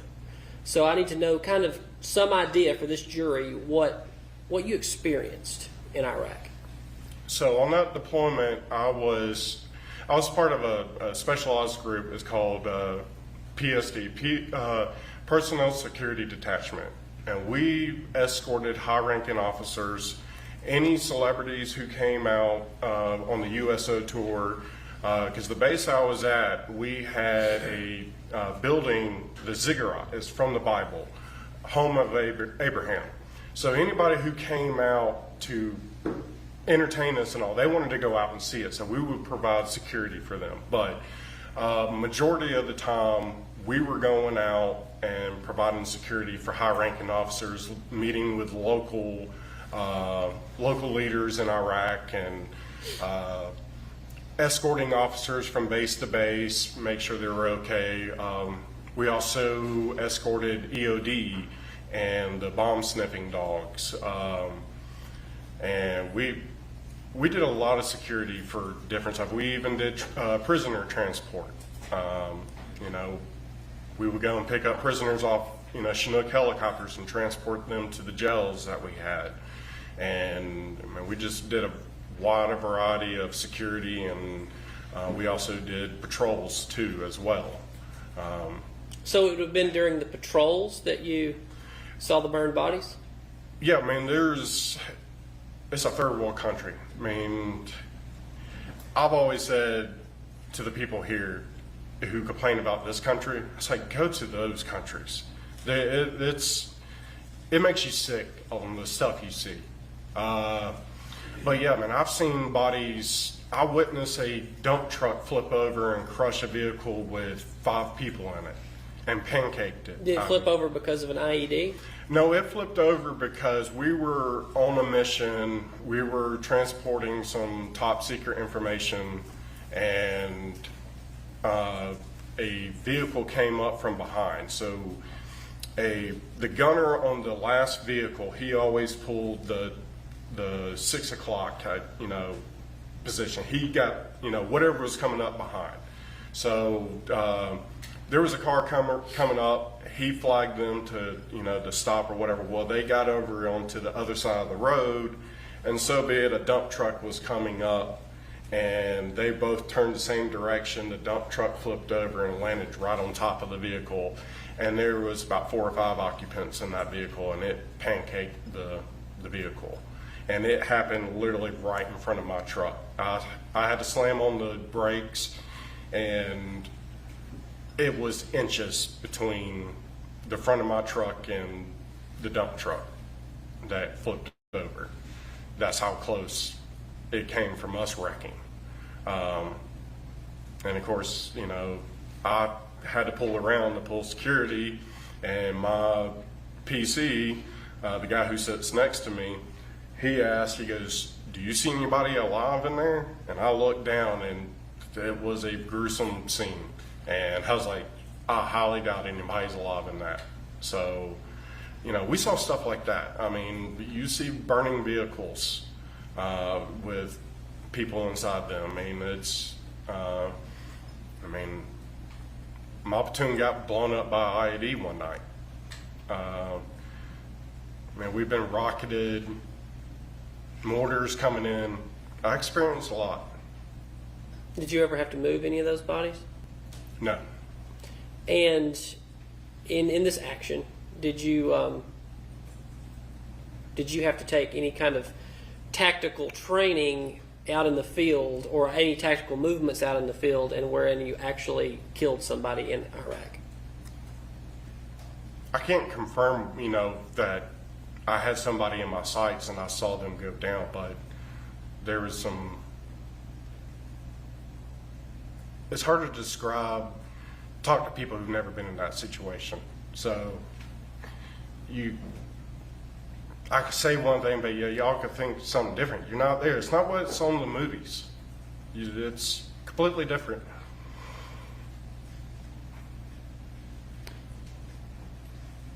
And you've experienced some PTSD since that time, correct? For a while, I didn't like being in crowded places. I just felt uncomfortable. But no, I never really had nightmares and nothing like that. The only problems I ever had was being in a very crowded area. I didn't like that. I didn't feel comfortable. And also loud noises. If something big fell and made a loud noise, y'all might get scared, but my heart rate goes up a little bit more, because it brings back the time we got blown up. Because after that, it's still to this day, it still does that. Did you seek any treatment? No. Did you ever think maybe you should have? No, because it never controlled my life. When all that stuff happens, I just, especially like loud noise or something, I just take a couple of deep breaths and just calm down and go about my day. Don't really think about it anymore. Now I've gotten, it's been a long time since I didn't, I feel more comfortable now being in, very crowded areas. That all went away, once I was kind of back home. So. And that was in 2010, correct? Is when you got back home? Yeah, I got back from deployment in Right. 2010. And then you went to Texas after that, right? Or did I get I that? was still stationed in Texas, so that was where I lived. And like I said, when I was deployed, I re-enlisted. It came up on time for my contract to be, extended, and I took the choice of getting duty station and re-enlisted, and I chose to go to Fort Benning with 3rd ID. That was the unit that was there. And then within a year, it was just a few months after getting back from deployment, I started the process of PCSing to Fort Benning. Okay. PCS? What does that mean? Permanent change of duty station. Okay. Is, Were you planning on doing a career in the military? yes, I was. I think I heard you say that in a previous interview. You were that was the plan. Yeah, I enjoyed it. I probably wouldn't have stayed in the infantry. I would have gone with a different job because it's very hard on your body being in infantry. And I was getting older. So, matter of fact, when I joined the Army, they begged me to be a helicopter mechanic because I scored so high on the ASVABs on the mechanical side, and they were really needing helicopter mechanics. But I didn't want to turn wrenches. I wanted to be infantry. So, I didn't choose that route. So I was thinking about, going into that side once, I came up for re-enlistment again. And then we had a meeting with our first sergeant, and then we had a meeting with battalion commander, and then it came out that they were going to be releasing a lot of people, and I was one of the people. And on my DD 214, it says reduction in force is the reason why I was separated from the Army. And you were frustrated by that, obviously. Yeah, I mean, I had a contract. That's what I wanted to do. I had no choice in the matter. I volunteered to join the Army, and then they're just going to let us go. They gave us insurance for 180 days and said, if you got any other issues, just take it up with the VA. So how long did you hang out in Columbus after being discharged before moving back in with your parents? Because you were married at the time, right? What was her name again? Gina. Gina. I was married, but we were not together. She was living up here in Atlanta. And about the time that when I was getting released from the Army, the 2 guys I lived with, one other one was getting out as well too, and the other guy was being restationed at another base. So we were all moving out, and I was also coming back up home and trying to join Milton Police Department. What year was that? That was 2012. So I had quite a bit of time to the out processing. When you start getting out of the Army, it's not Right. one day thing. It's several months. So they prep you for going back in the civilian world and allow you to go and seek other jobs and stuff like that. So I came up and started the process of joining Milton Police Department, and I did their PT test, and I did their written. Why Milton specifically? Because I knew the area. I went to Milton High School. It was my town, my hometown that I grew up and went through school to. So, I was more comfortable doing it there. I wanted to do it there, if anywhere. So I just knew the area. It was my home. So, I was able to provide service, for my country. Now I can provide it for my hometown. You feel like that was what your life was meant to be, right, Scott? To serve, yes. Yeah, to be in service, whether law enforcement, military, that was what you were meant to do. Yes, I was happy doing that. Okay. I enjoyed it. And why? Why do you think? Because I've always liked helping people.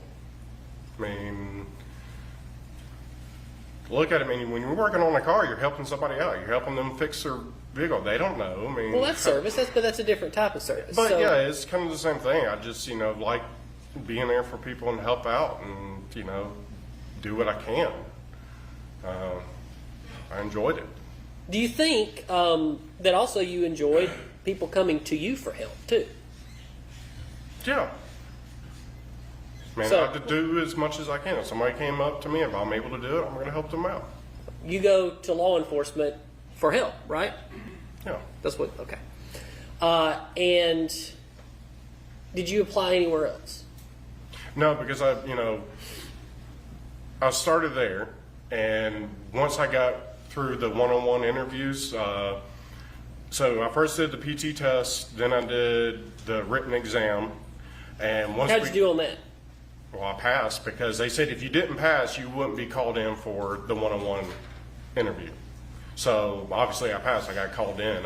It was like another week or two later that I got called in for an interview, and I was in there with them for quite a bit of time. And the gentleman who was walking me out, he made the comment to me, he goes, "You have the GI Bill, right?" I'm like, "Yeah." He goes, "If you can, try to get your post certification."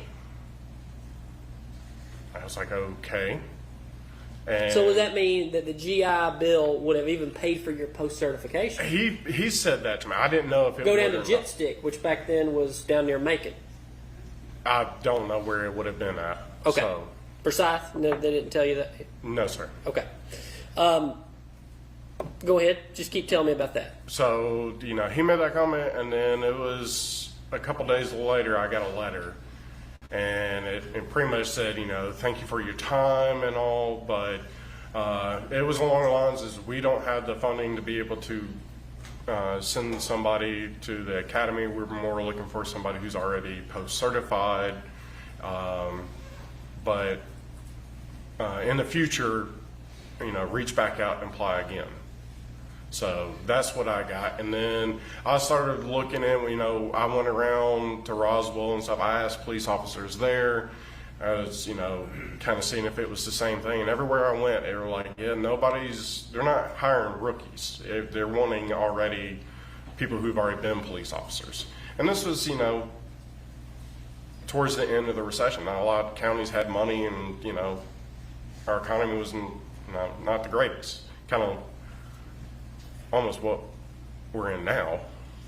But so that's why that got put on hold. And at the same time, we purchased the farm and, So we'll slow down there real quick. So did you apply to anywhere in Cherokee County? Holly Springs, any of those? At that time, no.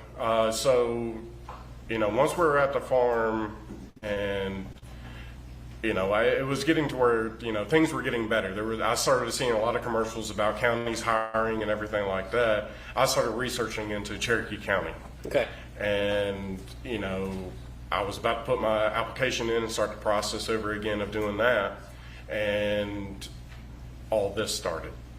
And then... All this meaning the barn? Or, meaning the farm? No, I'm meaning as my father being murdered. This guy. Okay, so that would have been the gap. Let's go back. I'm back in 2012. You're still living at Hampton Hall, yes? Well, during that time, I was in the process of processing from the Army and moving back. But when you're applying to Milton and all those things, you've moved back in with your parents, correct? I was still living down at Fort Benning, but I was coming up, staying on the weekends and doing that stuff. But by the time that I was able to, I was finished out processing down at Fort Benning, yes, I moved back home to the Hampton Hall neighborhood. Okay. And do you remember what, specifically time of year that was in 2012? Kind of a springtime, I want to say. I don't remember the exact date, but it was, if I remember right, somewhere probably around there, spring, summer. Okay. So speaking of, restarts, you kind of did a restart by going into the military. Tell me, did you ever hear your parents talk about their own restart around that time? No. Restarting, and that was kind of why they bought the farm. So at the time, everything seemed fine. They seemed like their normal selves again. So I never felt comfortable, talking to either one of them about, the drama that they had between them.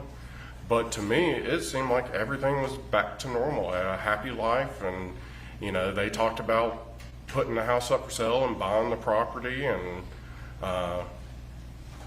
And so everything seemed normal to me. Well, tell me about the purchase of the farm. How did they find it? Why did they get it? What do you know about that? So, if I remember right, we kind of started looking out at properties around the Milton area. and we looked at several different properties, and You were going with them. yes, All right. and we, you know, Why were you going with them? Had they already determined that you'll be kind of the property manager if they get a property, or no, how did that not, come not up? at that time. No, I was just, you know, there. I was, you know, one of the children who was, you know, I was living back with them and all, and How were you making a living at the time? Did you have a job? so at that time I started working for. I got back into selling cars again. So when the police department thing didn't work out, I went back into selling cars. So I worked for Nally Acura out by Dobbins Air Force Base. Okay. And I worked there until Nally opened up a Toyota dealership on Highway 9 in Roswell. They remodeled and built a whole new one. So once that opened, I put in a transfer to go from Acura to Nally Toyota, because it was a much shorter drive from Alpharetta to Marietta. And how long were you there?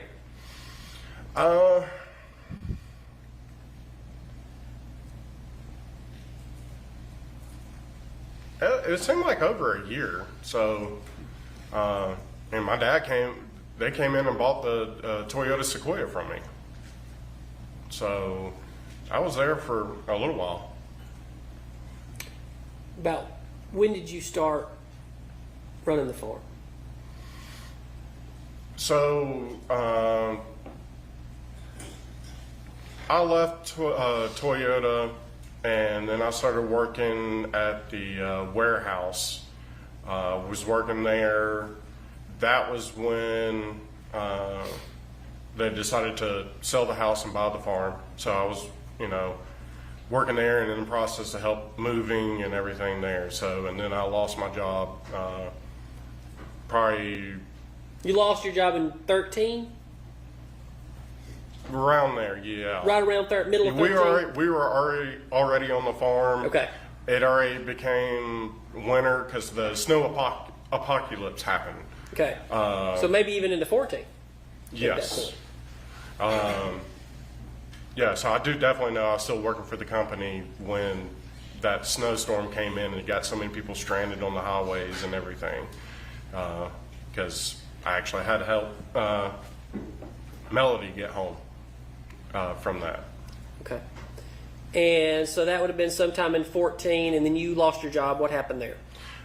So they used to have, the company I worked for, they imported furniture pieces from Europe. The company was called Europe to You. So Wait, I thought you were working at a car place.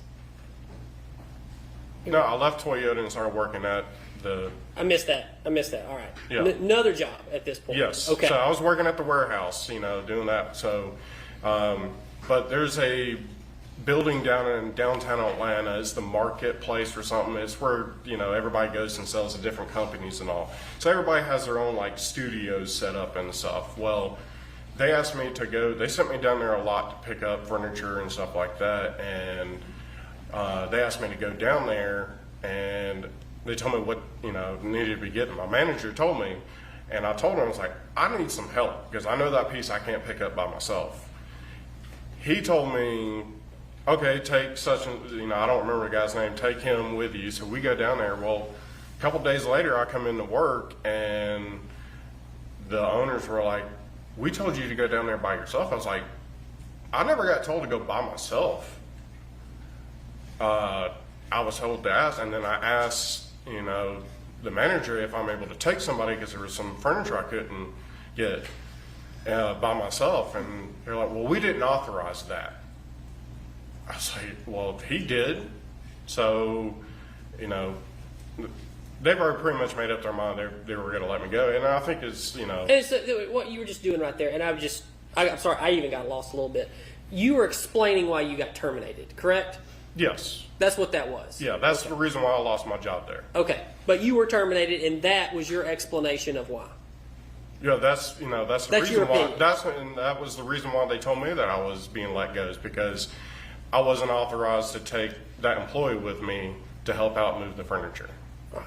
And so was it at that point that your dad basically finally said, just come on back, run the farm? You can't hold a job. Come run the farm. No, he never said that. He never said that. How'd he say it then? So I wasn't there. You know, after I lost my job, I let my dad know what happened and all. And I, you know, once again, I sat and talked with my dad. I said, look, I really want to join, you know, the police force. And he knew exactly why I was let go from the Army. And, you know, he knew about the economy and everything. And we came on agreements that I would, you know, manage the farm until people started hiring more in law enforcement. So let's talk about that agreement. How did that work? I mean, where were y'all sitting on the farm when y'all came up with that agreement? I don't remember exactly where we were sitting at when we came out. Most likely probably would have been down there by his office, because, I mean, we would sit out there and talk sometimes. All right. And were you were living in the barn, or were you living in the house back in 2004? I never lived in the house. I always lived above the barn. Right. And had y'all got any animals by that point? At that time, we definitely had the goats. And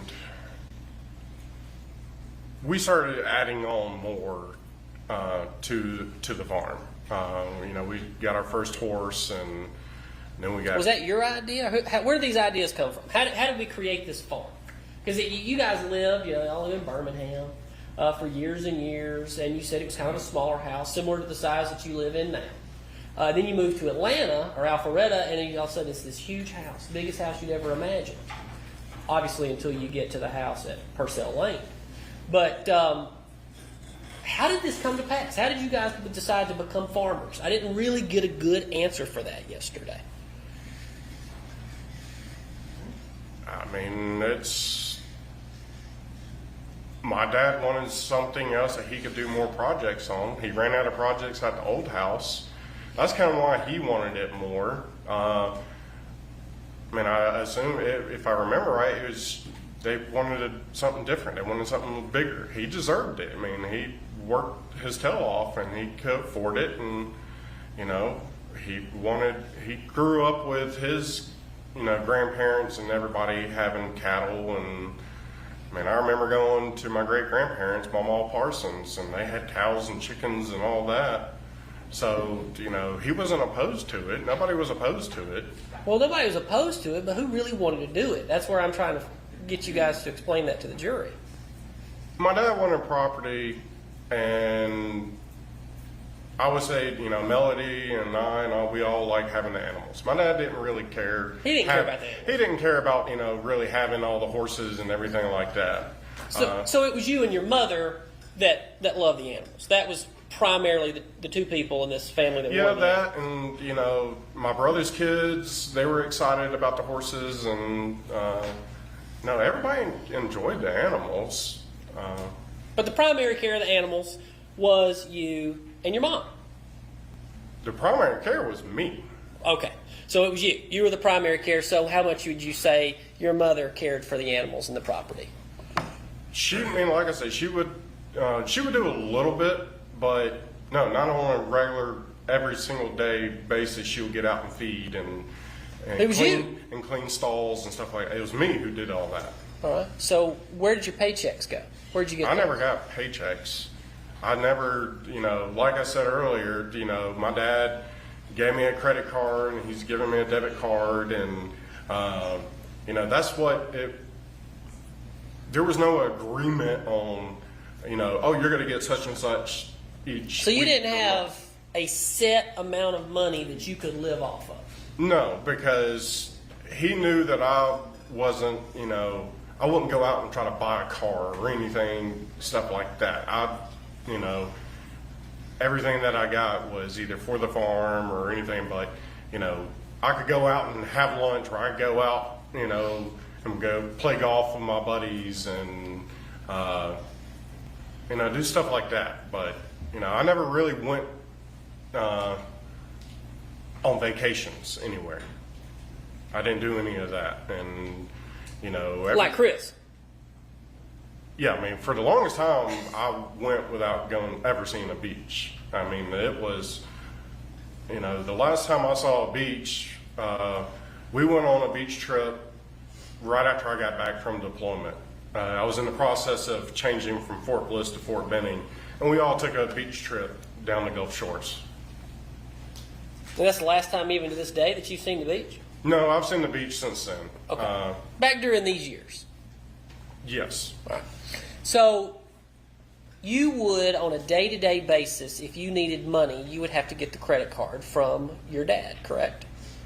Depending if he asked for it back. So And he would. Yeah. So, I mean, I had it majority of the time. He gave me a card and said, look, this is all the stuff you know, buy all the feed and everything like that on this, and this is your card. So that's how my paychecks work. I mean, I was able to pay my cell phone bill, and You would pay your cell phone bill? yeah, with the credit card. And on the card, did it say, you know, multiple people within a family can have a card, right, on the same account? Did it ever say Scott Farris on the card? No, it never had my name on it Okay. Why not? because it was in my dad's name. Right, well, let's talk about that. Why do you think your dad never gave you a card in your own name? Honestly, I don't know. I mean, it's He never told you? no. Okay. I didn't care to have one with my own name on it. It never really struck my mind. Okay. So, and we're going to get into probably this afternoon. I have a number of exhibits and a number of texts and a number of things that we're probably going to talk about today. But I want to know how your dad felt about your spending money. In your words. Because you were at He that. never had a problem because, like I said, I never went out and did extravagant things. Well, here's what I'm trying to ask you. You were, in the year 2013, you would have been a 30-year-old man. Yes? Yes, Right, roughly a 30-year-old man. Yeah. So you're a 30-year-old man, you're living at home, and you don't have your own debit card, even though you're working for the family and you're not getting paid. He keeps taking it back from you. Almost daily, weekly. You have to take it back. His card. Why do you think he kept you on such a financial tight leash? He didn't keep me on that, and we didn't take it. He anytime that he needed his card is because he needed it for something. So I didn't question on that. So whenever he sent me a text message saying, "Hey, bring me my credit card," I mean, that was the time that he needed it, and I would wind up getting it back either the next day or a couple days later. He'll give it back to me. But no, he never once cut me off from, money. So text messages that you've seen in this case. I mean, you've had your phone. You've gone through this many times with the district attorney's office. You even, I believe we saw one earlier today where, I mean, he wants you to get other jobs, do other things. Can you talk about that for the jury? So you're talking about the instance where it showed earlier that it's time for you to pursue another job? Because at that time... Well, as a matter of fact, Judge, can you switch that back up? It's still pulled up. It's right here. Thank you, Judge. Right here. 2017. I believe it was October. October 20th. From your dad to you, things will change dramatically. You need to pursue a job soon. Yeah. You got to tell me what was going on around that time, Scott. She was disappearing off to Tennessee. And What does that have to do with you, Scott? Judge, I object. If he asks a question, the witness should be allowed under 611, 623 to answer. You can't cut him off. Let him finish his answer. Try to stay in the realm of the question. Go ahead. So that question right there, at that time there was stuff going on between Melody and Rusty, and my dad was finding out. That's, earlier where you saw on, that the girlfriend of Rusty emailed him and all. That was about the same time period. And that was his way of saying that, he was going to sell the place. I mean, if he was going to file for divorce, he's going to sell the place, and that I needed to find work elsewhere. It wasn't referring to me as, he was putting it on me. that I was freeloading off of him. No, that was him saying, hey, things are going to change. Sorry, I'm going to let him answer. Did you feel like you were freeloading off of your dad? No, because I put in a lot of work for him. I worked my butt off there at the farm, and I didn't ask for money and not do anything for him. But you didn't really seem to get that much money. I mean, you would take out little amounts of money here and there, $100 here, $100 there to go play golf with Ted and do things like that, but you didn't have stuff. You didn't buy much stuff. I didn't need it. Okay. So you don't think it's unusual that you didn't ask for at least, $500 a week? Something like that. No, because everything I did wasn't, require that much money. I mean, I knew that I wasn't, having my own career and all. He was helping me out, and at the same time, I was helping him. So I wasn't going to go and, spend his money and not do work around the farm and help him out. I'm just not that. He raised me that way. So that's Old school. Yeah, I mean, I'm a hard worker. I'm still to this day.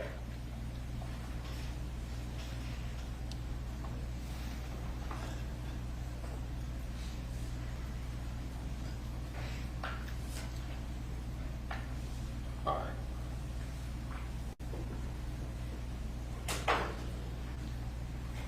I'm starting with Scott 88.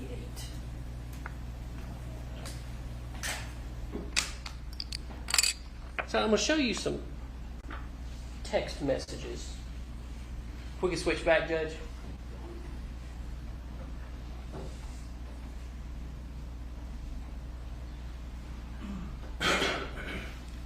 What was your phone number at the time? It should be the same as now. It's always been the same. It's 404. So you can see in these, we use kind of a format that's not as good as the one the district attorney's office uses, but we all got it from them. And so source address, what phone number was that? The 678? 5.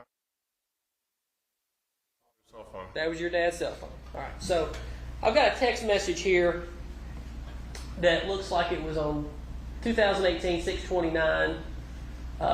What does it say? The very top one? Very top one. Bring me the credit card. All right. Then kind of working back in time, what does the next one say? Come down here? All right. Is it from your dad to you? Yes. All right. What would that have been? Do you have any idea? So that would have mean I was upstairs in my apartment. He pulled up to the barn, and so he was texting me for it to come down. Right. So this message right here, the next one, which is about 5 days before, 6/12.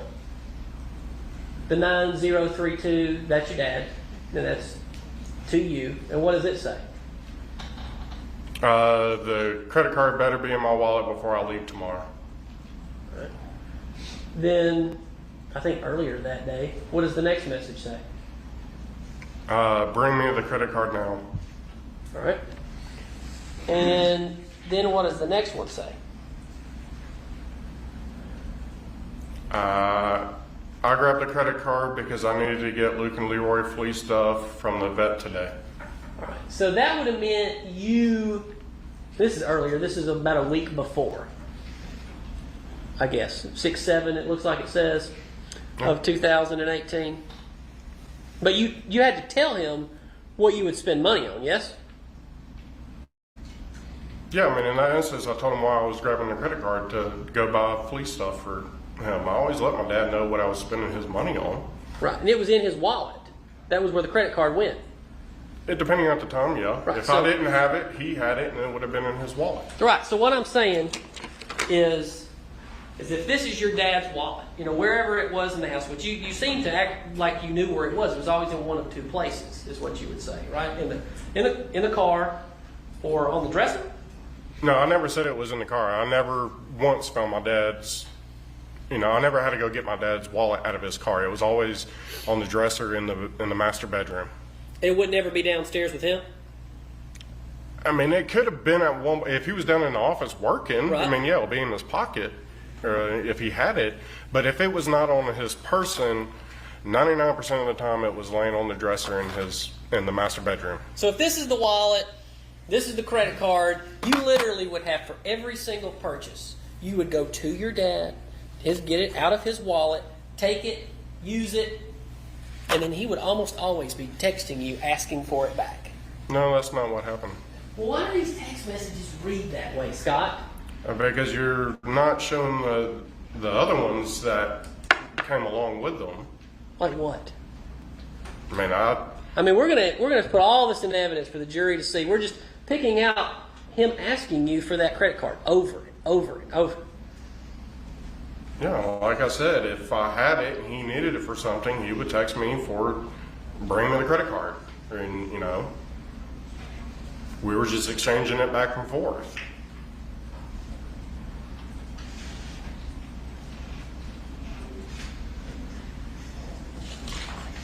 I'm going to show you Scott 90.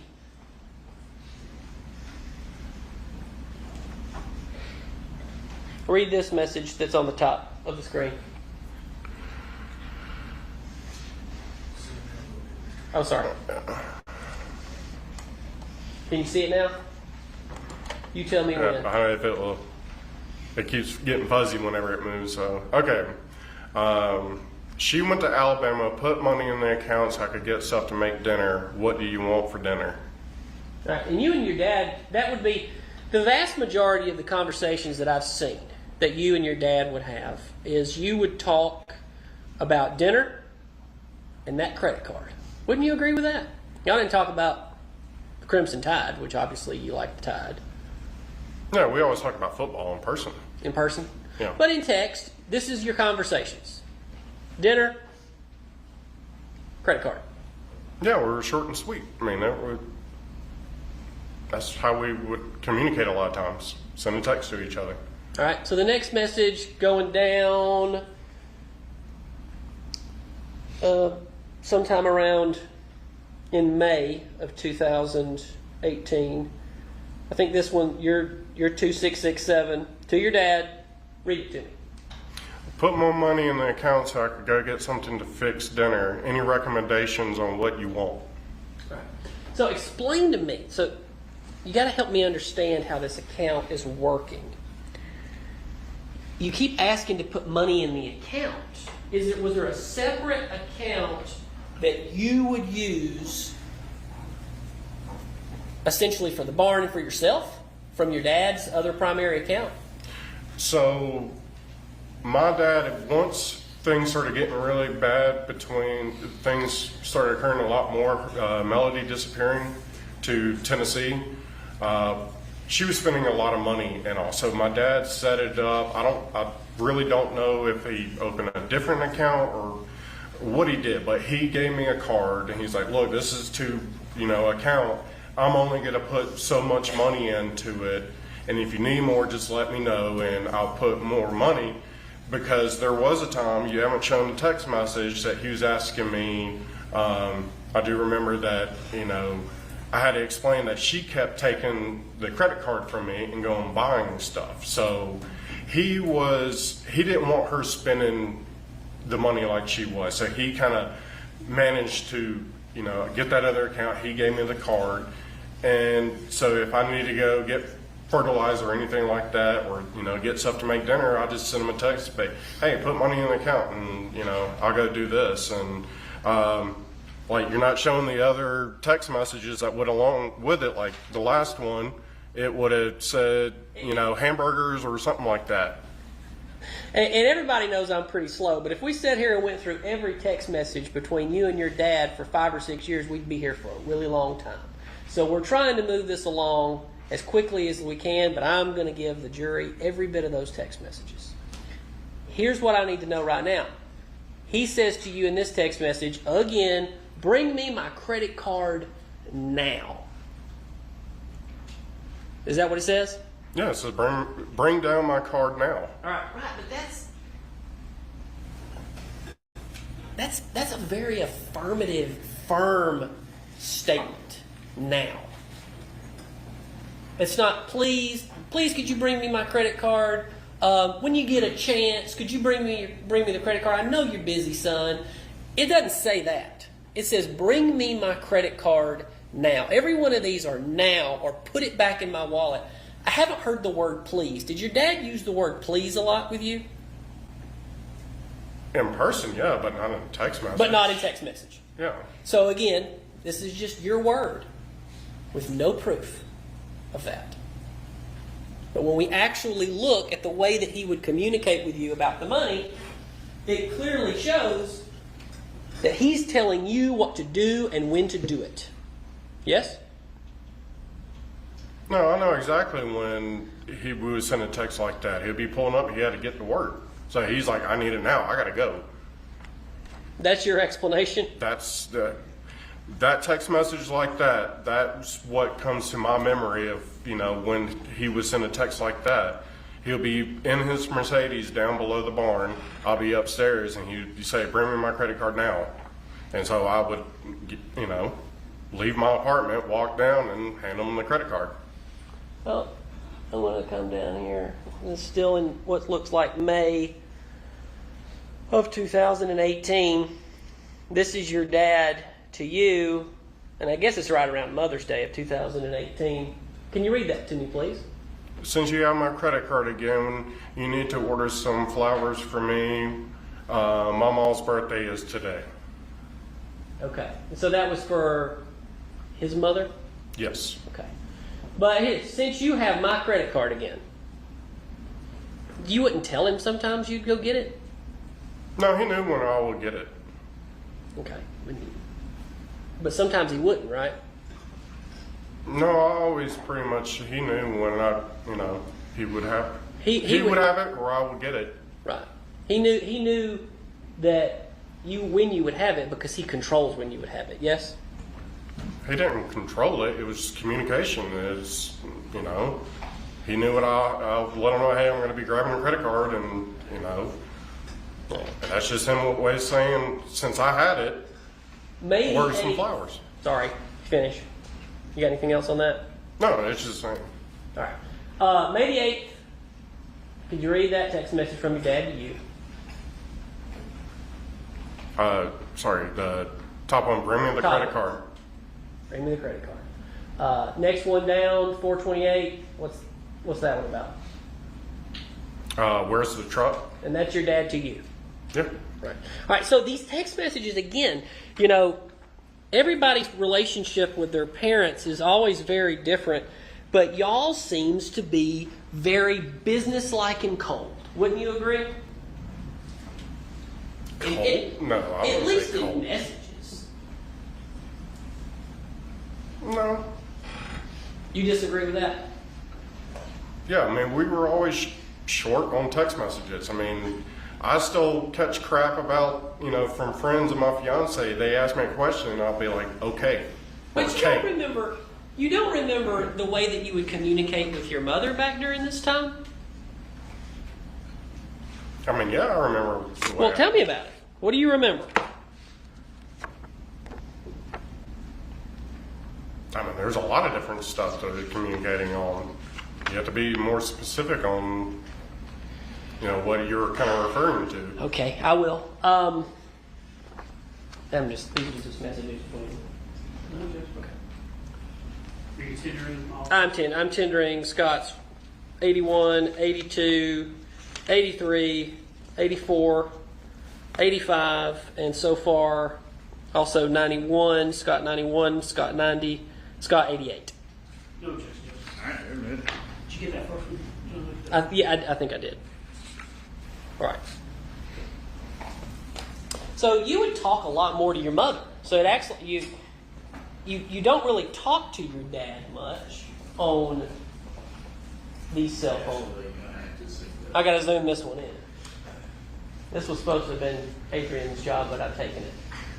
I've got it, Adrian. All right. So Zoom in. any more? If you follow the guide I gave you on the Elmo with the top half of document tape and bottom half of document tape. I'm Table instructions, Well, Judge. look at the thing. Top half of I'm on top half. I'm good. I've got it. Can everyone see it? Scott, can you see it? It's a little fuzzy, right? But yes, I can make it out. Why don't you bring your assistant up? Adrian, can you come help? Thank you. Since I gave her directions during the break, and she'll probably follow my She directions does. better than She's you. the best, Judge. She's the best. All right. So these are messages that appear to be between your mother and you. Y'all are also talking about the credit cards, right? Can you see that? It appears so, yeah. All right. So can you read it? The top one, need credit card. Okay. About to head out. Why? Yeah, and then leave me the credit card. All right. Keep going. Adrian, if you could. Looks like he's staying home. Great. I'm going to sit out here for about another hour. Let's go to Hobby Lobby so we can get bows for the wreaths for the barn. They are rough. Oh, sorry, that's real fuzzy over there. No, they're in rough shape. How to focus in. Yeah, it's like focusing and then going out.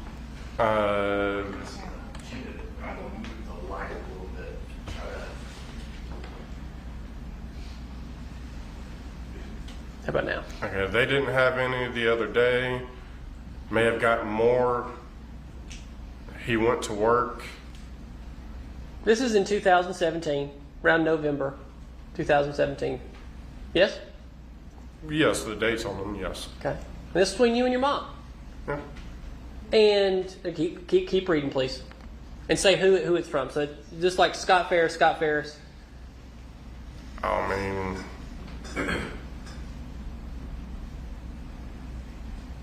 it's not really showing me who's sending it and who's receiving it. I don't see that. How about- I see my name and my number, but I don't see hers. Do you see that right there? Yes, Is I that see your name? that, but I that's don't- you, right? That's your phone number? Yes, that's my Okay. phone number. So that means it's coming from you to your mother. Okay, I'm going off your words that that's what's. Well, we got going this from the on. district attorney's office, so this is off of y'all's phones. Okay. Okay, I just go- know out from the other text messages it showed, two phones and back and forth. So I'm just going off of what you're saying, and so yeah, he went to work or somewhere because he just left. Want to go to Hobby Lobby with me? They are closed on Sundays. That's from your mom. All right, so right there, you mentioned he went to work or somewhere because he just left. Would you and your mom talk a lot about where your dad was? I mean, if she would ask what he was doing, or I would ask her what he was doing, if he was home, or if a lot of times if she was gone up in Tennessee, she will ask where my dad was. So text messages like that. I mean, from reading those are different times, different parts of conversations.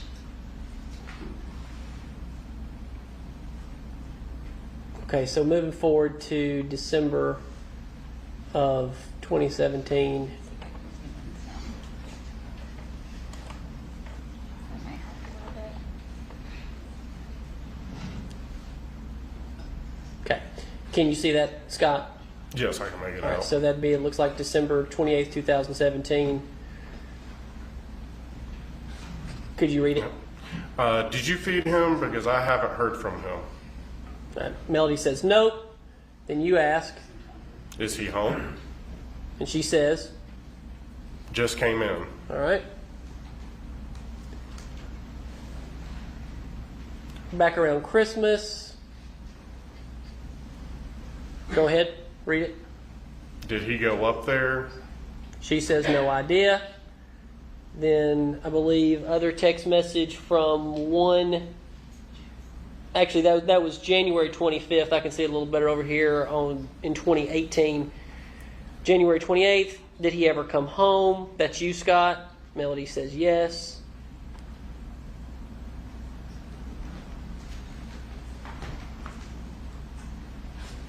All right, that text message is right there. So top one, my buddy is about to pick me up, and we're going to be shooting, and I can't make competition today. Okay. You going to be home for dinner? Yes, shooting last rounds now. Do you remember that conversation at all? But you remember a lot. You remember a lot of context. You've talked to this jury about a lot of context and a lot of the things that you and your father, you can remember all these things. But when we start talking about these conversations that you have with your mother, it seems like you can't remember any of them. That's what I'm saying. Objection form, it's not a question, he's testifying. Why can't you remember these conversations? Because there's all these right here. They're different. Sections of the conversation. I don't have the full. Well, I've got a theory. I have a theory. So I'm not good at math, but I had somebody in my office do some math. Would you disagree that in the 6 months from January the 1st to June the 1st of 2018 that you called your mother 134 times and that she called you 235 times on the phone? That sound about right? I wouldn't argue it. Okay. And in that same period of time that you called your dad 14 times. Yeah. And he called you 16 times. Okay. Yeah. Okay. So, to me, tell me if you disagree. I'm going to put this in the phrase of a question. Tell me if you disagree. It seems that at that time period, around the time of your father's passing, you were far closer to your mother than to your father. No, I wouldn't say that. Then explain.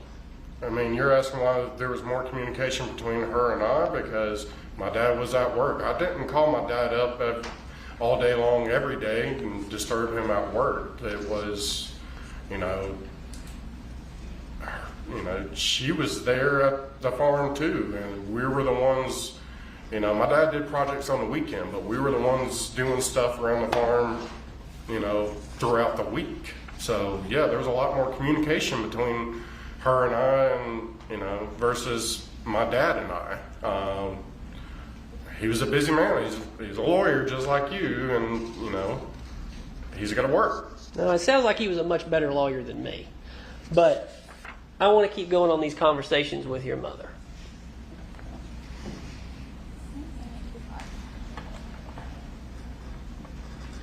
Again, moving forward to February of 2018, similar types of conversations that you guys keep having, wanting to know where Gary is all the time. Why? Read it. Just read it, please, for the record. Is he going to work today? Is he gone? Why? He says he's gone. Why? He's gone. Why? That's your mother asking you why. Why? And you say, didn't know if he was or wasn't for President's Day. okay. And let me guess, he is staying home. And your mother said, don't know, I'm at Walmart. so it seems, and tell me again if you disagree with this, but it seems that you and your mother were constantly communicating with each other about where your father was. Yes? I mean, yeah, we're trying to figure out what, he was doing. Right? Because I think you've made the statement that when he was on the farm, I mean, you've said this, that he would break things and he would mess things up. He would start projects and not finish them, and I would have to end up finishing them, and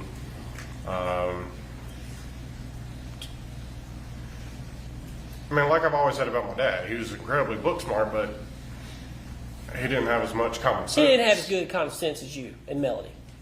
Yeah, I mean, it's either you're going to have be really great at book smarts, or You can't have both.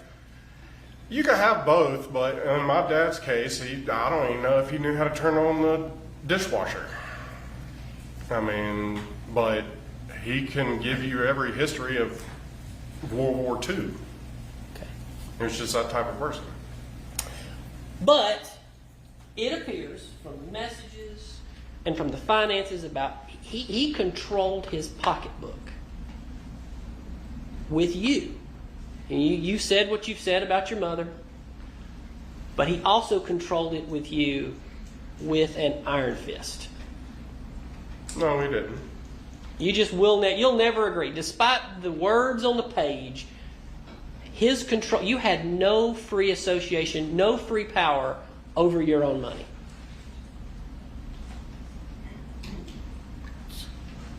What are you meaning by free power over my own money? Exactly what I mean. You had no ability without asking or going and literally taking the credit card from your father's wallet. You had no access to funds without first asking permission or going and getting it. And then when you did go get it, it was clear within the text. Objection in proper form, testifying, not questioning. He's got a question at the end. We'll get there. Go ahead. When you did go get it, he would immediately ask for it back, yes? Not immediately, no. He kept tabs on his money. Well, yeah, because, a lot of his money was being spent elsewhere. Not by me. Not because he didn't trust you. No, he trusted me. That's why he gave me a credit card, and and when he set up the other account, it was so he could keep more control of keeping her from spending all the money up in Tennessee. And that's your testimony. That's why I know for a fact why my dad set up the account and he only put so much money in there, was so he's able to keep more control of his money. It's not for the fact that he was being restricted on me. Because you could see in all the text messages when I asked him to put more money in, he did it. He didn't argue with me. He did it. And it's just respect out of my dad. I'm not going to sit there and go and blow all his money. I'll let him know what was going on. Yes, there was times that, he would see bank statements of Melody spending money and stuff like that. And he would, get, pissed off and then send me a text saying, stop spending, so much money. But it wasn't referring as to me doing it. It was, he was frustrated that his money was being spent up in Tennessee. I want to talk real quick before I ask you about these text messages on the screen right here. I do want, you keep referring to the money, though, as his money. You're aware that when people are married, that money is an equal amount your mother's money as his money. It's their money, right? Yes. Right. You refer to it as his, but it's theirs. It's marital property. Yes. Yes? Legally, yes. Absolutely. And in reality, because that is what the bonds of marriage mean. Okay? Yes. Yes. All right. So your mother would show frustration as well and say, never mind, I won't go because all we do is work. That's you. All right? In uppercase. What are you talking about right there? Do you remember? That, it doesn't ring a bell, but that could have been, me wanting to either could have been going to hang out with friends or go play golf or something like that. But, that was just me saying, never mind, I won't go do it and I'll do the work. Okay. And then she says to you, don't like it, get a job, and move out. Right? Yes. Did she say that a lot to you? Yes, she did. Because she thought you were a mooch. I guess in her eyes, yeah. Right? And because you were a mooch. No, I wasn't. And your father saw you as the exact same way, and he kept a very tight rein over you and your mooching off of him. No, that was never the case. Well, also your mother would say this: my patience with you is gone. I promise you things are going to change. I'm not continuing to live like this. Your life is not going to continue like this. What does that mean? That was in May of 2018. So you wanted my opinion on why she would say something I like asked that? you, and I'm going to tell you what I think, but I'm asking you. You know, in my opinion on that, because at that time, she was disappearing to Tennessee to be with, lo and behold, came out to be Rusty. Can you tell me how that has anything to do with the fact that you were taking money from the family and you were not working? You wouldn't do any work. You would go golf. How many times a week would you go golfing? It varied. I could play golf one time a week or 2 times a week, but we always played twilight. Do you play golf? I play golf. So you know what twilight is. But any it's law, the end of the day golf. You asked me a question. I'm going to answer the question. I was just asking if you knew what if you play golf. I wish I could play as much golf as you did, because I only get to play 3 to 4 times a year, and I'm terrible at it. But you play golf how many times a year? I couldn't give you an exact number on that. More than 3 or 4 times a year, right? Yeah, at that time, yes. Okay, but you call it twilight golf. It's a little bit cheaper, right? How much around? It was like, at the time, $20-something. It was like 22, 23, somewhere in there, between $20 and $30 to play a full 18-hole of golf. Right, and you get a 6-pack of beer too. Yeah, and not a lot of times we drank. And Cart girl come around, give you a drink. they didn't have a cart girl during the weekday at twilight, so no. But you go on the weekend too, right? Very, very rarely did we go because it costs so much more to go play golf on the weekend. And holidays, right? Yes. Because certainly on July the 4th of 2018, you were out playing golf. Yeah, we try to make it a tradition between us to play 4th of July golf. Going to the lake. Yeah. Right? You had a lot of buddies over all the time. Y'all had some grilling out. Y'all did some grilling. They testified to that. Yeah. Shooting on the property. Yeah. Right? What I'm getting at, and this might be getting close to the 12:30 time that I believe the judge said we would be having a lunch. I'm just waiting for my stopping point. I'm waiting for a message from the administrator, but if you get to a place. I'm getting close. That's why. Okay. But what I'm getting at is that you, instead of doing your required job at that farm, you'd be gone a lot of times. And you wanted to know where your father was, texting your mother all the time. Where's Dad? Where's he at? What's he doing?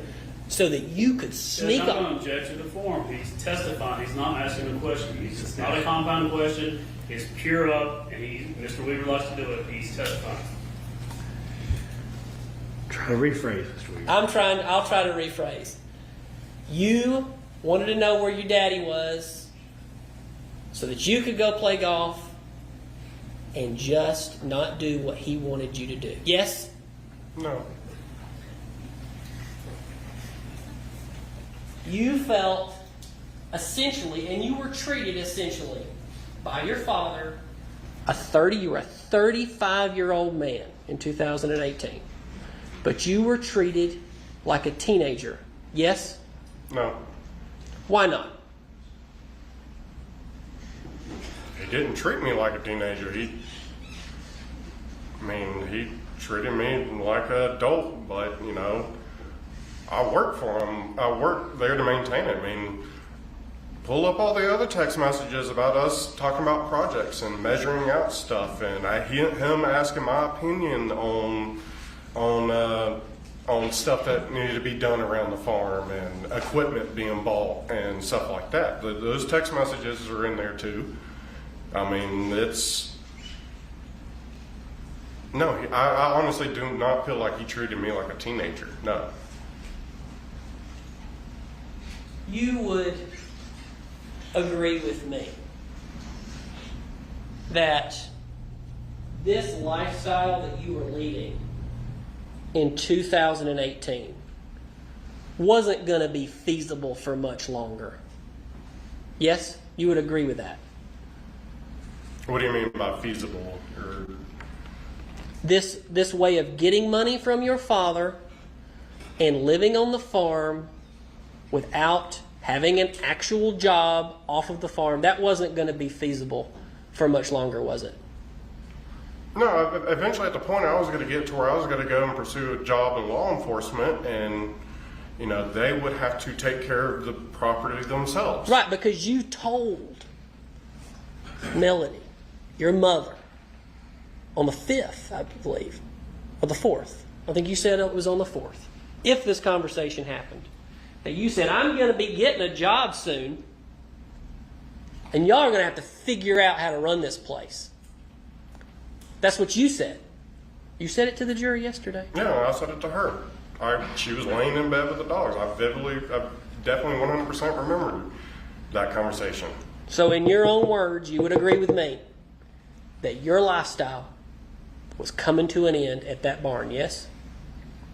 Things were going to be changing, yes. I was going to be pursuing a career in law enforcement, and I would not be able to be there all the time to take care of the farm. That will probably be a good breaking point, Judge. All right, we'll break. Much to be here shortly. All right, go step out.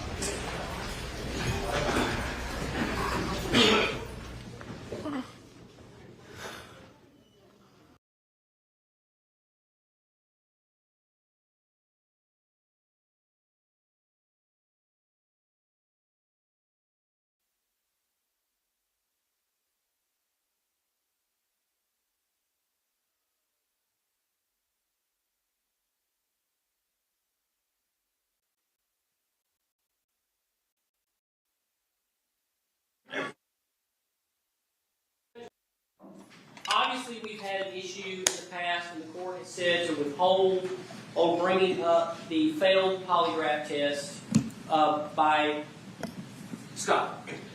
I am going to have to talk about the interview. He cut the interview off short after he was confronted with a number of things, and there's some things that I'll need to talk about within the interview, but I understand that I cannot say, Scott, you took a polygraph test, and you failed a polygraph test. Judge, Just go ahead.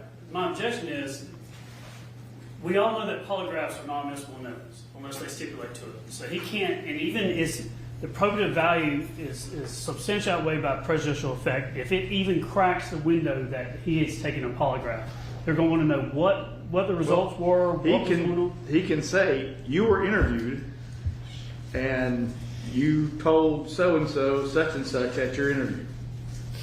I can talk to, and I'm going to bring up the person who did the interview, which is Pam Rushton with the GBI, and you concluded after 3 hours and 45 minutes, you cut that interview off. That's essentially the core of what I'm going to get into. But I'm not going to talk So about. what's the relevance of cutting the interview off? Well, how is that relevant? I object to relevancy.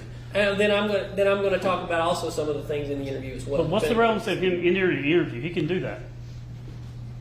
Right. So When he was confronted with the fact that he killed his father. Yeah, by someone who's being extremely rude and aggressive towards him. okay. So it's not relevant. It's not relevant on whether or not he's committed a crime or not committed a crime.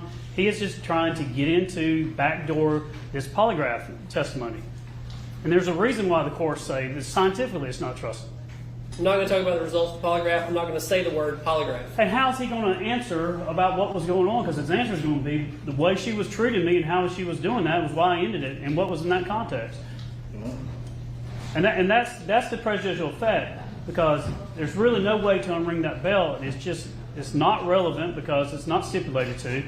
And what's going to do is it's going to open up the door to something. Yeah, we're not talking about the results. He still made the statements. Right, but So what we're talking relevance? about his statements that he made to someone on interview, whether it was let's presume say he's being interviewed by the police, and Mr. Weaver's trying to get in either. And we have created transcripts of that interview.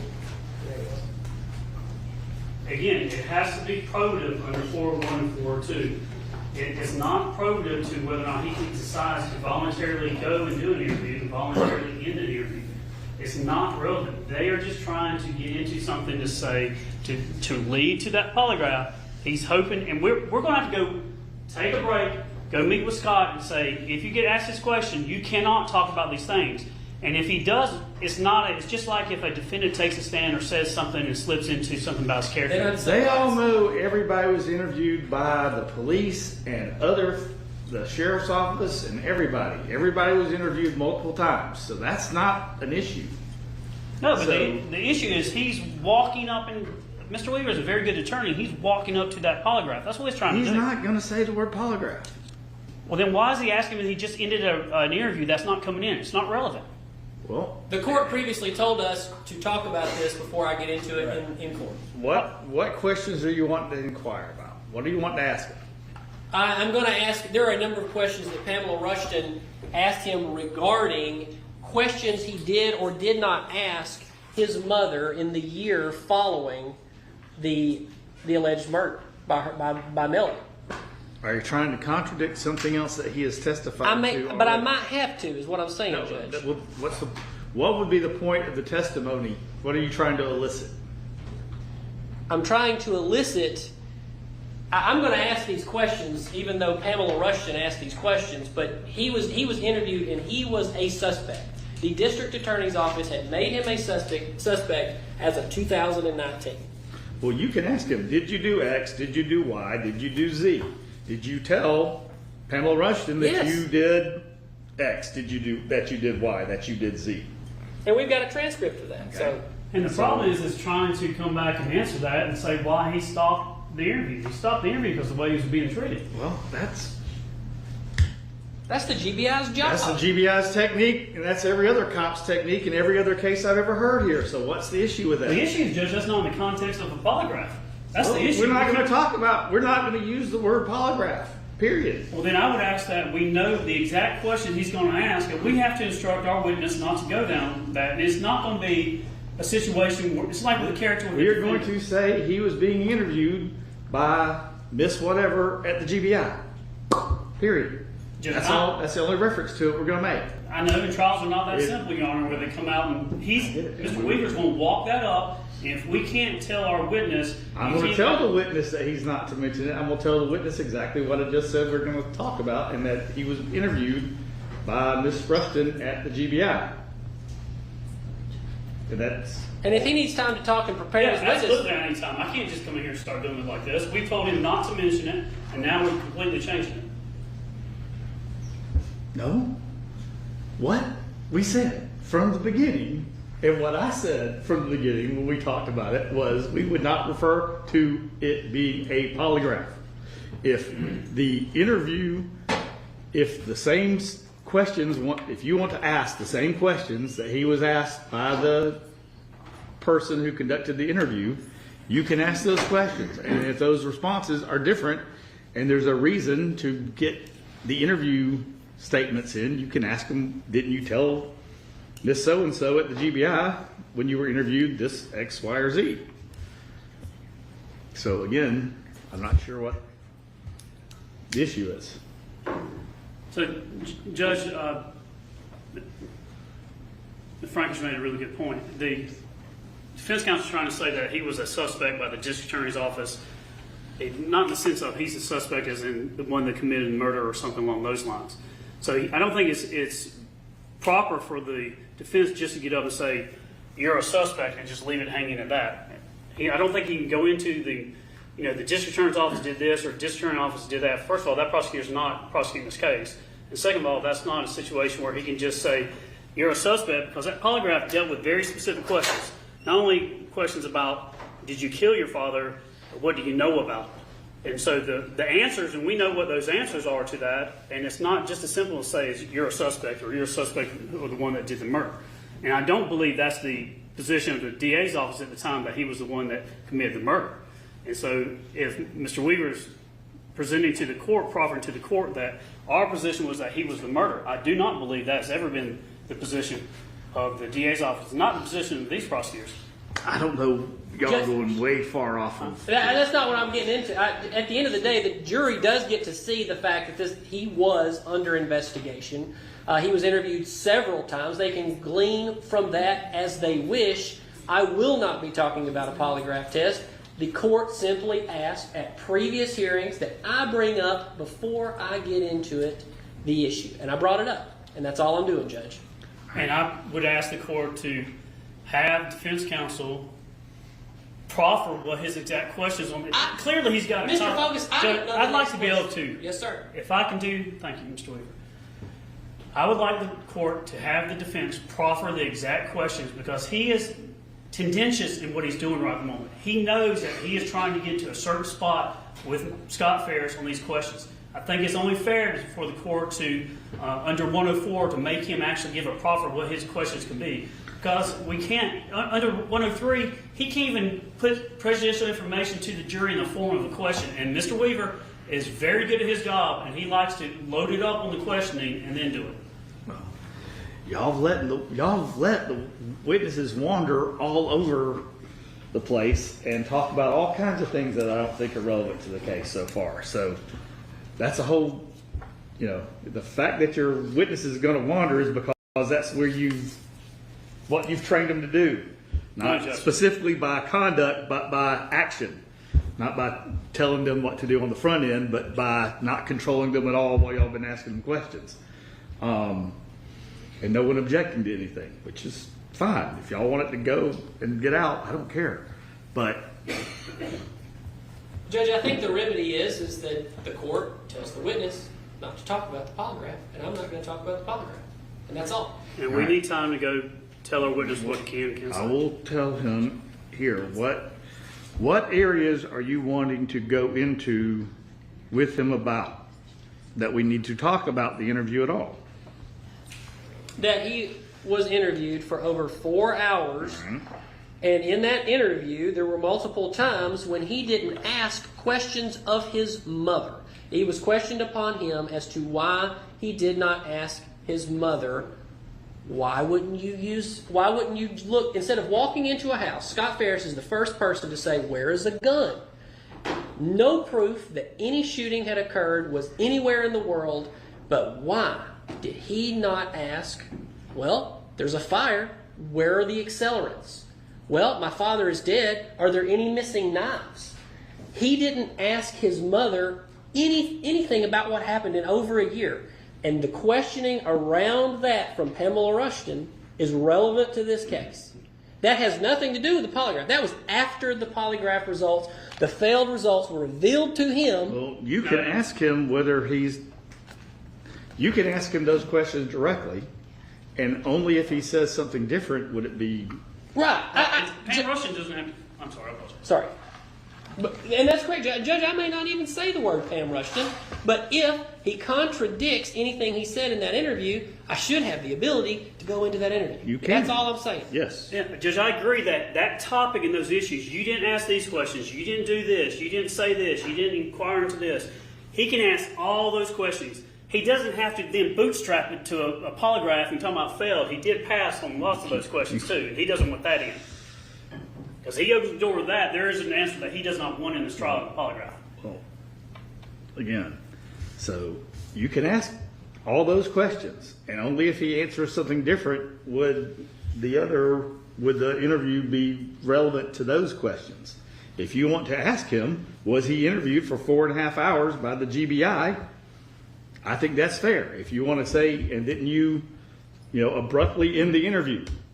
That's Sure. fair. And then y'all can argue about what that means and why or whatever. But again, I think I think but that's we don't fair. need to go there. It's not rehashing, and the interview itself is not otherwise admissible. And I do stipulate to the admissibility of that polygraph, by the way. Well, they're not going to agree. So Judge, I just need to recess to talk to our witness. This is we will bring the witness in a second and give him some direction. And if y'all need to talk to him specifically, but we do, Judge. all right, 100%. let's again. what else are you going to want to go into in this topic? Because there's no reason for you to talk about specific details of the interview that are hearsay until they're otherwise admissible.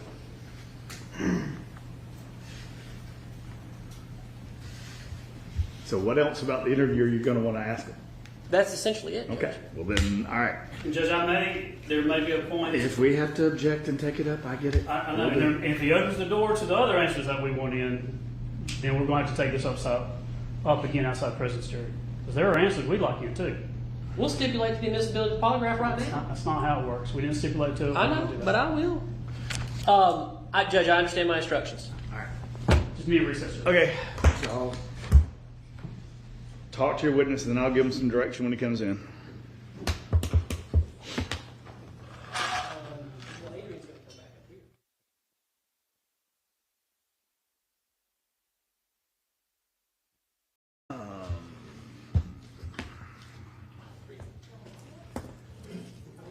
All right, Mr. Farris, you got some instructions from the ADAs in the case.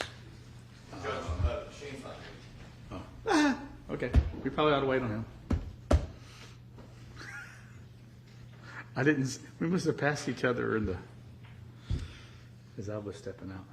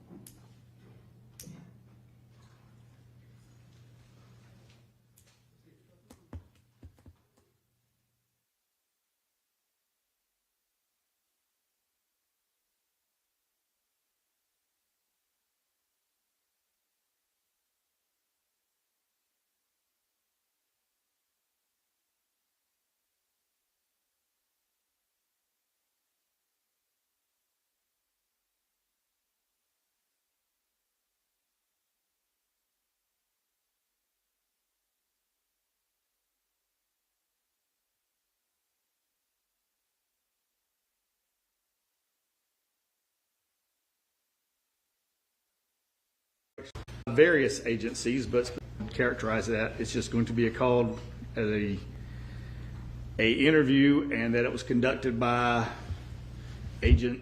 Pamela Russian. Okay, and that's all. You're not going to characterize it any other way. And if the state needs to make an objection as we go along, we will. Are you understand those instructions? Yes, Your Honor. All right. Okay. Anything else? That's all, Judge. All right, let's bring them back in.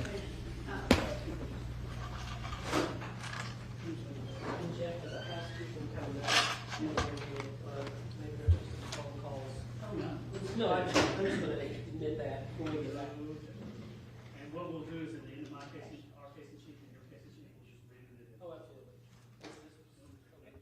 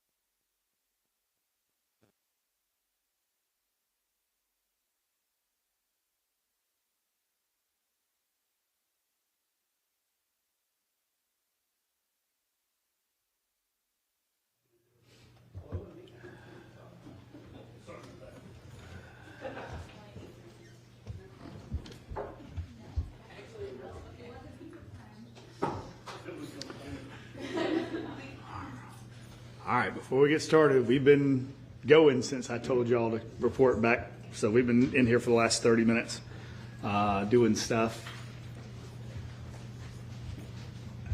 Need to talk to y'all about, so we have to be very careful about where y'all, I know some of y'all wanted to wander apparently. And I gave certain parameters about where y'all need to be. And that's specifically because we have cameras out front. So I don't want y'all wandering. If there's an area y'all would like to go to, you know, if y'all want to go walk through the cemetery behind the art center, that's fine, but I probably need to have someone go with you. So that's why I kind of designated the paver path where the benches and the sculpture thing is.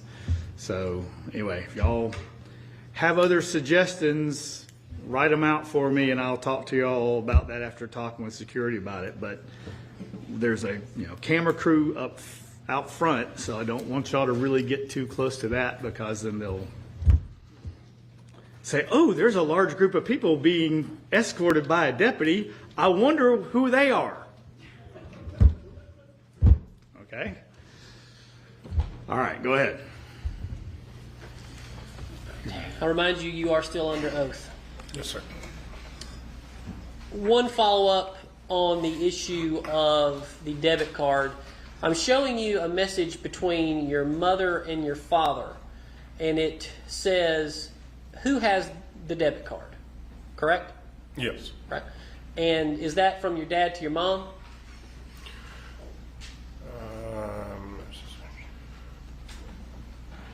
It appears so, yes. Okay.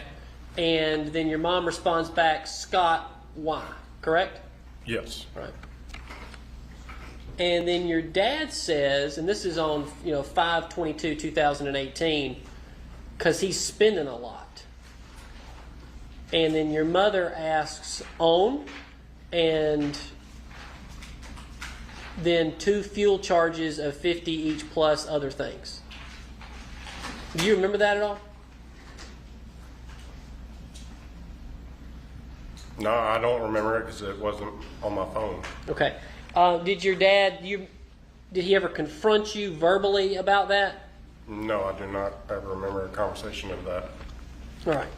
And, Your Honor, that was defense Scott 92. And also for a housekeeping matter, we're going to move to admit Scott 94, which was the 6 months of phone records that I referred to earlier. All right, no attention. All right, there it is.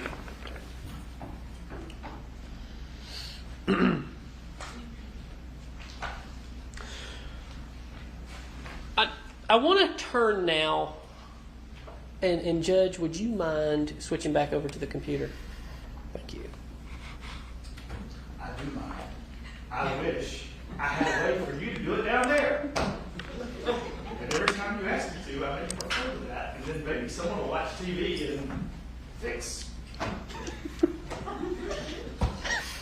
Judge, I'm going to stay out of the way of you and the county commissioners. That'll be wise.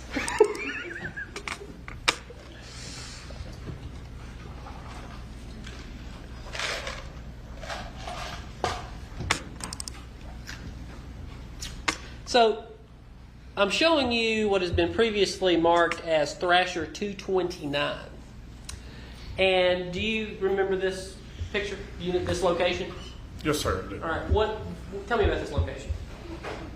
This was down in the basement, kind of right out in front of the bar area, TV hanging up on the wall, just a lounging area. Lounging area. And in fact, this is an area, there was a TV right there. Yes, sir. This is the area where you said you'd come eat your dinner. I would eat dinner and sometimes lunch there. Sometimes, but this was kind of like maybe the place you would hang out in the house, yes? Yes, when I came over to eat, typically I would go down there to watch TV and eat dinner. Why down there and why not upstairs at the kitchen bar? Because I like watching TV when I eat. Okay. But your dad, he would sit at the kitchen bar and read books, correct? Yes. So where would your mom eat?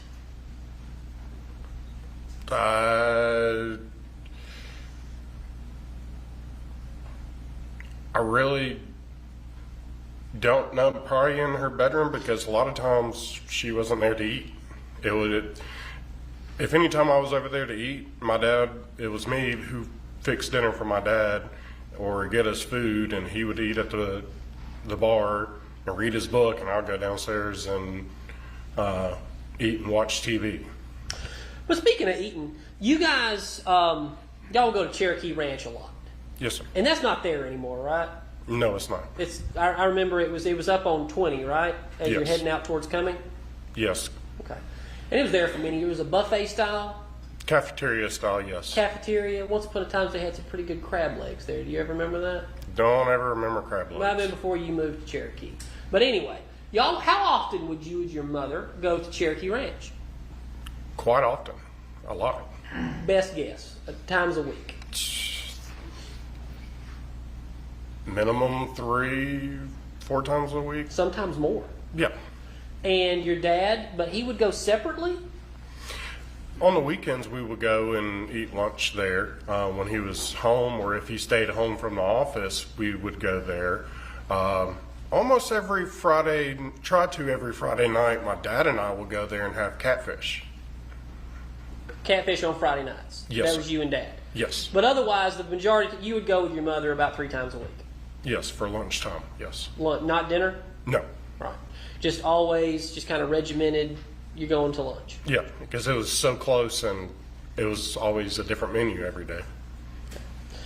All right, so back to the house where you would eat right here on this couch. Yes, sir. Okay. Now, going to, and that the exhibit has already been admitted, I believe. I'm going to go to the state's exhibits.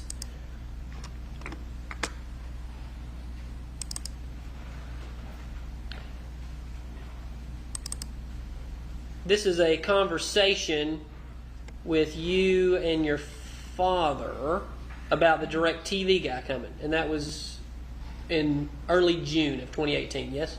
Yes. Right. And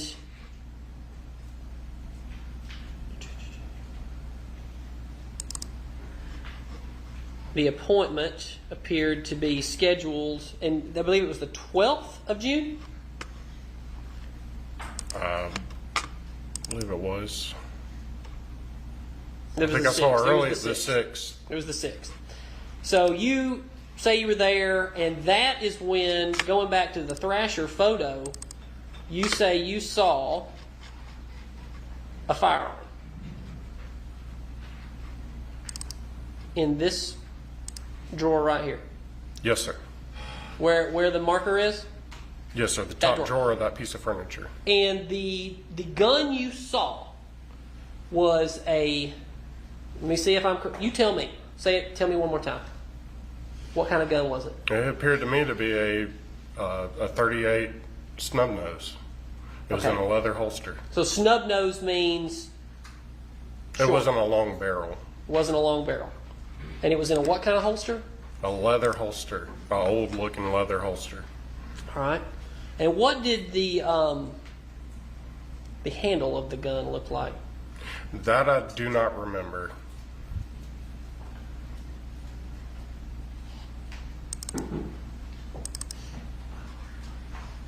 All right. So did the gun look like this?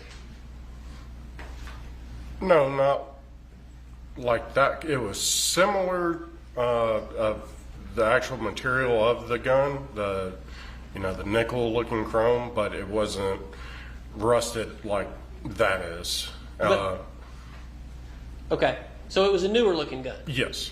And the handle, was it a dark handle like this? I presume so, but I don't remember the color of the handle. Okay. Did you pull it out of the case? No, I did not. Did you pick up the case at all? No, I didn't pick up the gun entirely. I just kind of barely lifted up, and that was all. I never pulled it out because I had the guy in the room with me, and I didn't want to scare him. Did the gun look like this gun? No, because I'd say what is called a blue finish.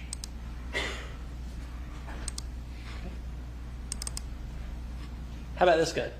It looked very similar to that right there. That gun right there?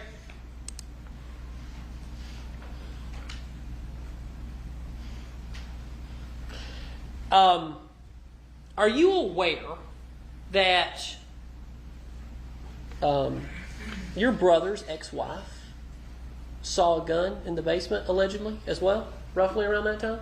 No, I did not. All right. And are you aware that she identified a gun to this jury yesterday that looked like this in the basement? Okay.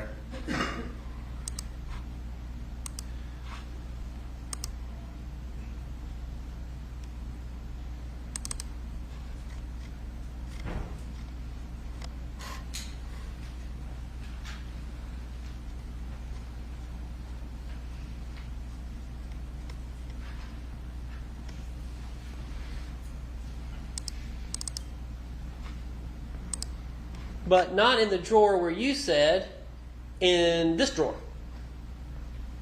Have you ever heard that before? No. Now, but you saw a snub-nosed gun. Yes, I did. Right. And you said you didn't pull it out of the holster, correct? That's what you just said. Yes. Right. So how can you tell that it was a snub-nosed gun if you did not pull it out of the holster? Because it wasn't a type of holster that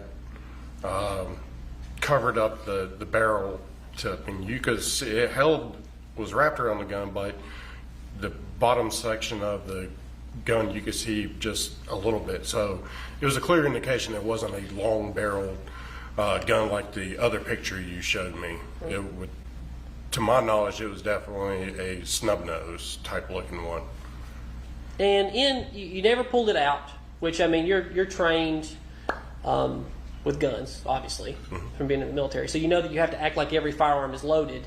So you just opened the drawer, picked it up. Did you check to see if the gun was loaded at all, making sure to not point it towards anybody or anything? Like I said, I never picked it up. And no, I did not check to see if it was loaded because I'd never picked it up. I didn't want to pull it out of the drawer and scare the guy that was in the room with me. Well, this is an interesting question. I want to ask you this. You just left a loaded gun possibly in a drawer where the kid, because there's kids there all the time, yes? Periodically. I mean, no kids lived at the house. My nieces were not there every single day of the week because they lived in Maine.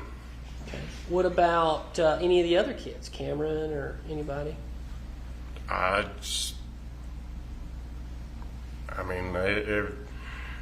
I don't know what to say on that. I mean, my entire life I've grown up, there are always guns around, but I was well educated on don't mess with them. So we never had gun cases when I was growing up. So it's just nothing out of the ordinary for me. As long as it wasn't laying out in the clear open, I mean, no, I didn't think to do anything like that. And you didn't tell anybody about that gun? You didn't talk to your dad about it? No, because I forgot. I completely kind of forgot about it. You didn't talk to your mother about it? No, because she wasn't in town. Well, she was obviously in town at some point. I remember at that time that might have been where she was gone at least a minimum of a week. But see, your excuse for not talking to your mom, you acted like, and we've shown. So we never had gun cases when I was growing up.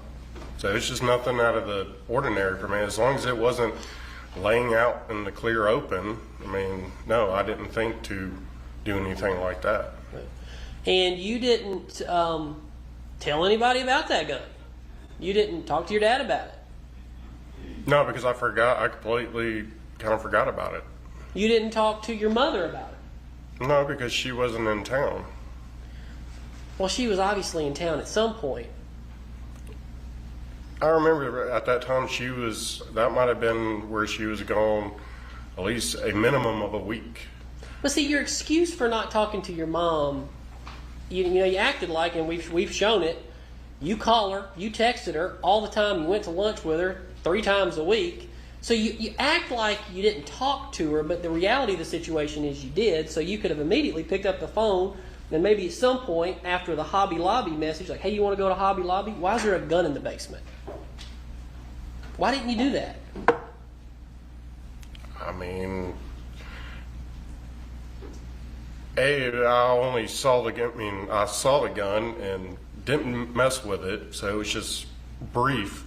And I ended up finding a remote. And like I said, I did not want to pull the gun out and scare the guy. And, you know, my dad was at work and she was gone. And I just had, you know, trying to help the guy out with that. And I just forgot about it and forgot about it for several weeks.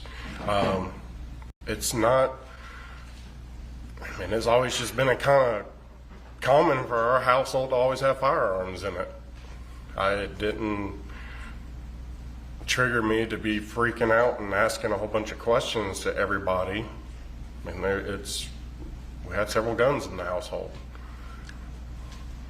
Where were other guns in access in the main house? They were scattered throughout. Some were in closets, some, you know, for instance, in the picture, you can see one hanging above the sliding doors down in the basement. Obviously, that one was not loaded. No. I mean, and they were tucked under beds and in closets. So we just, you know, we didn't have a gun safe. Okay. Do you think that there were a number of guns taken into evidence in this house? Possibly, if they took shotguns and... Well, you know, think if you've got them tucked in here and there. I mean, were there lots of guns pulled up in this house? I don't know how many guns were pulled from the house. I want to talk about your dad's spells. Let's go back and talk about the spells. He would have them how often? Well, like I said earlier, it varied. He could have one, maybe two a week, or he could go, you know, he could have one and go, you know, a month or two without having one. They were not on a set schedule. Now, it's something of note that I think you've noted in a previous interview, because, you know, the three of you were always at Purcell Lane at some point, right? I mean, sure, your mom would go see Rusty from time to time. It was not a secret that she had a relationship, correct? She tried to make it a secret, yes. But everybody knew about it. We all had our speculations, yes. But everybody obviously knew about it. Your dad included. I mean, at some point, I think we all found out that, you know, we all knew, but we all, for a long period of time, we had our speculations. Did your dad ever talk to you about any, you know, email relationship he was attempting to have with a Joanne Ward Hill? No. Would that surprise you? That there's emails between her and him? Yeah, it would surprise me. Trying to have a relationship, maybe? Yeah, because my dad, I've never known of my dad to do anything like that. Because he didn't talk to you about it? No, he didn't talk to me about it, so I didn't know anything about it. But you would agree that, though maybe odd to most, that two people can remain married but have other partners. Yes? An open marriage. Have you heard of these things? Yes, sir. Okay. Do you know anybody like that? No. Not saying to name anybody, but... No, I did not. Okay. But you've heard of them?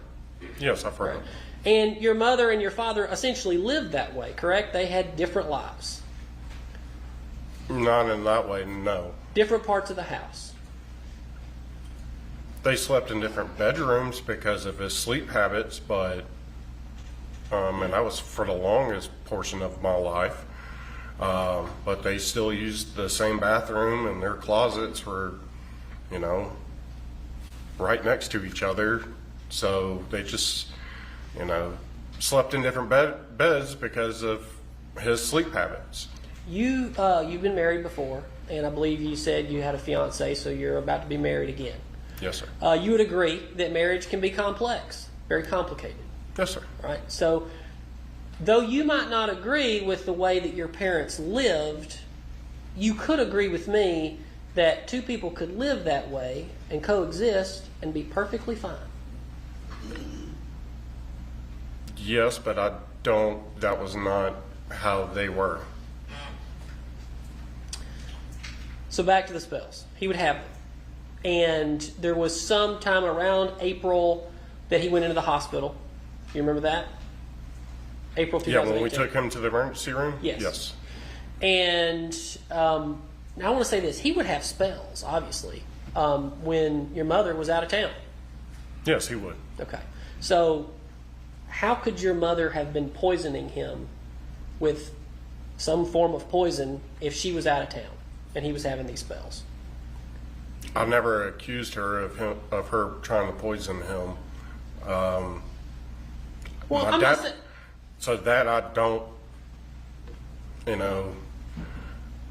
I can't say anything on that behalf, but with the spells, I know he went to the doctor for quite some time and them trying to figure out what was causing these spells. But your brother Chris did accused your mother of poisoning him. Okay, that's his opinion. Okay. All right. Let's move to the birthday weekend of your dad. That weekend, you guys came up. Who all was at the house? No, my dad. The day that we actually celebrated, it probably would have been my dad, Emily, her husband, Amanda, her boyfriend, Chad. Don't remember if Ella and Addie were there. I don't think they were.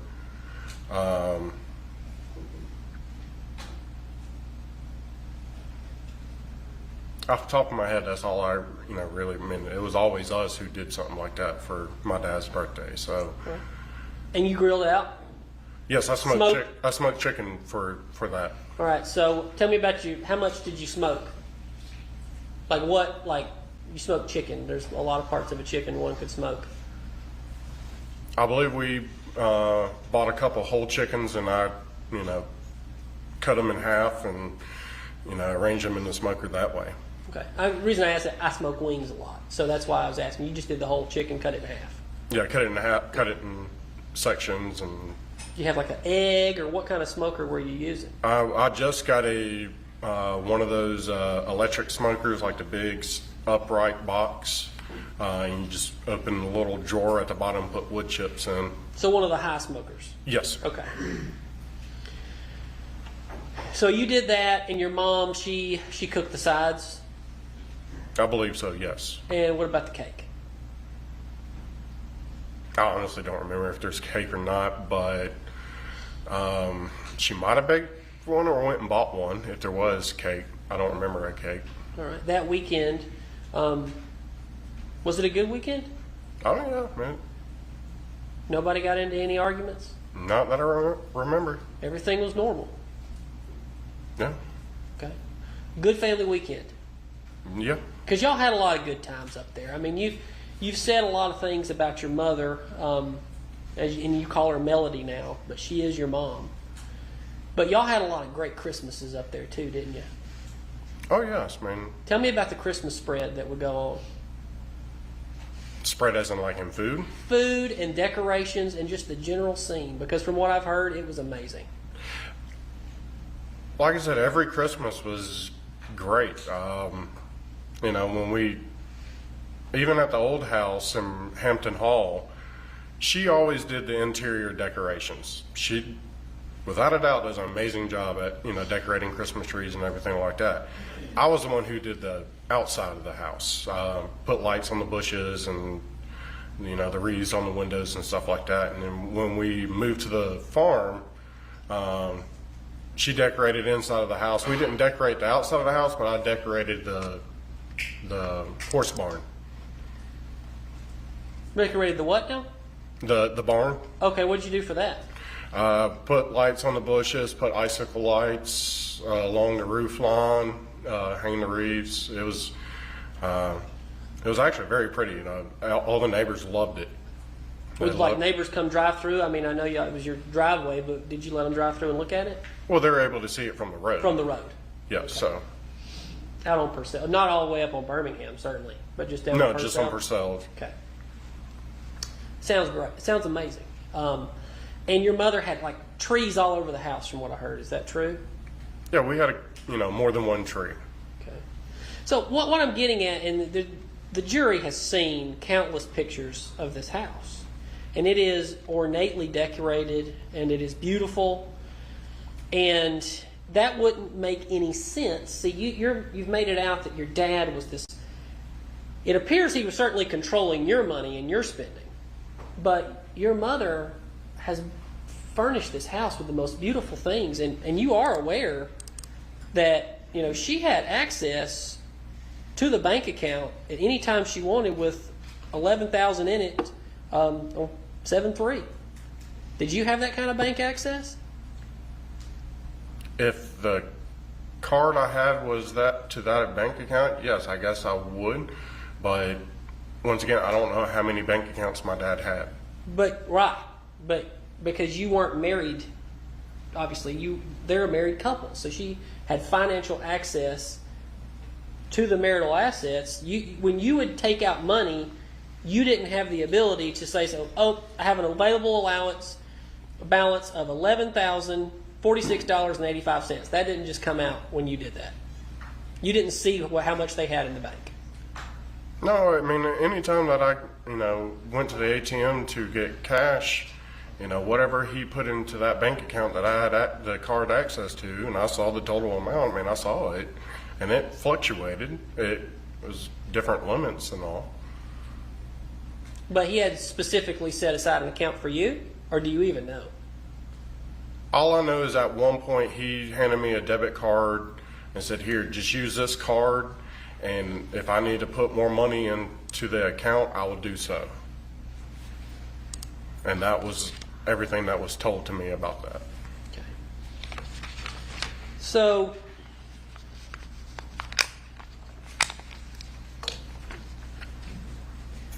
I want to show you some more text messages between you and your mother. We need to switch back over, Judge. I'm sorry. I know, button.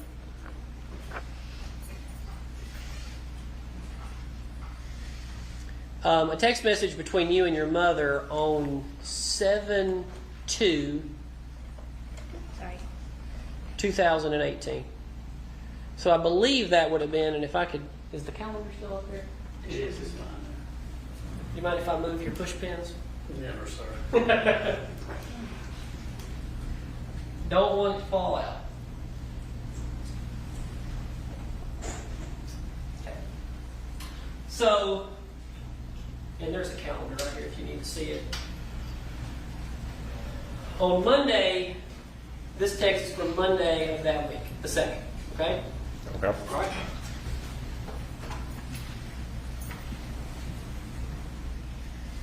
Do you remember being bitten? You got it all there? Oh, well, that's red. Being bitten by a rat snake. Yes, I did. All right, tell me about that. Where were you? What were you doing that day? Remember I found the snake. It was, I don't remember the exact location. But I want to say it was possibly around the chicken coop up by the barn or something. I don't remember exactly where I found that snake at, but it got you. It sounds like the snake found you and you didn't find the snake. oh yeah, I picked the snake up, and I knew it wasn't a poisonous snake, so I wasn't grabbing. I picked it up. Okay. And your mom says, what kind is it? And you said, a rat snake. I already relocated him, but, it doesn't say but. You say, he got me while trying to get him out. Right? And then you sent a picture, and I've got a bigger version of it, of what appears to be. Nope. Not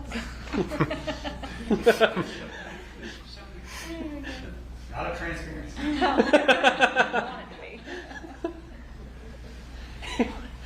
So you got bit by a rat snake, and Yes. that's your hand, right? Yes, sir. All right. And how many times did the snake bite you? Just once? Yeah, it was just that one time. Just that one time. Okay. Can you put that back?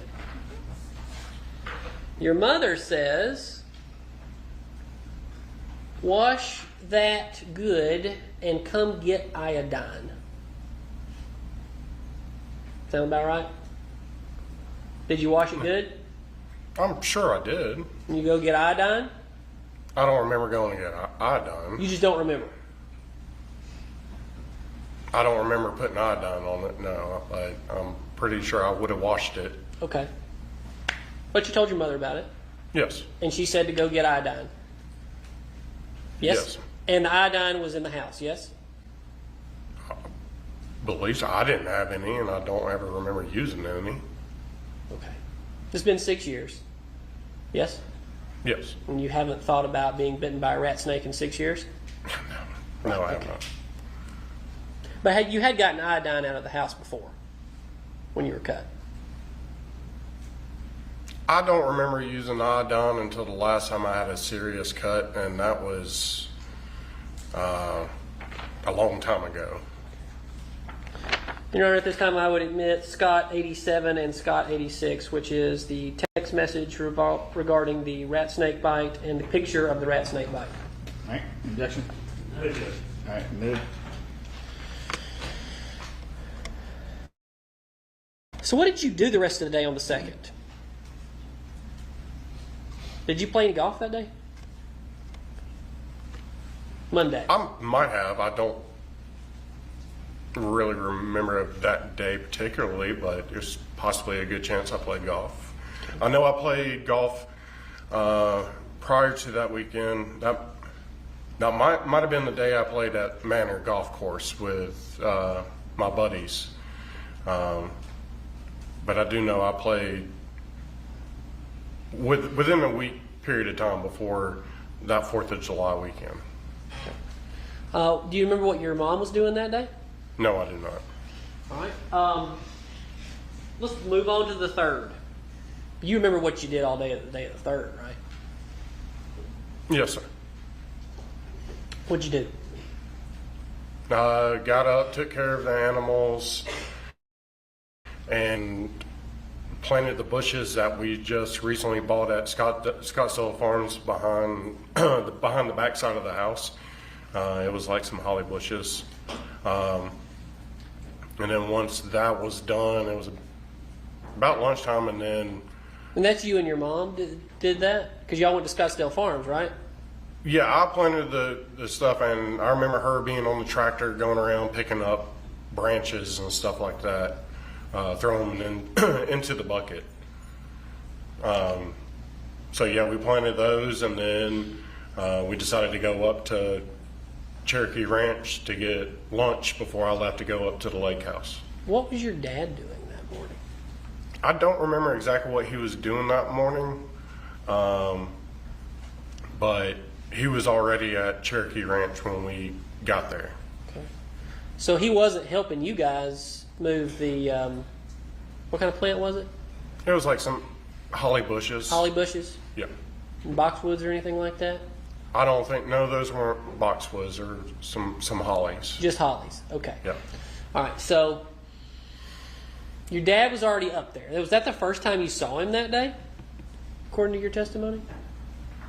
I believe that's right. I think that, as I remember, yes. Okay. Do you remember seeing him any on the 2nd? I might have. I don't recall. How about this?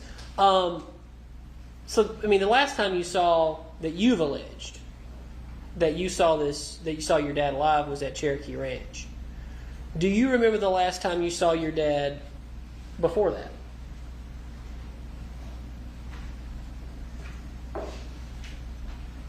I remember he went with us to Scottsdale Farms to buy those bushes. Oh, he did? Yes, he was with us when we went there to buy those bushes. All right. How about before that? Because you just said you didn't know what he did that morning.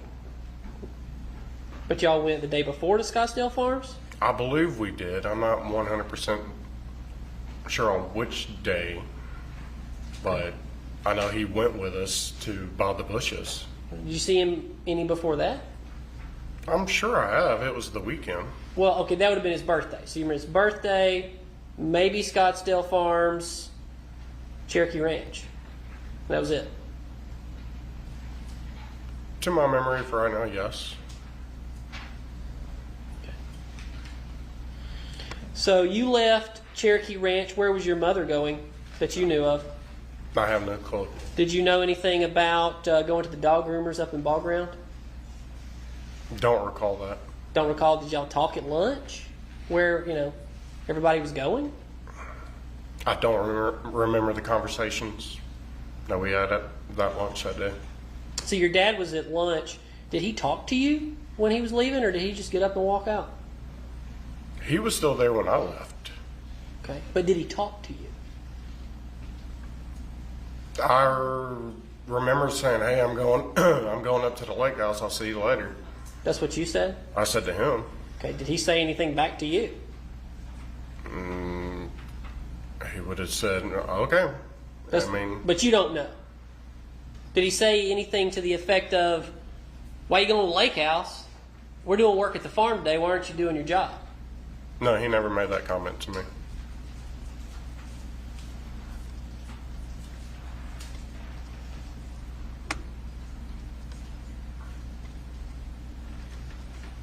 Okay. You went, where was that lake house? You referred to, I believe it's in Dawson County. Yes, sir. It's I can't give you the name of the road and all. I mean, I traveled there so much. It's up where the outlets are. That section of the lake. You get to it by, instead of turning left. Is it near War Hill? I believe so. I think the park was kind of War Hill Park? across the way of the cove and all that. Possibly might have been the name of that cove. And that would be like where you would put the boat in, or was the lake house like right there? They had their own dock, so we wouldn't put boats in the Okay. water. But their lake house was in a much slimmer cove. I would say if don't remember the name of the park, but there was definitely a park over there, and I would say that's about 200-300 yards away from their dock. So, How many times have you been to their lake house? Quite a bit. What'd you do the rest of the day? I mean, you were there from what, about 2 till 10? According to your testimony? Of the day of the 3rd? Yes, sir. Yes, I got there, had lunch, drove up there, and we went out on the lake and came back, and we were just hanging out. How about this? So, how many beers do you have to drink that day? I don't remember. Don't remember? I probably only had like maybe 1 or 2 beers. All my DUI clients say that. That's all they ever had was 1 or 2 beers. Did you have any shots? I don't remember having any.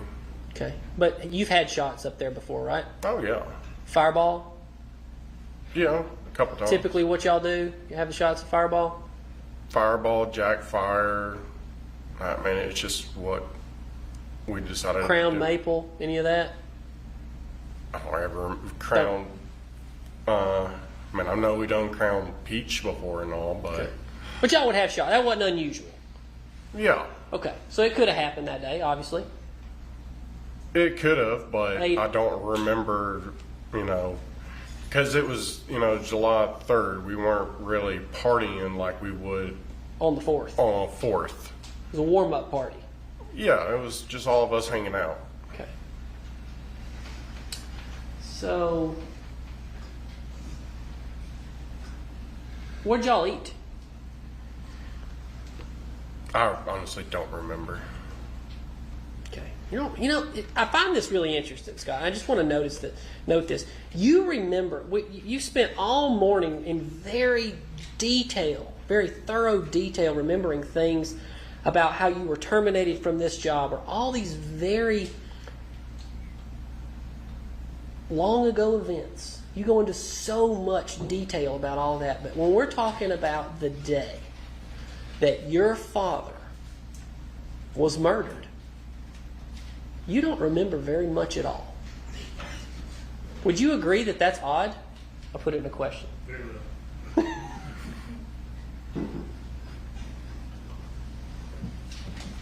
No, I don't find it odd. I'm sorry if I don't remember what I ate that day. I mean, I remember the basics of the event. To me at that time, there was nothing wrong. So, how did you wind up leaving the lake house that night? Melody called me. It had to been around 10 o'clock or so. And she asked me, when are you going to be home? And I said, I don't know, haven't really decided, but why, what's going on? And she said, well, the horses are out. And I said, what do you mean, how the horses get out? And she said, your father left the gate open. And she was like, you need to come home and get the horses up. And I said, okay, well, I'll be on my way in just a few minutes. How long did it take you to get home? It's about a 35 to 45 minute drive, roughly. I wasn't driving right down the road. So you would have left right about 10, you think? Whenever she called me, I left, pretty shortly after that. So, like I said, I remember the phone call coming in. It was definitely dark. It could have been anywhere from like 10 to 11, somewhat. But it was around that time frame. I do remember it was dark. I want to show you some pictures. You would have came home and went to your barn, right? Yes. Your barn apartment. Yes. Okay. I want to show you some pictures of your barn apartment as it was searched, I believe, on July the 5th. And I kind of want to get a general idea. And this first picture is very dark. But what is it a picture of? Here's the bedroom. That's your bedroom? Yes. Okay. All right, we'll move on to Scott's 2. Still your bedroom? Yes. Scott's 3. Tell me what this is. Again. We're not scanning it. All right. What is that? It's a dog kennel, dog crate. Okay. Let's try turning off the light. Just maybe. A little bit better. See, now the color is... There we go. That's much better. Okay, so this is your dog kennel. Next to your bed? Yeah, it was one of them. Okay. How many dogs did you have? For to use a kennel like that, 2. What kind of dogs were they? They're English labs. Okay. Were they on the property during this time period? Yes, sir. And this is another part of your room. So this would have been looking back towards the door or just straight away from the bed? Straight away from the bed. All right. And this is a dresser drawer, but did you have other things within the drawer? Yeah, I had clothes and just kind of all mixed match and stuff in like one drawer. So yeah, there's random stuff in there. I've got one other picture that kind of gives a better idea about the location of the dresser drawer. So that's your door right here. I mean, none of these pictures are very light, but a lot of that's because it's very dark in your... Yes, it was a dark one. It's a dark place. None of the walls are painted. It's stained. It's kind of like a hunting cabin, yes? Yeah, it was all live edge wood paneling doors, walls and doors. And you had some deer on the wall, and you had cowboy hats, yes? Yes. And this is your closet. And I'm not trying to pick on you or anything. I mean, I am. You're on cross-examination in a murder trial. But your room's kind of dirty, right? It's not, I wouldn't say, it's nowhere looking like how my parents' house was. But I mean, it's kind of dirty. There was dog feces in the floor in that picture. You saw that, yes? I could put it back. Oh yes, man, I have a little teacup chihuahua, and I was not there to be able, to clean up because we weren't allowed to be around. There's your closet, and you go back, and you still have your military uniform. Yes, was that just more of a keepsake, or did you still wear that? If that appears to be, my field jacket, and I occasionally wear that time to time. Okay, still wear it today. Every blue moon, yeah. It depends on how cold it gets outside. Okay.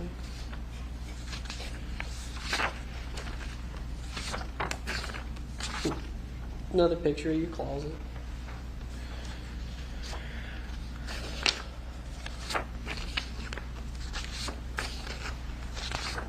Here's the top part of the closet.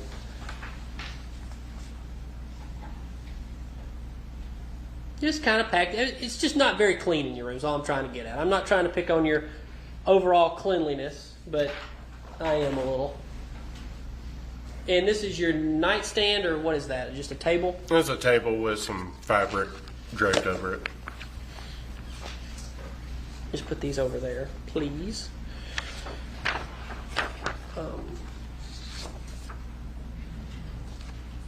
This is on top of your dresser. Yes? Yes. And that's that laptop right there. What, would you use that laptop? At that time, no. I was mainly using that when I was in the military. So you had it for a long time. So my dad bought it for me in 2008 for Christmas because, back then, I knew I was deploying, so I knew I'd be able to communicate with them and do, at the time it was Skype calls and stuff like that. So he bought me the laptop for Christmas to be able to do that. Okay. So had that laptop been searched, when was the last time you would have used that laptop? I do not remember. Would you have potentially used it that week? No, I highly doubt it. I really don't remember last time. Okay. What computer device were you using the most at the time? My cell phone. That's what you would search things on? Yeah. Okay.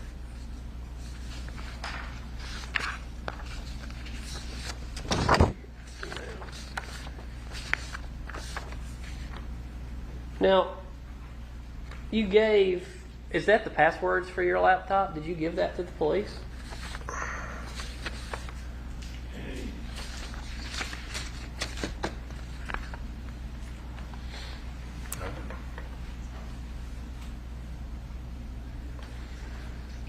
I know. It's gonna be the light. Go ahead and light on for this one. All right, how about that? Was that the password for that? Possibly. I really don't remember the password for that computer. It's been that long since I've used it. Okay. Where did those numbers? Where did that come from? Farris 813836. I honestly do not remember. Okay. That is a sufficient answer. Put that over there. All right.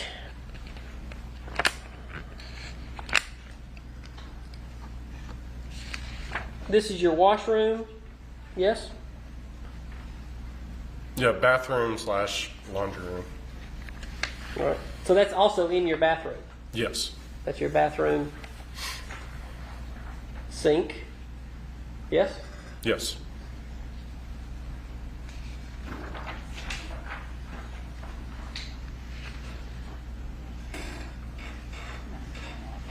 Okay.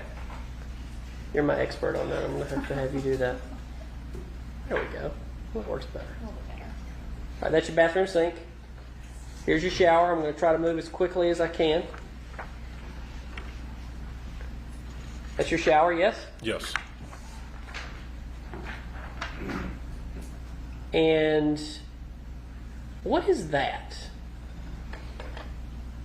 Looks like to be a sponge or some sort. Okay. And this is the bottom of your shower, yes? Yes. Okay.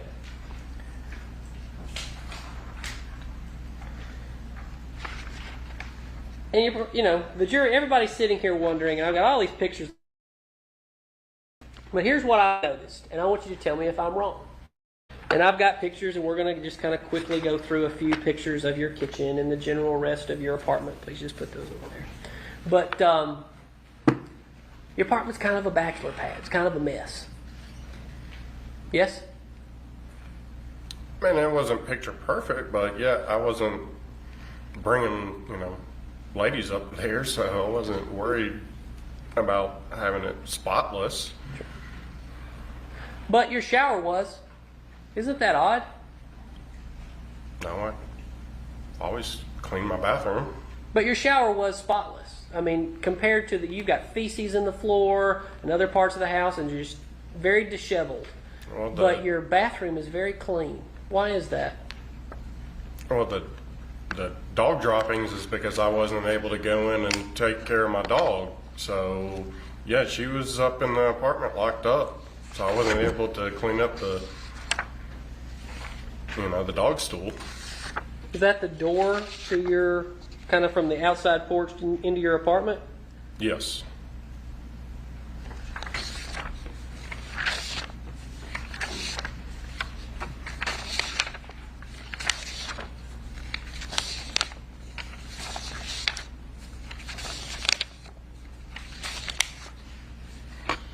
Yeah, I'll tell you what.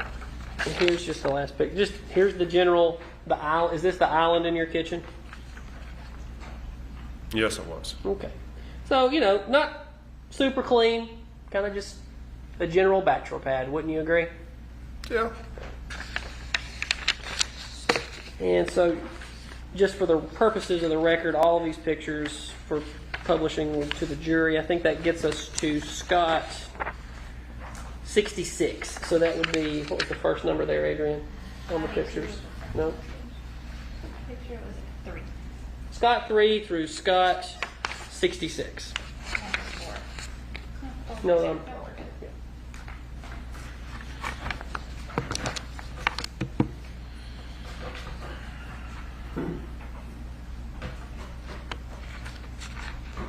And you can, Adrian, you can go.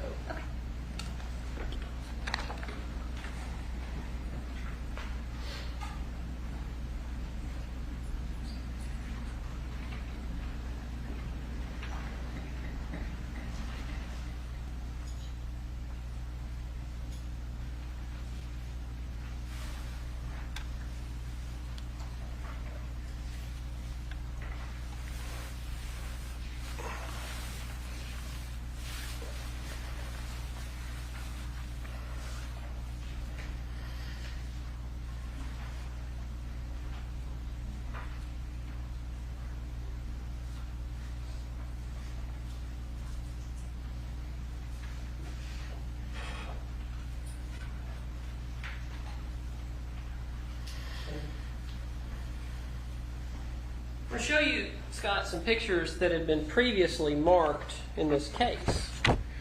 We looked at your bedroom, and you had a drawer. I believe it was a dresser drawer. Would this have been your dresser drawer? It appears so, yes. Okay, so you got a card from the sheriff's office of Sergeant Ballard. What is that about? Why did you have a card in there when your room was being searched?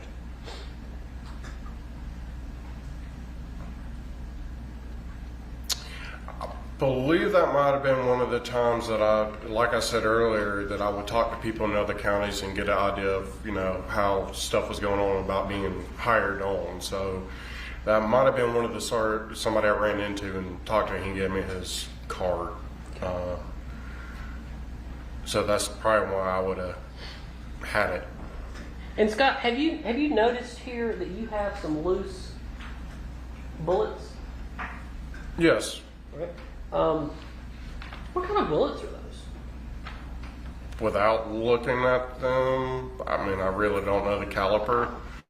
But it appears those would be the ones that would have came from my grandparents' house. There was a box that my grandfather had some coins and He had a whole bunch of different stuff. He even had his dog tags in there from when he served, and I think that those are just the drawer that those got put into.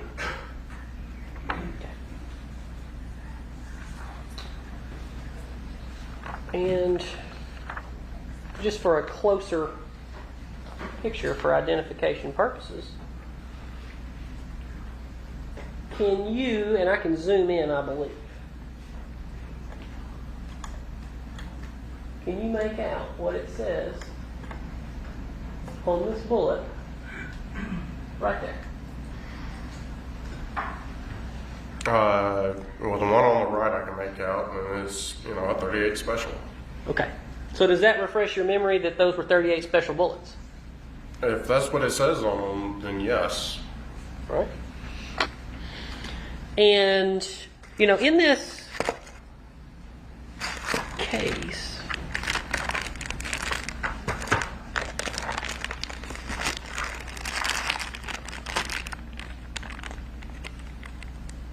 there were a number of bullets in your barn apartment, yes?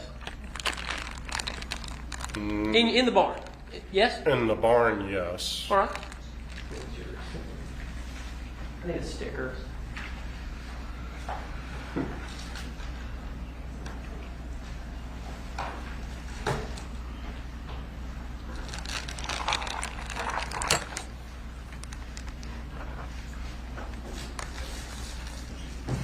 I think just to keep things clean, I'm going to call this Scott 201.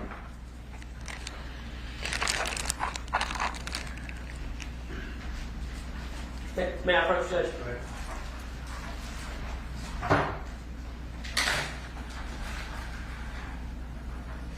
Do I need any gloves, guys? Are we good? You're fine as far as this one. Okay. No. I'm going to set these right here for you to identify if you wouldn't mind. Just make a record of you doing what you're doing with it. For the record, I have opened the box, partially opened and set in front of Scott Farris this box for identification of the bullets inside. What kind of bullets are those?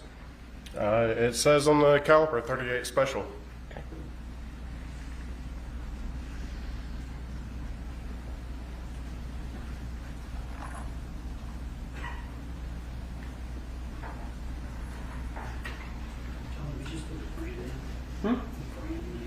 Oh. Could you please read the brand name? It says American Eagle Federal. Okay. Where did these bullets come from? Where were they found? Yes. That's what I'm asking you, sir. Where were they in your barn? Well, any ammunition like that would have been downstairs, possibly either in the feed room or the tool room. And I remembered that I had a friend that came out. There was a group of friends that came out, and one of the persons that came out had some ammunition that they left. And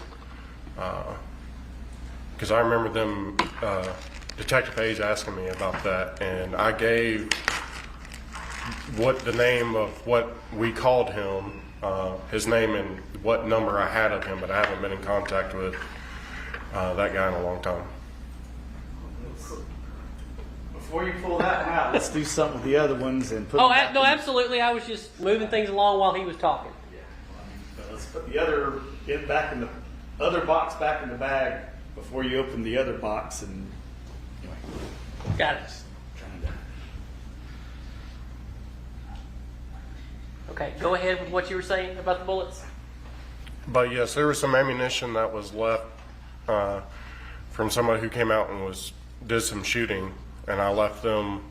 They were left in the tool shed, so they should have been with some 16 gauge shotgun shells. I marked it as 201, and I would move to admit these as Scott 201. No, Justice. Next one. Next one. So this will be Scott 202. No objection. Defense is introducing it. You are going to maintain it. We will. All right. You want them to mark the box or the bag or both or what? Yeah, we can keep up with it. We'll mark I'm, it out. I'm putting it on the bag. Okay. And then we'll mark the box out. 202.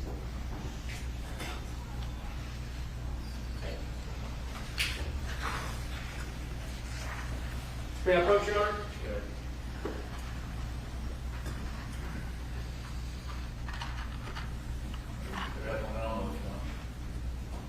What are these cartridges? I'm sorry, I'm having a hard time reading these. I need new contacts.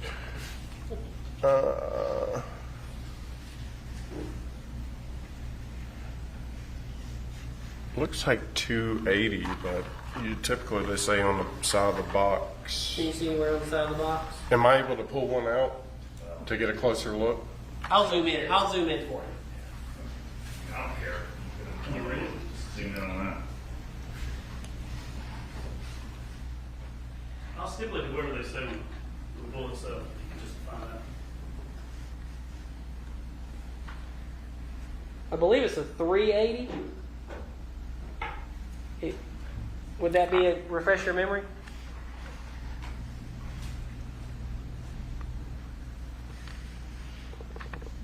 Zoom all Yeah. to the letter on the Oh, I'm very clear there now. miracle of modern technology. When I say modern, I mean 12 years ago. Okay. And if I haven't tendered that, I would ask to admit as Scott 202. No objection.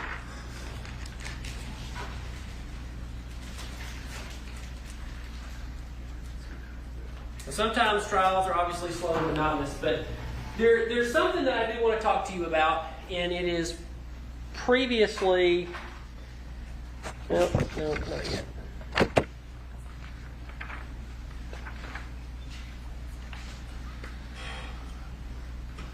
I'm going to show you what's previously been admitted in this case as Stewart Defense 1. What is...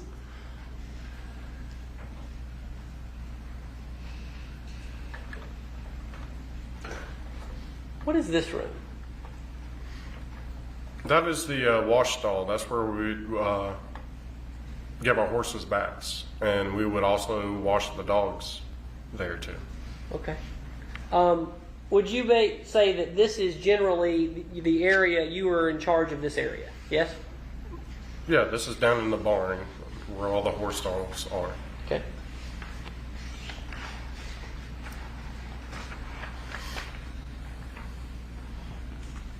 All right, now I want to go back to the night of the 3rd. You talked to your mom. What did your mom say when she called you? When I was at the lake house, When you were at the lake house? she called me and she asked me, when are you going to be home? And I said, I don't know why, what's going on. And she said the horses were out. And I asked her how the horses get out. And she said, your father left the gate open. And she said, you need to get home and help get them up. And I said, well, I'll be on my way shortly. Scott, you did it again. And I noticed this, and do you notice this? You didn't remember anything about your day. Very little, conversation-wise. You don't remember what you said to your dad. You don't remember what your dad said to you. You don't remember any of those things, but you remember every word, allegedly, from that conversation with your mom on that night. Word for word. Is that not odd? That's the question.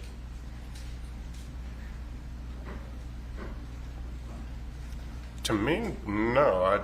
That was, a major event that it was eventually to come of this situation. So, Nicole, do we have those phone calls from that time period?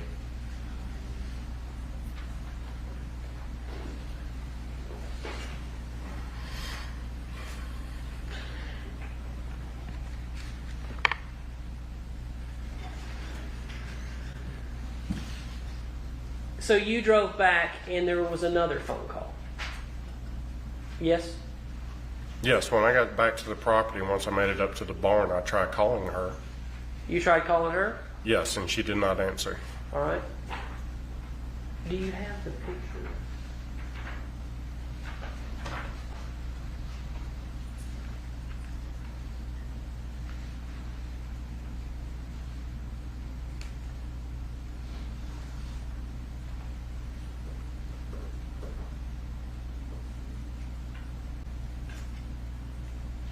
Yes, ma'am. I do. Would you agree? Okay, that's fine. We've agreed to take a brief break, Your Honor. I need to get a demonstrative together. All right. We'll take our mid-afternoon recess. We'll try to keep it 10 minutes. Although if they need to do something, it may take 15.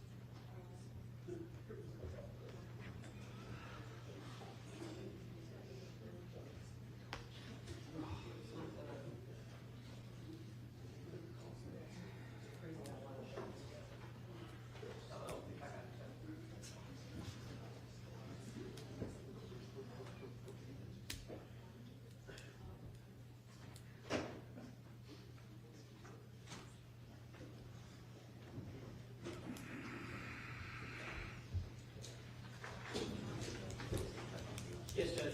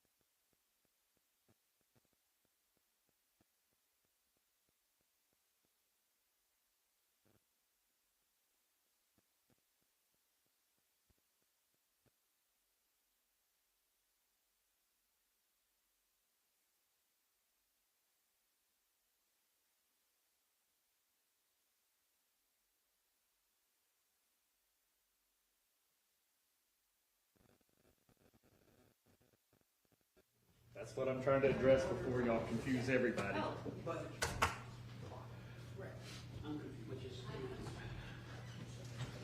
Okay. Mr. Farris, I'm not talking about these phone calls that would have happened earlier in the day. I'm just talking about this one right now. Okay. Okay? And that would have been when you were leaving the lake, yes? That seems about right, yes. Yes? Okay. So then you call your mother at 11:30 p.m. and cancel the call? I didn't cancel it. I remember when I got to the farm, I tried calling her and it went to voicemail. Okay.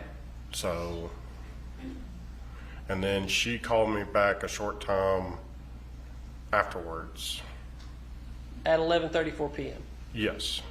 And what was the nature of that conversation? So when she finally called me back, I noticed when I pulled into the farm, the horses were in the pasture. So I pulled up to the barn and tried calling her. Meaning the horses were put up. They were on the property. They were in the pastures.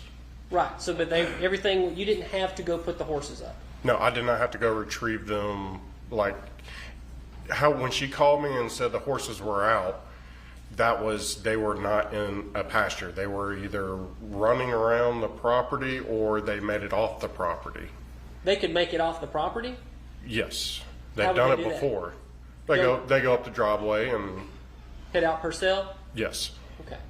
So they're in the pasture. yes. Call mom. All right, go ahead. So I tried calling her. She didn't answer. I proceeded to go up and I made sure the gates were closed and, everything seemed all right. And she called me back and I said, what the hell? You said the horses were out. You said to your mom, what the hell? Yeah, I probably along those lines. I was like, you said, what the hell? You said the horses were out.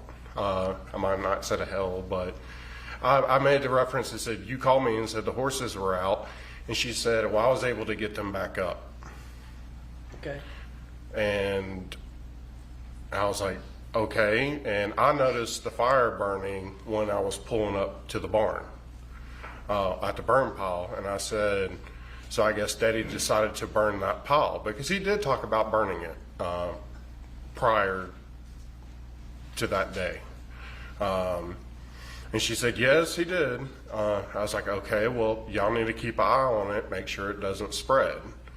And she was like, okay, we will. And then I informed her, it's like, hey, I'm waking up very early in the morning. I'm going to play golf with Ted and Philip, but I'm going to come over and get the debit card and run and get some cash out before I go.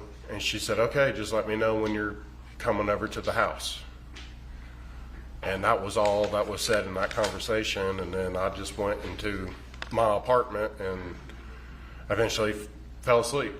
And you did like a check, you mentioned, right? I checked the gates where the horses were at, make sure they were closed so they wouldn't get out again if they were out. Other animals you said earlier you checked on some other things. Yeah, I made sure the goats were in the actual goat pen and the chicken coop door was closed. So Which chicken coop? the one there at the barn. So you didn't go over to the house? No, I never went over to the house that night. Because you mentioned earlier for the first time that you went and checked the chicken coop. You'd never mentioned that in any of your other interviews. Okay. I checked everything in the vicinity of the barn. So, you just kind of did a brief rundown of this 4-minute phone call. That's 4 minutes? That's rather long. It's almost 5 minutes. It's 4 minutes. So, do you remember anything else that you talked about in this 4-minute phone call? At 11:34 p.m.? No, I don't remember anything else. Okay. But you remember what you said earlier? Yes. Your Honor, can we switch back over to the Elm line? I'm sorry. Mr. Williams, do you mind if we just stipulate to that as Kuykendall 10 tender? Oh, yes, I meant we stipulate to the admissibility of Kuykendall 10, which was the picture of the phone that said, contact mother.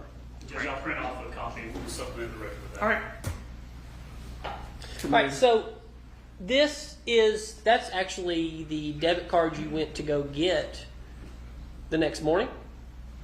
That's not a debit card. That's a credit card. Of your dad's? Yes, that would have been my father's. And the background of that photo, what is that? It looks like it's your bedstand or whatever we would call that. Your nightstand? I see a golf tee, and that fabric looks like the fabric on the table next to my bed. Right? So that would be your father's credit card next to your bed. One of them at one point, yes. One of them at one point. Well, this was the picture of the search. This has been previously admitted in this case of your room on July the 5th/6th. So that would have been in your room, yes? Yeah. Okay. How did you get that credit card? I mean, that was one of the many cards that we used. That might have been the one at one point that I had that my dad got a new credit card, so it was no longer operable. So I guess I never disposed of it. But it's valid through 0420? Yes, the date on it. Right. But he would have kept it in his wallet, yes? If it was in use, yeah, either I would have had it or he would have had it. Well, here's my thing, Scott, and I want you to help me figure this out.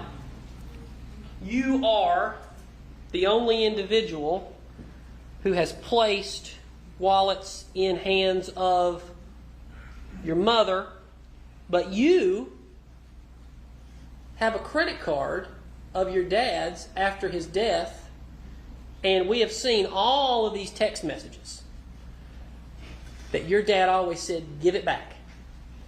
Give it back. Why'd you have that card?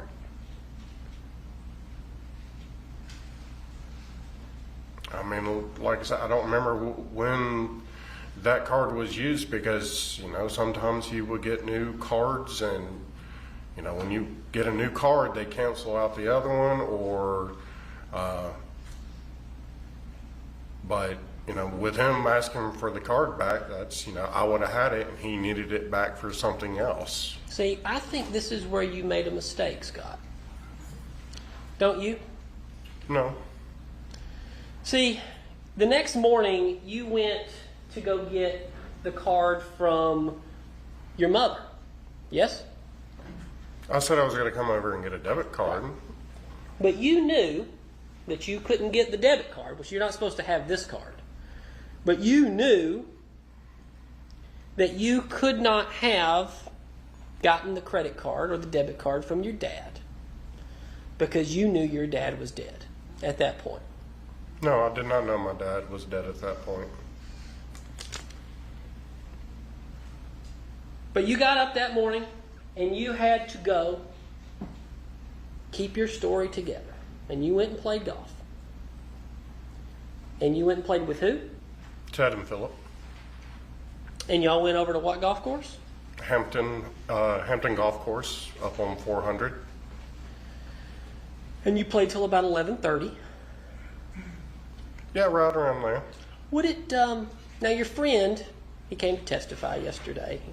He mentioned that you looked tired. Then he said everybody looked tired. So do you think you looked tired though? When you went? Oh yeah, I mean, we had a very early tea time. I mean, Okay.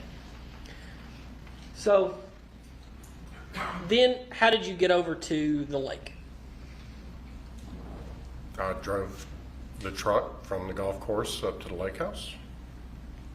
And how long were you at the lake? Several hours until Ted and I decided to go to another friend of ours' pool party at our apartment complex. And at this point, I imagine you were very nervous, were you not? That day, no, I wasn't nervous. Okay. And you came back that evening at some point. What time? Back to the farm? The farm. Yeah, I came home to, take care of animals. It was still daylight, so if I remember right, it was maybe somewhere around 8 o'clock-ish. I mean, it was still daylight outside. Did you You saw Ella.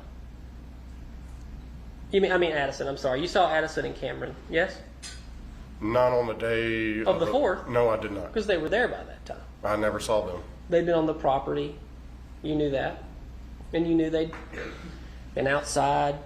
They'd been all over your property. And it's your property. That's the words that you would use to refer it pretty regularly in interviews. Do you remember that?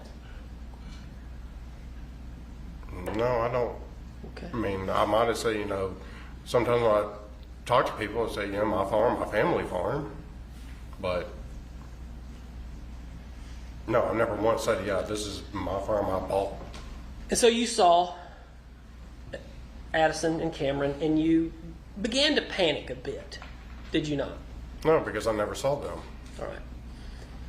And when did you go to bed that night, or did you? I did go to bed that night. Once I took care of, all the animals and everything, I went over and walked in and talked to Melody. And That was on the 4th. Yes. Right. So you put yourself in the house, in her bedroom, and on that day, you told her at that time. What'd you say earlier? Something about things are about to change. Tell me about that. So I walked in after we're, taking care of all the animals. The goats were out when I pulled in, got them back up. Everybody was squared away. I went over to the house. Didn't see anybody in the kitchen and all. Noticed, the master bedroom TV was on. Walked in there and Melody was laying in the bed with the dogs. And Did you storm in your mother's room on a regular basis? storming? No. Just walk in what time of night was that? I mean, this was just right after I got done taking care of everybody. So Everybody, you mean? all the animals. The animals, okay. The door was open, and as you walk up, you can see she was just laying there watching TV. And you said? And I walked in, I go, why were all the goats out in the pasture? And she said, your father let them out. And I was like, well, okay, why weren't they put back up if nobody's, out there? And she was just like, I don't know. I was like, well, y'all are going to have to start doing this because at some point I'm going to be pursuing a job in law enforcement and I'm not going to be able to be here to do this kind of stuff.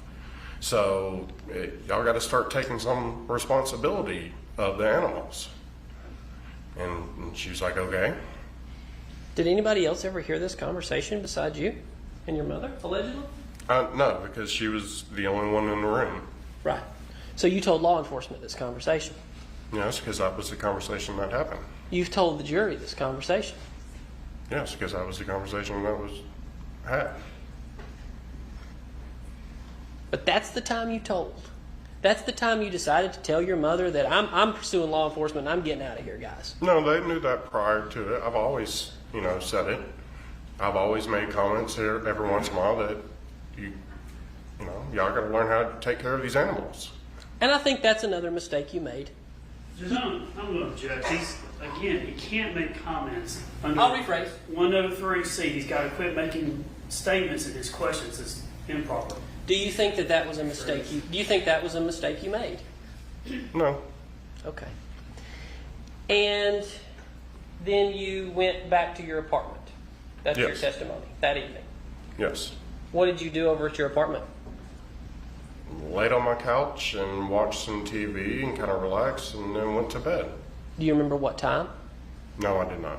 Were you beginning to panic at that point? No, I was never panicking. Because no one had looked for your father.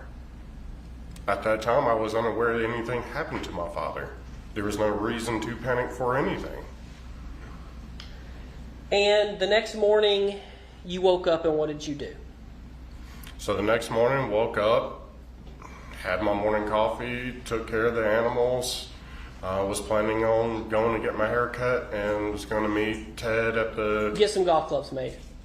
I was going to get into a simulator, computer simulator and swing clubs, and they would have been able to give me a printout of what type of clubs I needed to get and stuff like that. I wasn't going to purchase golf clubs then, but I was just getting into the simulator. That was the plan.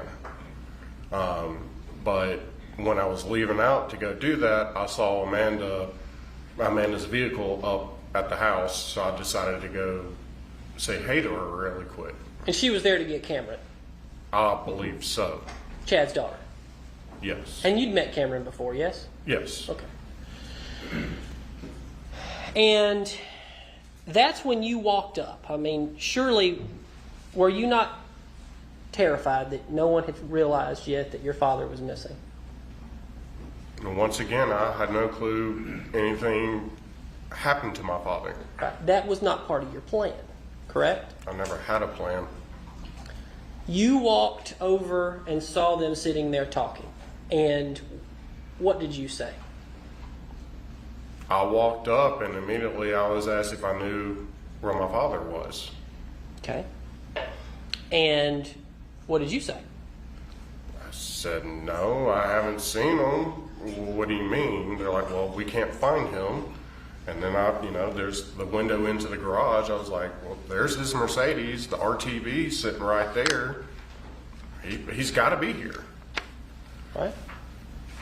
Where'd you go next? Back to the barn?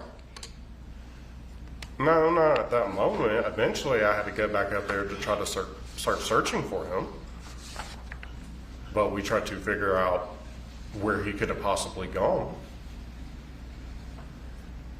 And you testified earlier that you went down towards the burn pile, yes?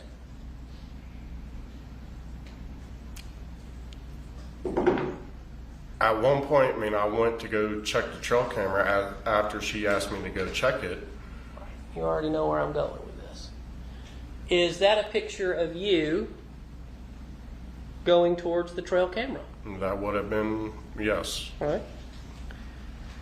And that was at 12, roughly, yes? Time stamp on that, yes. All right. And is that a picture of you going towards it or backing away from the trail camera? I would be walking towards it. All right. So is that the moment when you looked at the trail camera by your testimony? Yes, I was going to check the SD card on it. And then you deleted it at that point, right? I think your word was habit, yes? I checked what pictures were on there, and then, yes, out of habit, I deleted it. I didn't see anything out of the, normal. I went to go, the sole purpose of me going to look to see if my dad might have walked in front of it to see if, if he could have walked down that way. That's why she asked me to go check it to see if there was anything on it. But you deleted it at that time. And Yes. did anybody else ever hear you, did anybody else hear this conversation between you and your mother? Amanda was there, I know that for sure. Okay.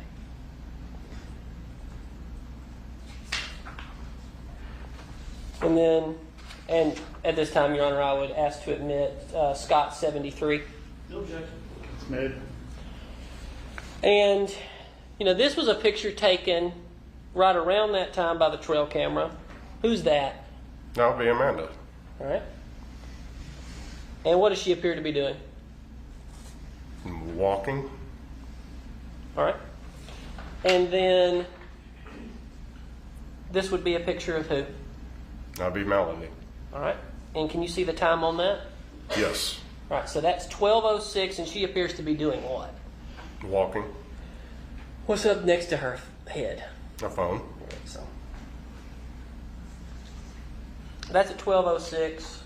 Going back to the other picture, and I would ask to admit that is Scott 72 and Scott 71. All right, any objection? No objection. Now go back to this picture, you walking up at 12:12. Right? Yes. Okay. So you checked it. And had you forgotten it was there? The trail camera? No, I knew it was still down there.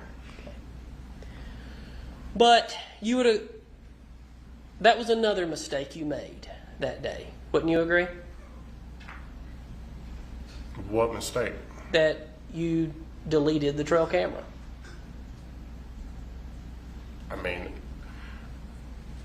I don't think it's a mistake because once again, anytime I check the trail camera, I always delete it to free up that. But at that time, we still haven't even discovered my dad.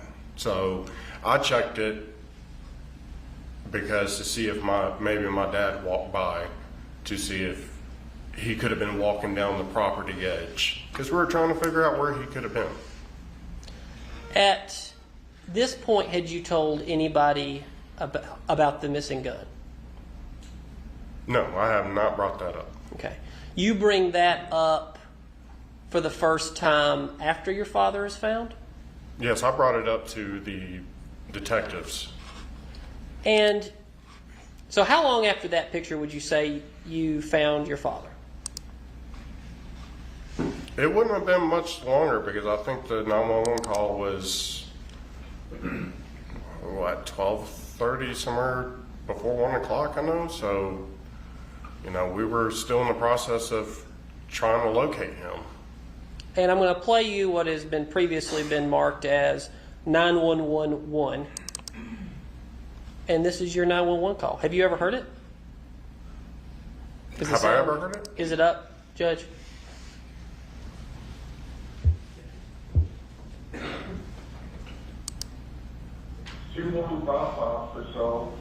Blaine.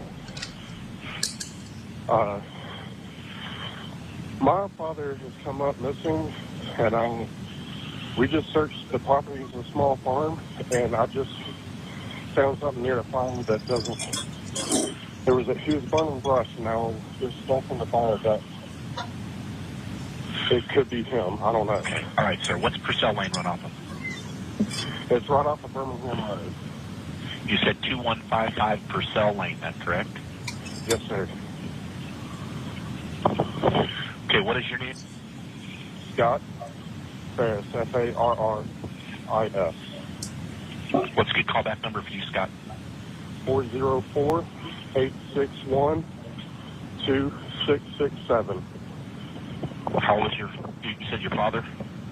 Yes, sir. How old is he just turned 68 on the 68, yeah. 68, okay.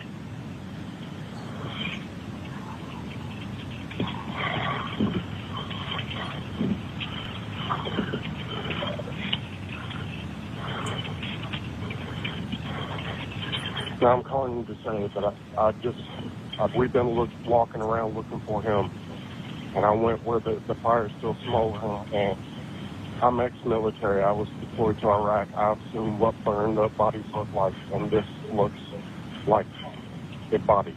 Okay.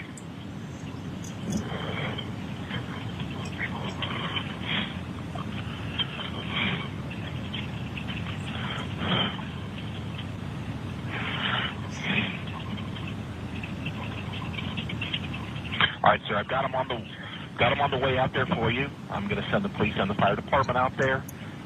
Just try and lead everything that you can, the way you found it down there, and we've got him on the way out there for you. Okay. Okay. Okay. Is there anything else I can do for you, sir? No, that'll be it. All right, sir. Thank you. All right. Bye-bye. Bye-bye.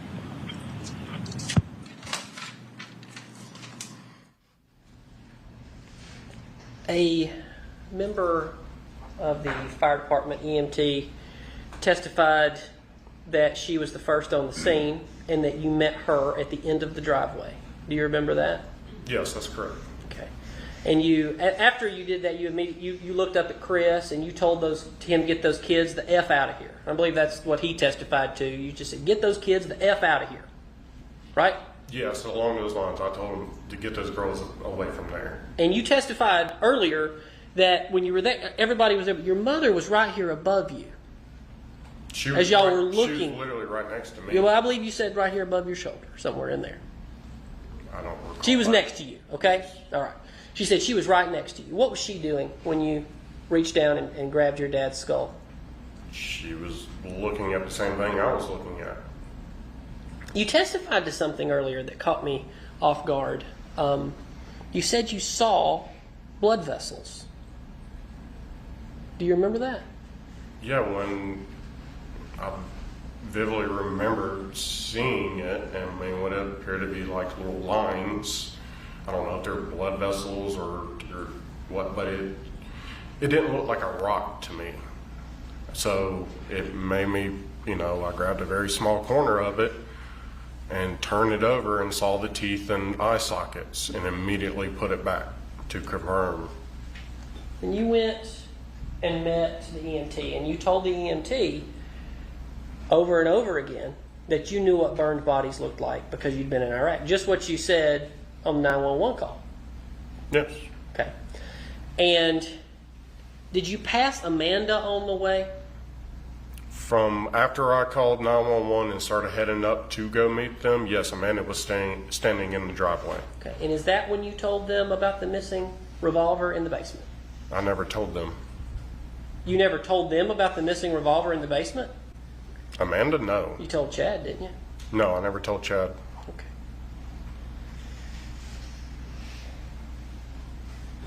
And eventually, what appears to be every member of, at some point, we got a witness list in this case that covered essentially Cherokee County shows up, right? All of Cherokee County law enforcement, EMTs, fire department, everybody shows up on this scene. Sorry. And within minutes, you went and spoke to Detective Kuykendall, yes? You remember him? Tall guy. Nice guy. Yeah. Always would apologize before he had to ask you a question, or anybody a question for that matter. Remember him? Not him. The other guy. Tall guy. Yeah, You got in the car with him. yes, I got in a vehicle with 3 other people, 1 person in the driver, 2 in the back, I believe. Okay. And is that the first time you decided to tell? That was the moment you chose. You got a hold of Kuykendall and you told him about your immediate suspicions of your mother and that a gun was missing. Do you remember that? Yes, I told him that I found a gun several weeks prior, and for them to search that house and try to find it, because I didn't try to continue finding it. I only checked that one drawer. So I told them to search the rest of the property. So when did you search? Oh, sorry, I missed that. When did you say you searched the house looking for that missing gun? Because you were looking for the missing gun before you talked to Kuykendall. No, when I went down to go check to see if my dad's CPAP machine was there and if his shotgun was there, that's when I remember that gun being in that drawer. So I just went over there to check to see if it was still there. It was not there. And that was before you told Kuykendall or Amanda? Yeah, that was before we even found my father. Before you found him? Yes. You were looking for a missing gun? Because I remember that gun being there, and I just wanted to make sure if that gun was still there or not. Okay. So you told Detective Kuykendall, and you love law enforcement, yes? Like you want to be law enforcement. Yes, you said you tried even after this to be law enforcement. Yes? After what? After your father's death, you tried to get into law enforcement. You testified to that earlier. Yes? Not after all this happened with my father, because I was told that I wouldn't be able to do anything because I was considered as a suspect in an investigation. Who told you that? I don't remember who told me that, but I was just kind of informed on that, and it's kind of a no-brainer if I'm going through such a traumatic event and all. I don't see how a law enforcement will hire me on and when I'm being investigated for this. That's valid. So you then told Kuykendall, from that moment on, they were looking for a gun. Now, when you went into the basement, did you see any blood?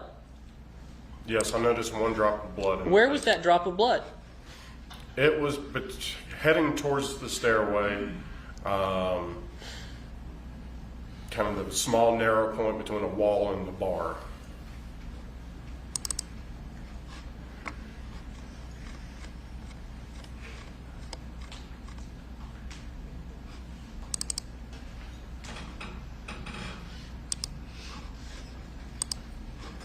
Was it one of these drops of blood? It would have been number 4. You saw that one? I saw that drop. Is that where you would come in the house? Typically? Always? You said that's where you would eat your dinner. I would come down from the stairs and go sit in the chair over there and eat.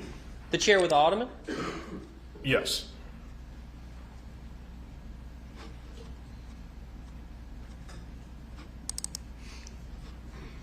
This chair? Yes. Where that bullet is? Do you see that bullet? Have you ever seen that bullet before? No, I've never seen that bullet before.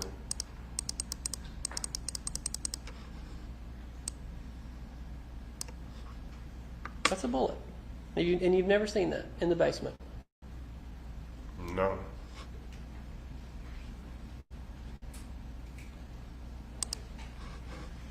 So you say you saw this droplet of blood.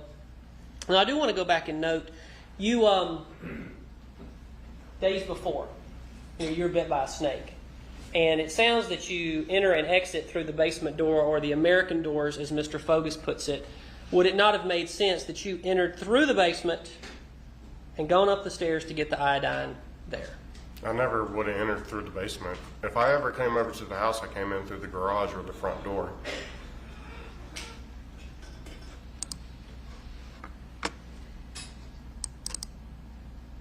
That's a better picture of the bullet. I'm sorry I couldn't show you earlier. Do you know what kind of bullet that is, sir? I know you do. There's different types of like rounds and how they expand and all, but I've seen something similar to that with it. What is that part right there? It appears to me the plastic, because I know I've seen rounds that have like a reddish or green plastic and in the bullet, and that could be range from 9mm to 45 caliber and so forth. Right. And 38s? Possibly, yes. Sure. And so in your experience, what is the purpose of these, this plastic in the bullet? Do you know? That I do not know. Okay. You know, like hollow points. Do you know the difference between things like that? Yes, I know the difference between a hollow point and, target practice type stuff. So what would be the purpose of that plastic in that bullet? I really Don't know? Don't Okay. know. That's fine.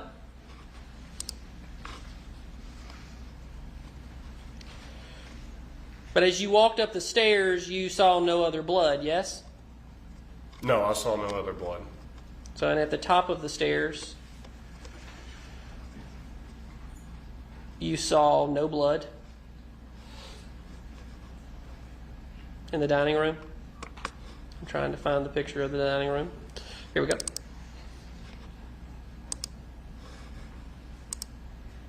Up here, you saw no blood. No, sir, I did not. No blood here. No, sir. No blood on this chair. No, sir. Anywhere on this rug. No. No splatter on the walls. No.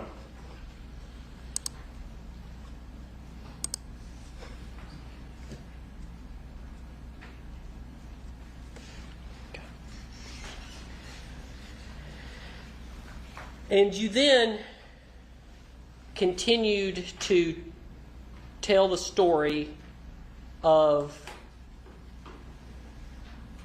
this gun. Who else did you tell the story of the gun to? That day? That day. I only remember talking to, detectives and all. Okay. So Here's something interesting that I would like to ask you. So you've just found out that your father, well, you just allegedly found out, that your father has been burned to death on a burn pile. Yes? I knew there was human remains in the burn pile. My father was missing, and it had to be a very good percentage chance that it was going to be him. But your instant thoughts, you go downstairs, you're looking for an alleged gun that was somewhere in the basement that only you saw. your father's burned to death, you don't think, well, we should probably look to see what accelerants might have been used. You don't go looking for gasoline, do you? Or anything for that matter. You immediately went to a gun. You went and looked for a gun. Yes? No, I went to try to figure out where my father was, and when I went to go check for the shotgun, I remember that gun being there. It just, something wanted me to go make sure that it was still there or not.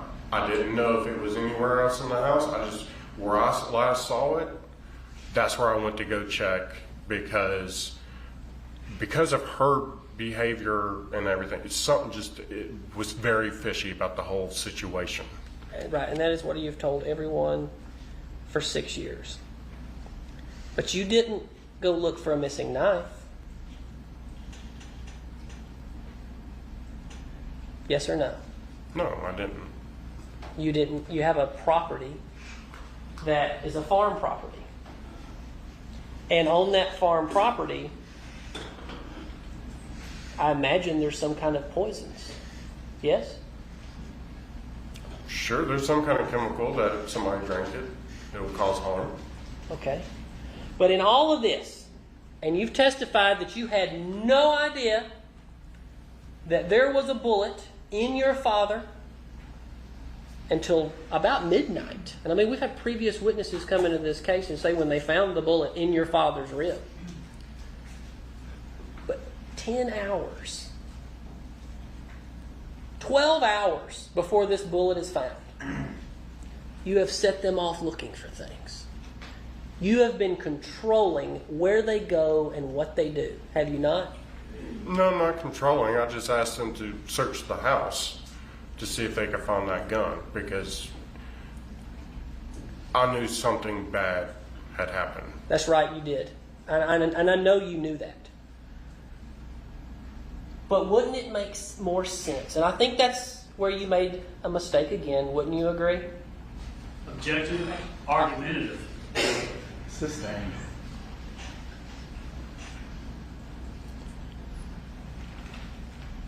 You didn't go looking for anything else that possibly could have caused the death of your father. Correct? No.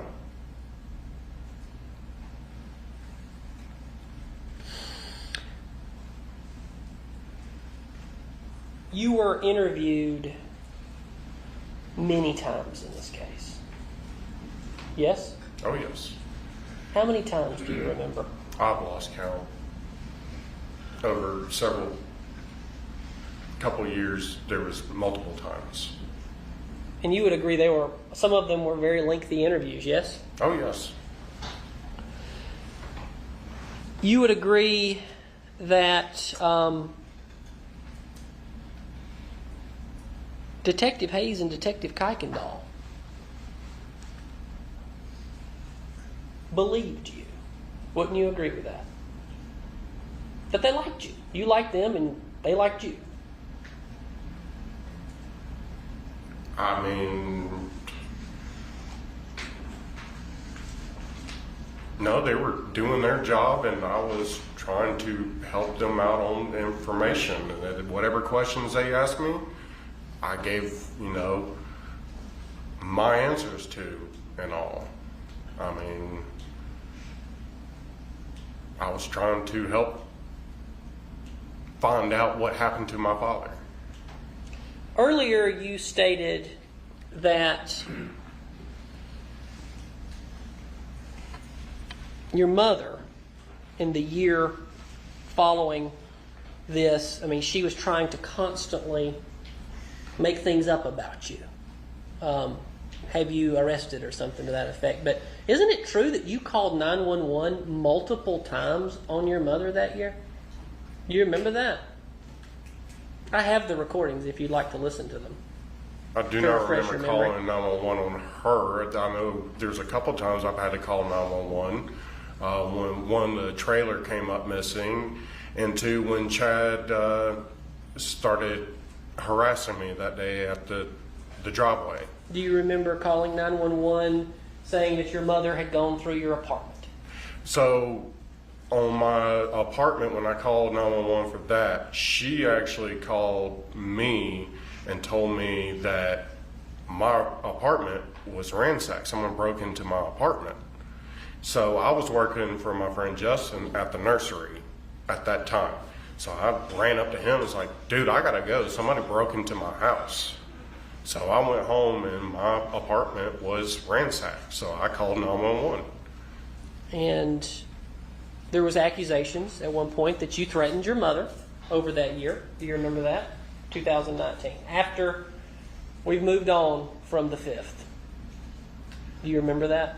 Did I threaten my mother? You No. were under investigation by the city of Woodstock because Cherokee could not investigate you. That kind of as a impartial third party, Woodstock investigated that. Yes?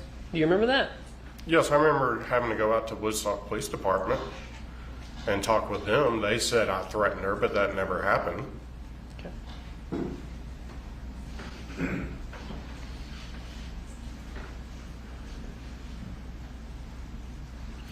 So initially,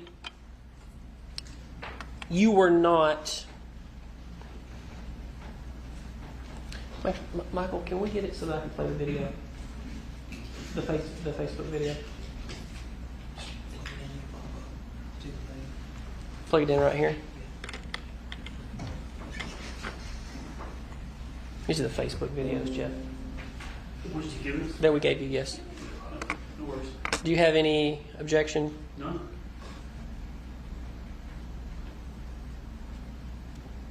Talking about guns, firearms. Yes. You testified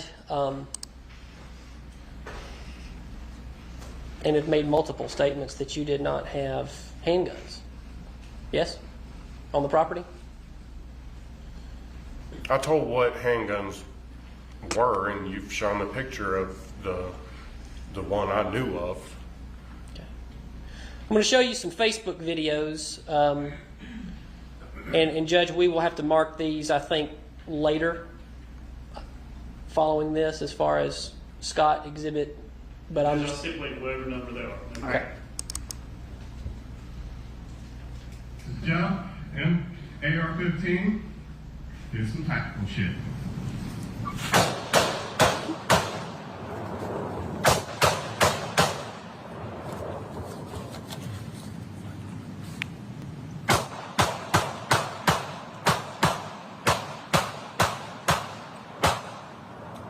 I don't think I hit any of those targets. So I think we established in that video Jeff's not a very good shot. Who is Jeff? He is one of my friends that I've known for quite a while. Okay. I think there's another... I'll pause right there. Where is this on your property? That would have been down in the very bottom right-hand corner of the property. So if you... Let's see if I can pull up where was the aerial, Jeff? The board? I don't know that that's going to show... man, I could pinpoint on the area. Right, I would like to do that. Michael, could you help me? It's under all the aerials, Michael. Yes. Second floor of everything.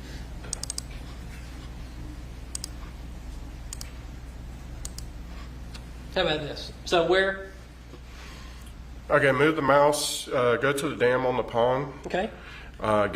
Keep going up towards that corner. No, the other way. So yeah, you would have had to gain access there. And then if you go left, keep going left.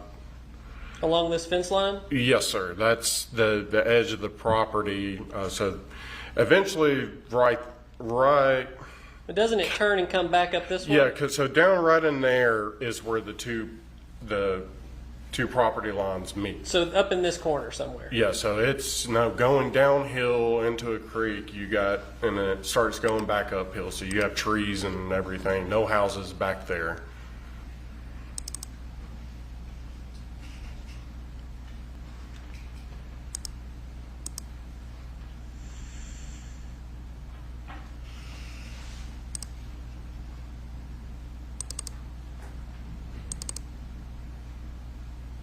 Now, this is you, correct? Yes, sir. Okay. Same day? Yes. This is your Facebook. Mm-hmm.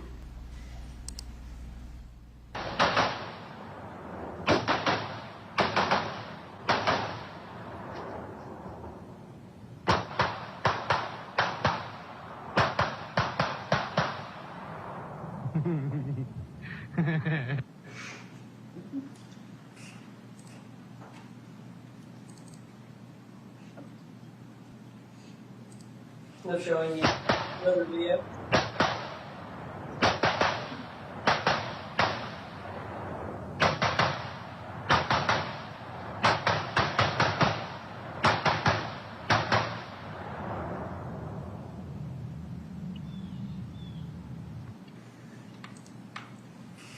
So those videos, the second one you would say that you were just using what would that have been an AR-15?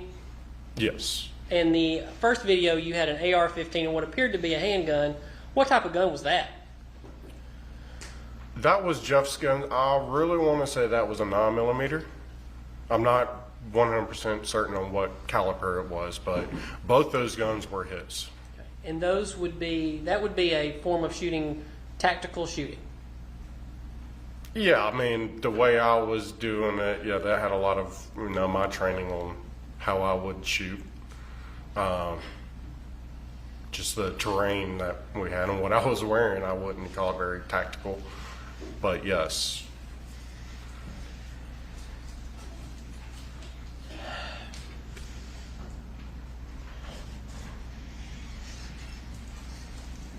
You were interviewed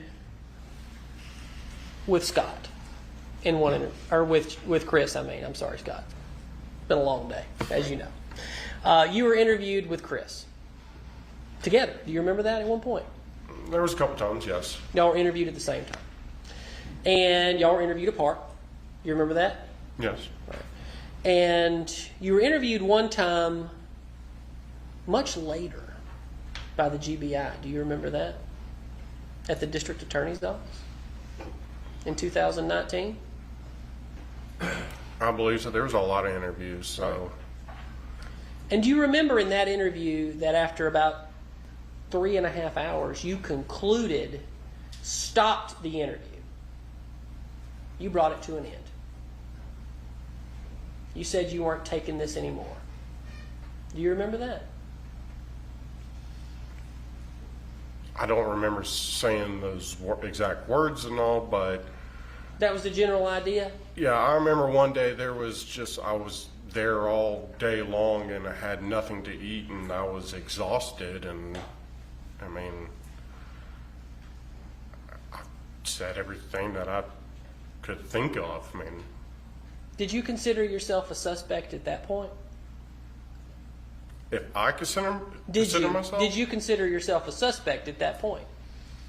I didn't think myself as a suspect, but they, treated me like a suspect, and I fully understand why they would. And it was a different investigator. You'd always dealt with Detective Hayes. Yes, I've dealt with a lot of different people during this whole situation. Would you say that the most person you've dealt with is Detective Hayes? Majority of them, yes, would be with him. And Detective Hayes, the first year in 2018, seemed to be going with everything you had to say, yes? I mean, I gave him what information I knew, yes. Didn't ask you about your guns and your bullets. I mean, he asked, I think I remember him asking me about what type of guns I had and everything like that. And I'll get to talk to Detective Hayes about that in a number of days. But you remember in 2019, well over a year after July the 3rd, 2018, you remember then, that's when they started to really look at you. Yes, you remember that. Talking about the bullets. That's when they went back out to the property and combed it for your bullets. Yes? They asked me if I ever did any shooting, and I said yes. I always had friends over, and they asked, well, can you show us where that area was? I said, yeah, babe, more than happy to. So I took them to the area that we always did shooting. And I think they might have asked if they've ever seen Melody down there. And I, told them I don't ever really remember her being down there. But yeah, I told them where we used to go shooting at. And they asked if we ever did it anywhere else. And I said, no, that was majority of it right there. It was the safest place to shoot. And then, ultimately, the GBI did interview you months after that Hayes interview. Totally separate and aside from the Cherokee County Sheriff's Office. You remember? Yeah, I remember there's some point, like I said, there was a lot of different people who interviewed me. You're aware that a 357 can shoot a 38? I said that right. 357 can shoot a 38. No, I'm not aware of You're that. not aware of that. Multiple times you've testified made statements through the year. You didn't have revolvers, but you did have a revolver once upon a time, did you not?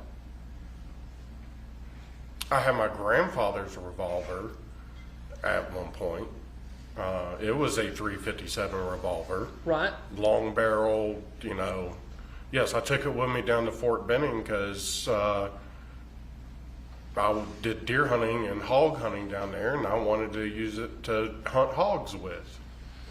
And I believe you told Detective Hayes in 2020 that it was stolen from you when you were down in Columbus, when you lived in Columbus. Yes. Would it shock you, and that would have been about 2012, but would it shock you that my office, and I believe the state has agreed to admit these, that my office conducted an open records request of the Muskogee County Sheriff's Office, as well as the Columbus Police Department. And so at this time I would ask to admit Scott 100, Scott 99, Scott 98, Scott 97. No. Can we switch over to the Elmo one last time, Judge?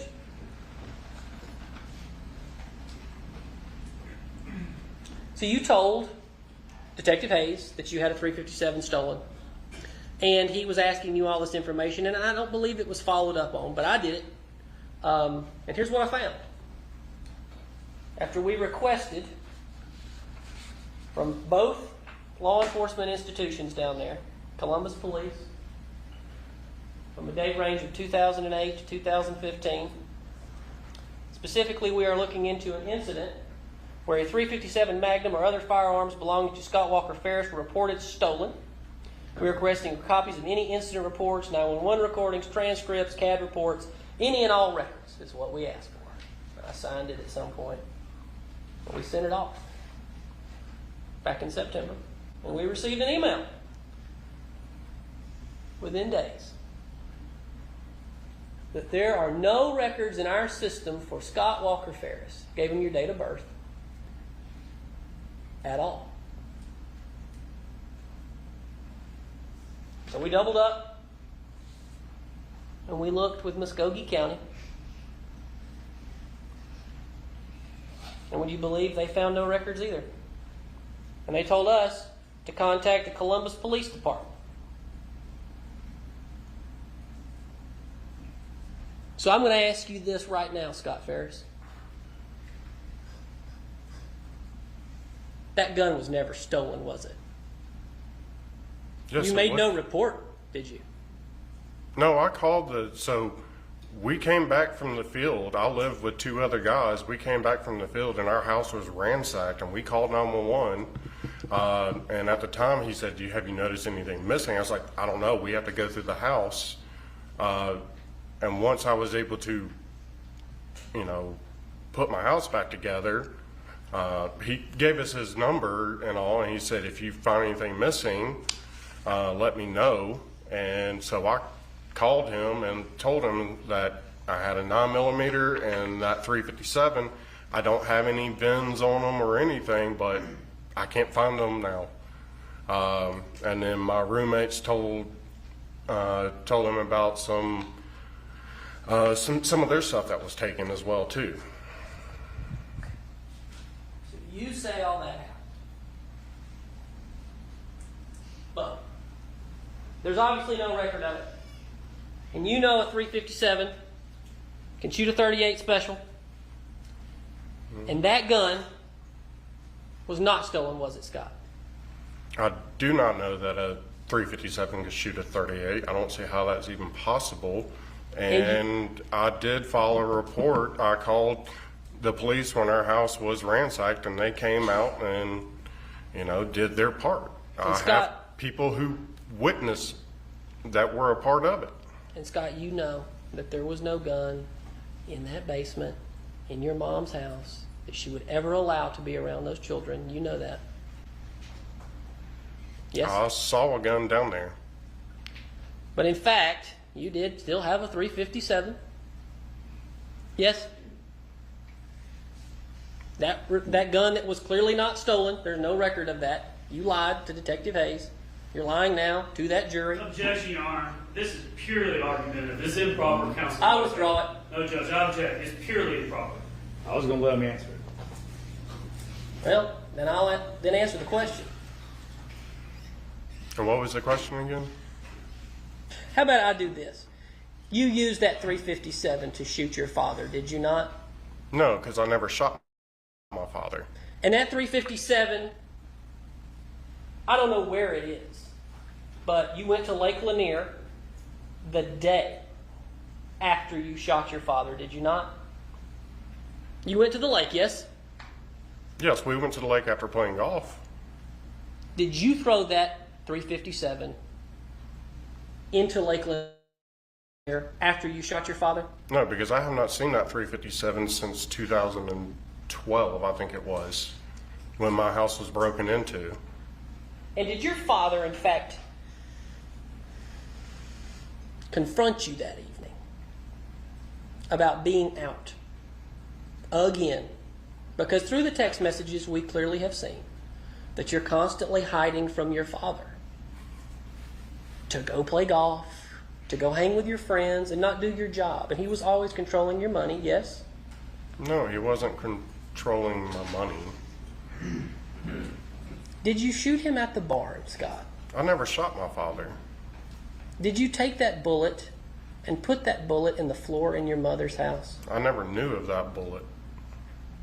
You would agree with me that it's absurd that there is no blood of any serious measure of your father's in that house consistent with being shot in the house. Yes? I haven't seen the evidence amount of, the only picture of blood that I've seen is what you've come across the screen. I haven't been told about how much blood was found in the house. All I know is the one drop of blood that I noticed, but I don't know. You knew how to work a fire. Yes? You worked fires with your dad. You put one out. Remember? You went in there and you stuck your hand through the wall and you were trying to put the fire out in the wall years before. You remember that, yes? Yes. Were the hairs on your hands singed? Can you hold your hands up? Were they singed at all from that evening? I don't remember. On the evening of what? You talking about the fire that I was trying to put out in the house? Yes, that one. So during the daytime when fire department came and I saved my parents' house from fully burning down, I don't remember the hair on my hands being singed. How about on July the 3rd? There's no way I could do that because I was never around a fire on July the 3rd. Did anybody from law enforcement ask you if it was? Your hands were singed? No, I don't ever remember if... They only ever did an accelerant test, yes? They did some kind of test. They swabbed my hands there in the driveway of the house. I do remember that. I don't know what it was for, but they asked if they could swab my hands, and I was like, yes.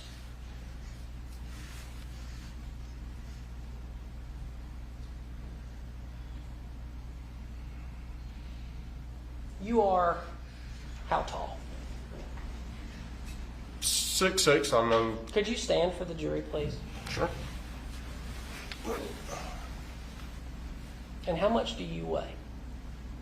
Currently I'm about 280. You can have a seat.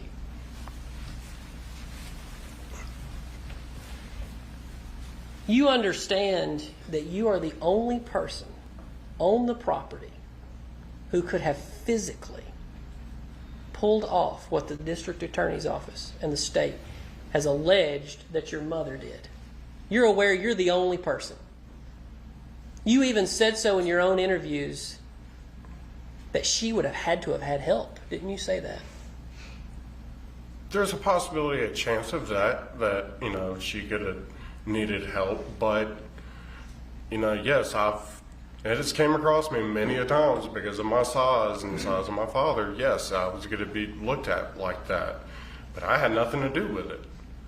But I've also seen, you know, you always see people on the news being able to do stuff under, you know, how would you say it, when their adrenaline's rushing and stuff. They're able to do things that they thought they'll never be able to do. Well, Scott, you would agree. I'm asking, this is my question, and I'll sit down. It's your proposal to this jury that something that's strange and odd on the news about these stories of adrenaline and picking up cars and all these very odd things, that would be somehow how your mother pulled off moving a 300-pound man in the house instead of the very obvious solution, which is that the one person on the property who could move him did move him, and that's you. That's all I have. Just my redirect. I'm gonna be fast. All right, we'll see. Go ahead. And Mr. Wade, for the record, these videos that we're gonna mark, do you mind if I just say the date on them? Is that okay? Yes, please. Thank you. These are in August, I believe, of 2015. Is that right, Scott? Let me judge if we can switch. You're fine. I'm not gonna be here long. You're fine. We'll look at those real quick. Paris 12 through 15. I think. Scott, Okay, what you did. Yeah, no objection. Judge, at this time, I'm continuing into evidence S. Ferris 12 through S. Ferris 15. Any objection? I don't think so. Any objections? Mr. Weaver, any objections? No. All right. You're good.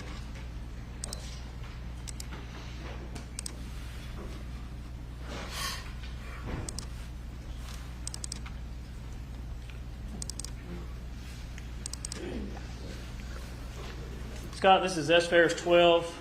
These are text messages between yourself and the defendant. Do you see these on the screen here? Yes, sir, I do. And then we're going down March 12, 2018 through March, beginning at 9:47 a.m. and going through 12:57 p.m. First one says, bring hex key set to take a shower park, going to Ferguson's. You see that? Yes, sir. Next one at about 2 minutes later says, it's incoming to your phone, says, then get a job and move off my property. Do you see that? Yes, sir. Next one says, I have had enough of this place. I promise you, I'm at the end of my rope with you and Gary. Do you see those? Yes.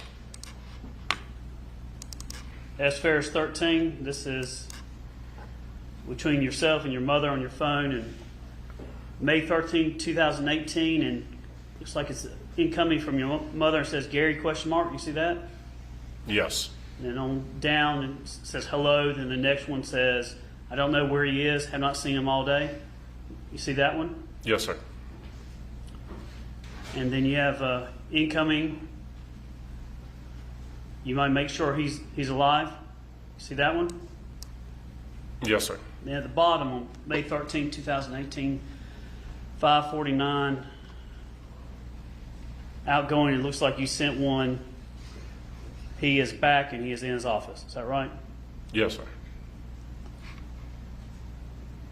So at times your mother would actually look for your father, right? Yes, she would text me to figure out where he would be at. So she had the ability to go and look for him when he's missing? Yes. And then here's a S. Ferris 14. This is between Amanda's your sister. Is that right? Yes. Amanda Ferris, and then phone calls between Amanda Ferris and the defendant. Text message. Thank you. These text messages here. And this is from between Amanda and Melody? Right. So Okay. February 5th, 2018. Do you see the one here with Amanda Ferris and it says they have plenty of money? Yes, I do. Next one says, but Gary was going to do that wedding to spite me. So here's comma. 2016. Who was getting married in your family? That, well, I get what? Well, excuse me. 2000. This has been 2018. 2016. Did Emily get married? I believe so, yes. Yeah, because Chris and Gemma got married before Chris and Emily. And February 6, 2018, this message here, do you see the one that says, wonder what Scott is going to do when he comes home. I have his stuff thrown out and the Mexican living in my barn. See that from your mom, by your mom? Yes, sir. And then February 6, 2018, one by your mom that says, he went yesterday after sleeping till noon, get his hair cut, beard trimmed, beard oiled, went to visit Randy and Riley, stayed out all night. Then today, don't start doing anything till 2. I'm so far past done. His job is to report to G. Wayne. What's your father's name? Gary Wayne Ferris. What I do has an unlimited credit card. Do you see her talk about you having a credit card? Yes, sir.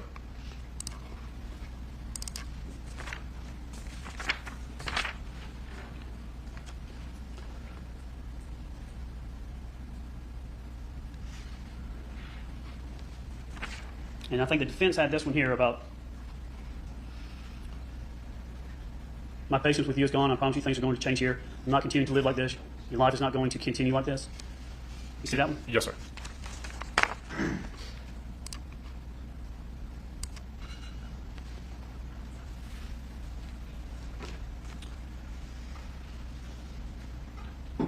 Counsel asks a lot of questions about these guns and ammunition and all these things. He's pointing to you. Is he not? That you're the one that killed your father? He's trying to, accuse me of doing that. Yes, towards me. Has anything that he's presented you or anything that I presented you changed your answer from earlier today that you did not murder your father? No, there was absolutely nothing here that changed my opinion because I did not murder my father, nor help her move him. Is anything that's going to come out of the trial going to show that you murdered your father? No. Nothing further. All right, you sit down. Judge, we did ask him to be still retained under the rules. All right, not talk to anyone about the case, Mr. Ferris, that's testified, or any other witnesses, all right? Yes, sir.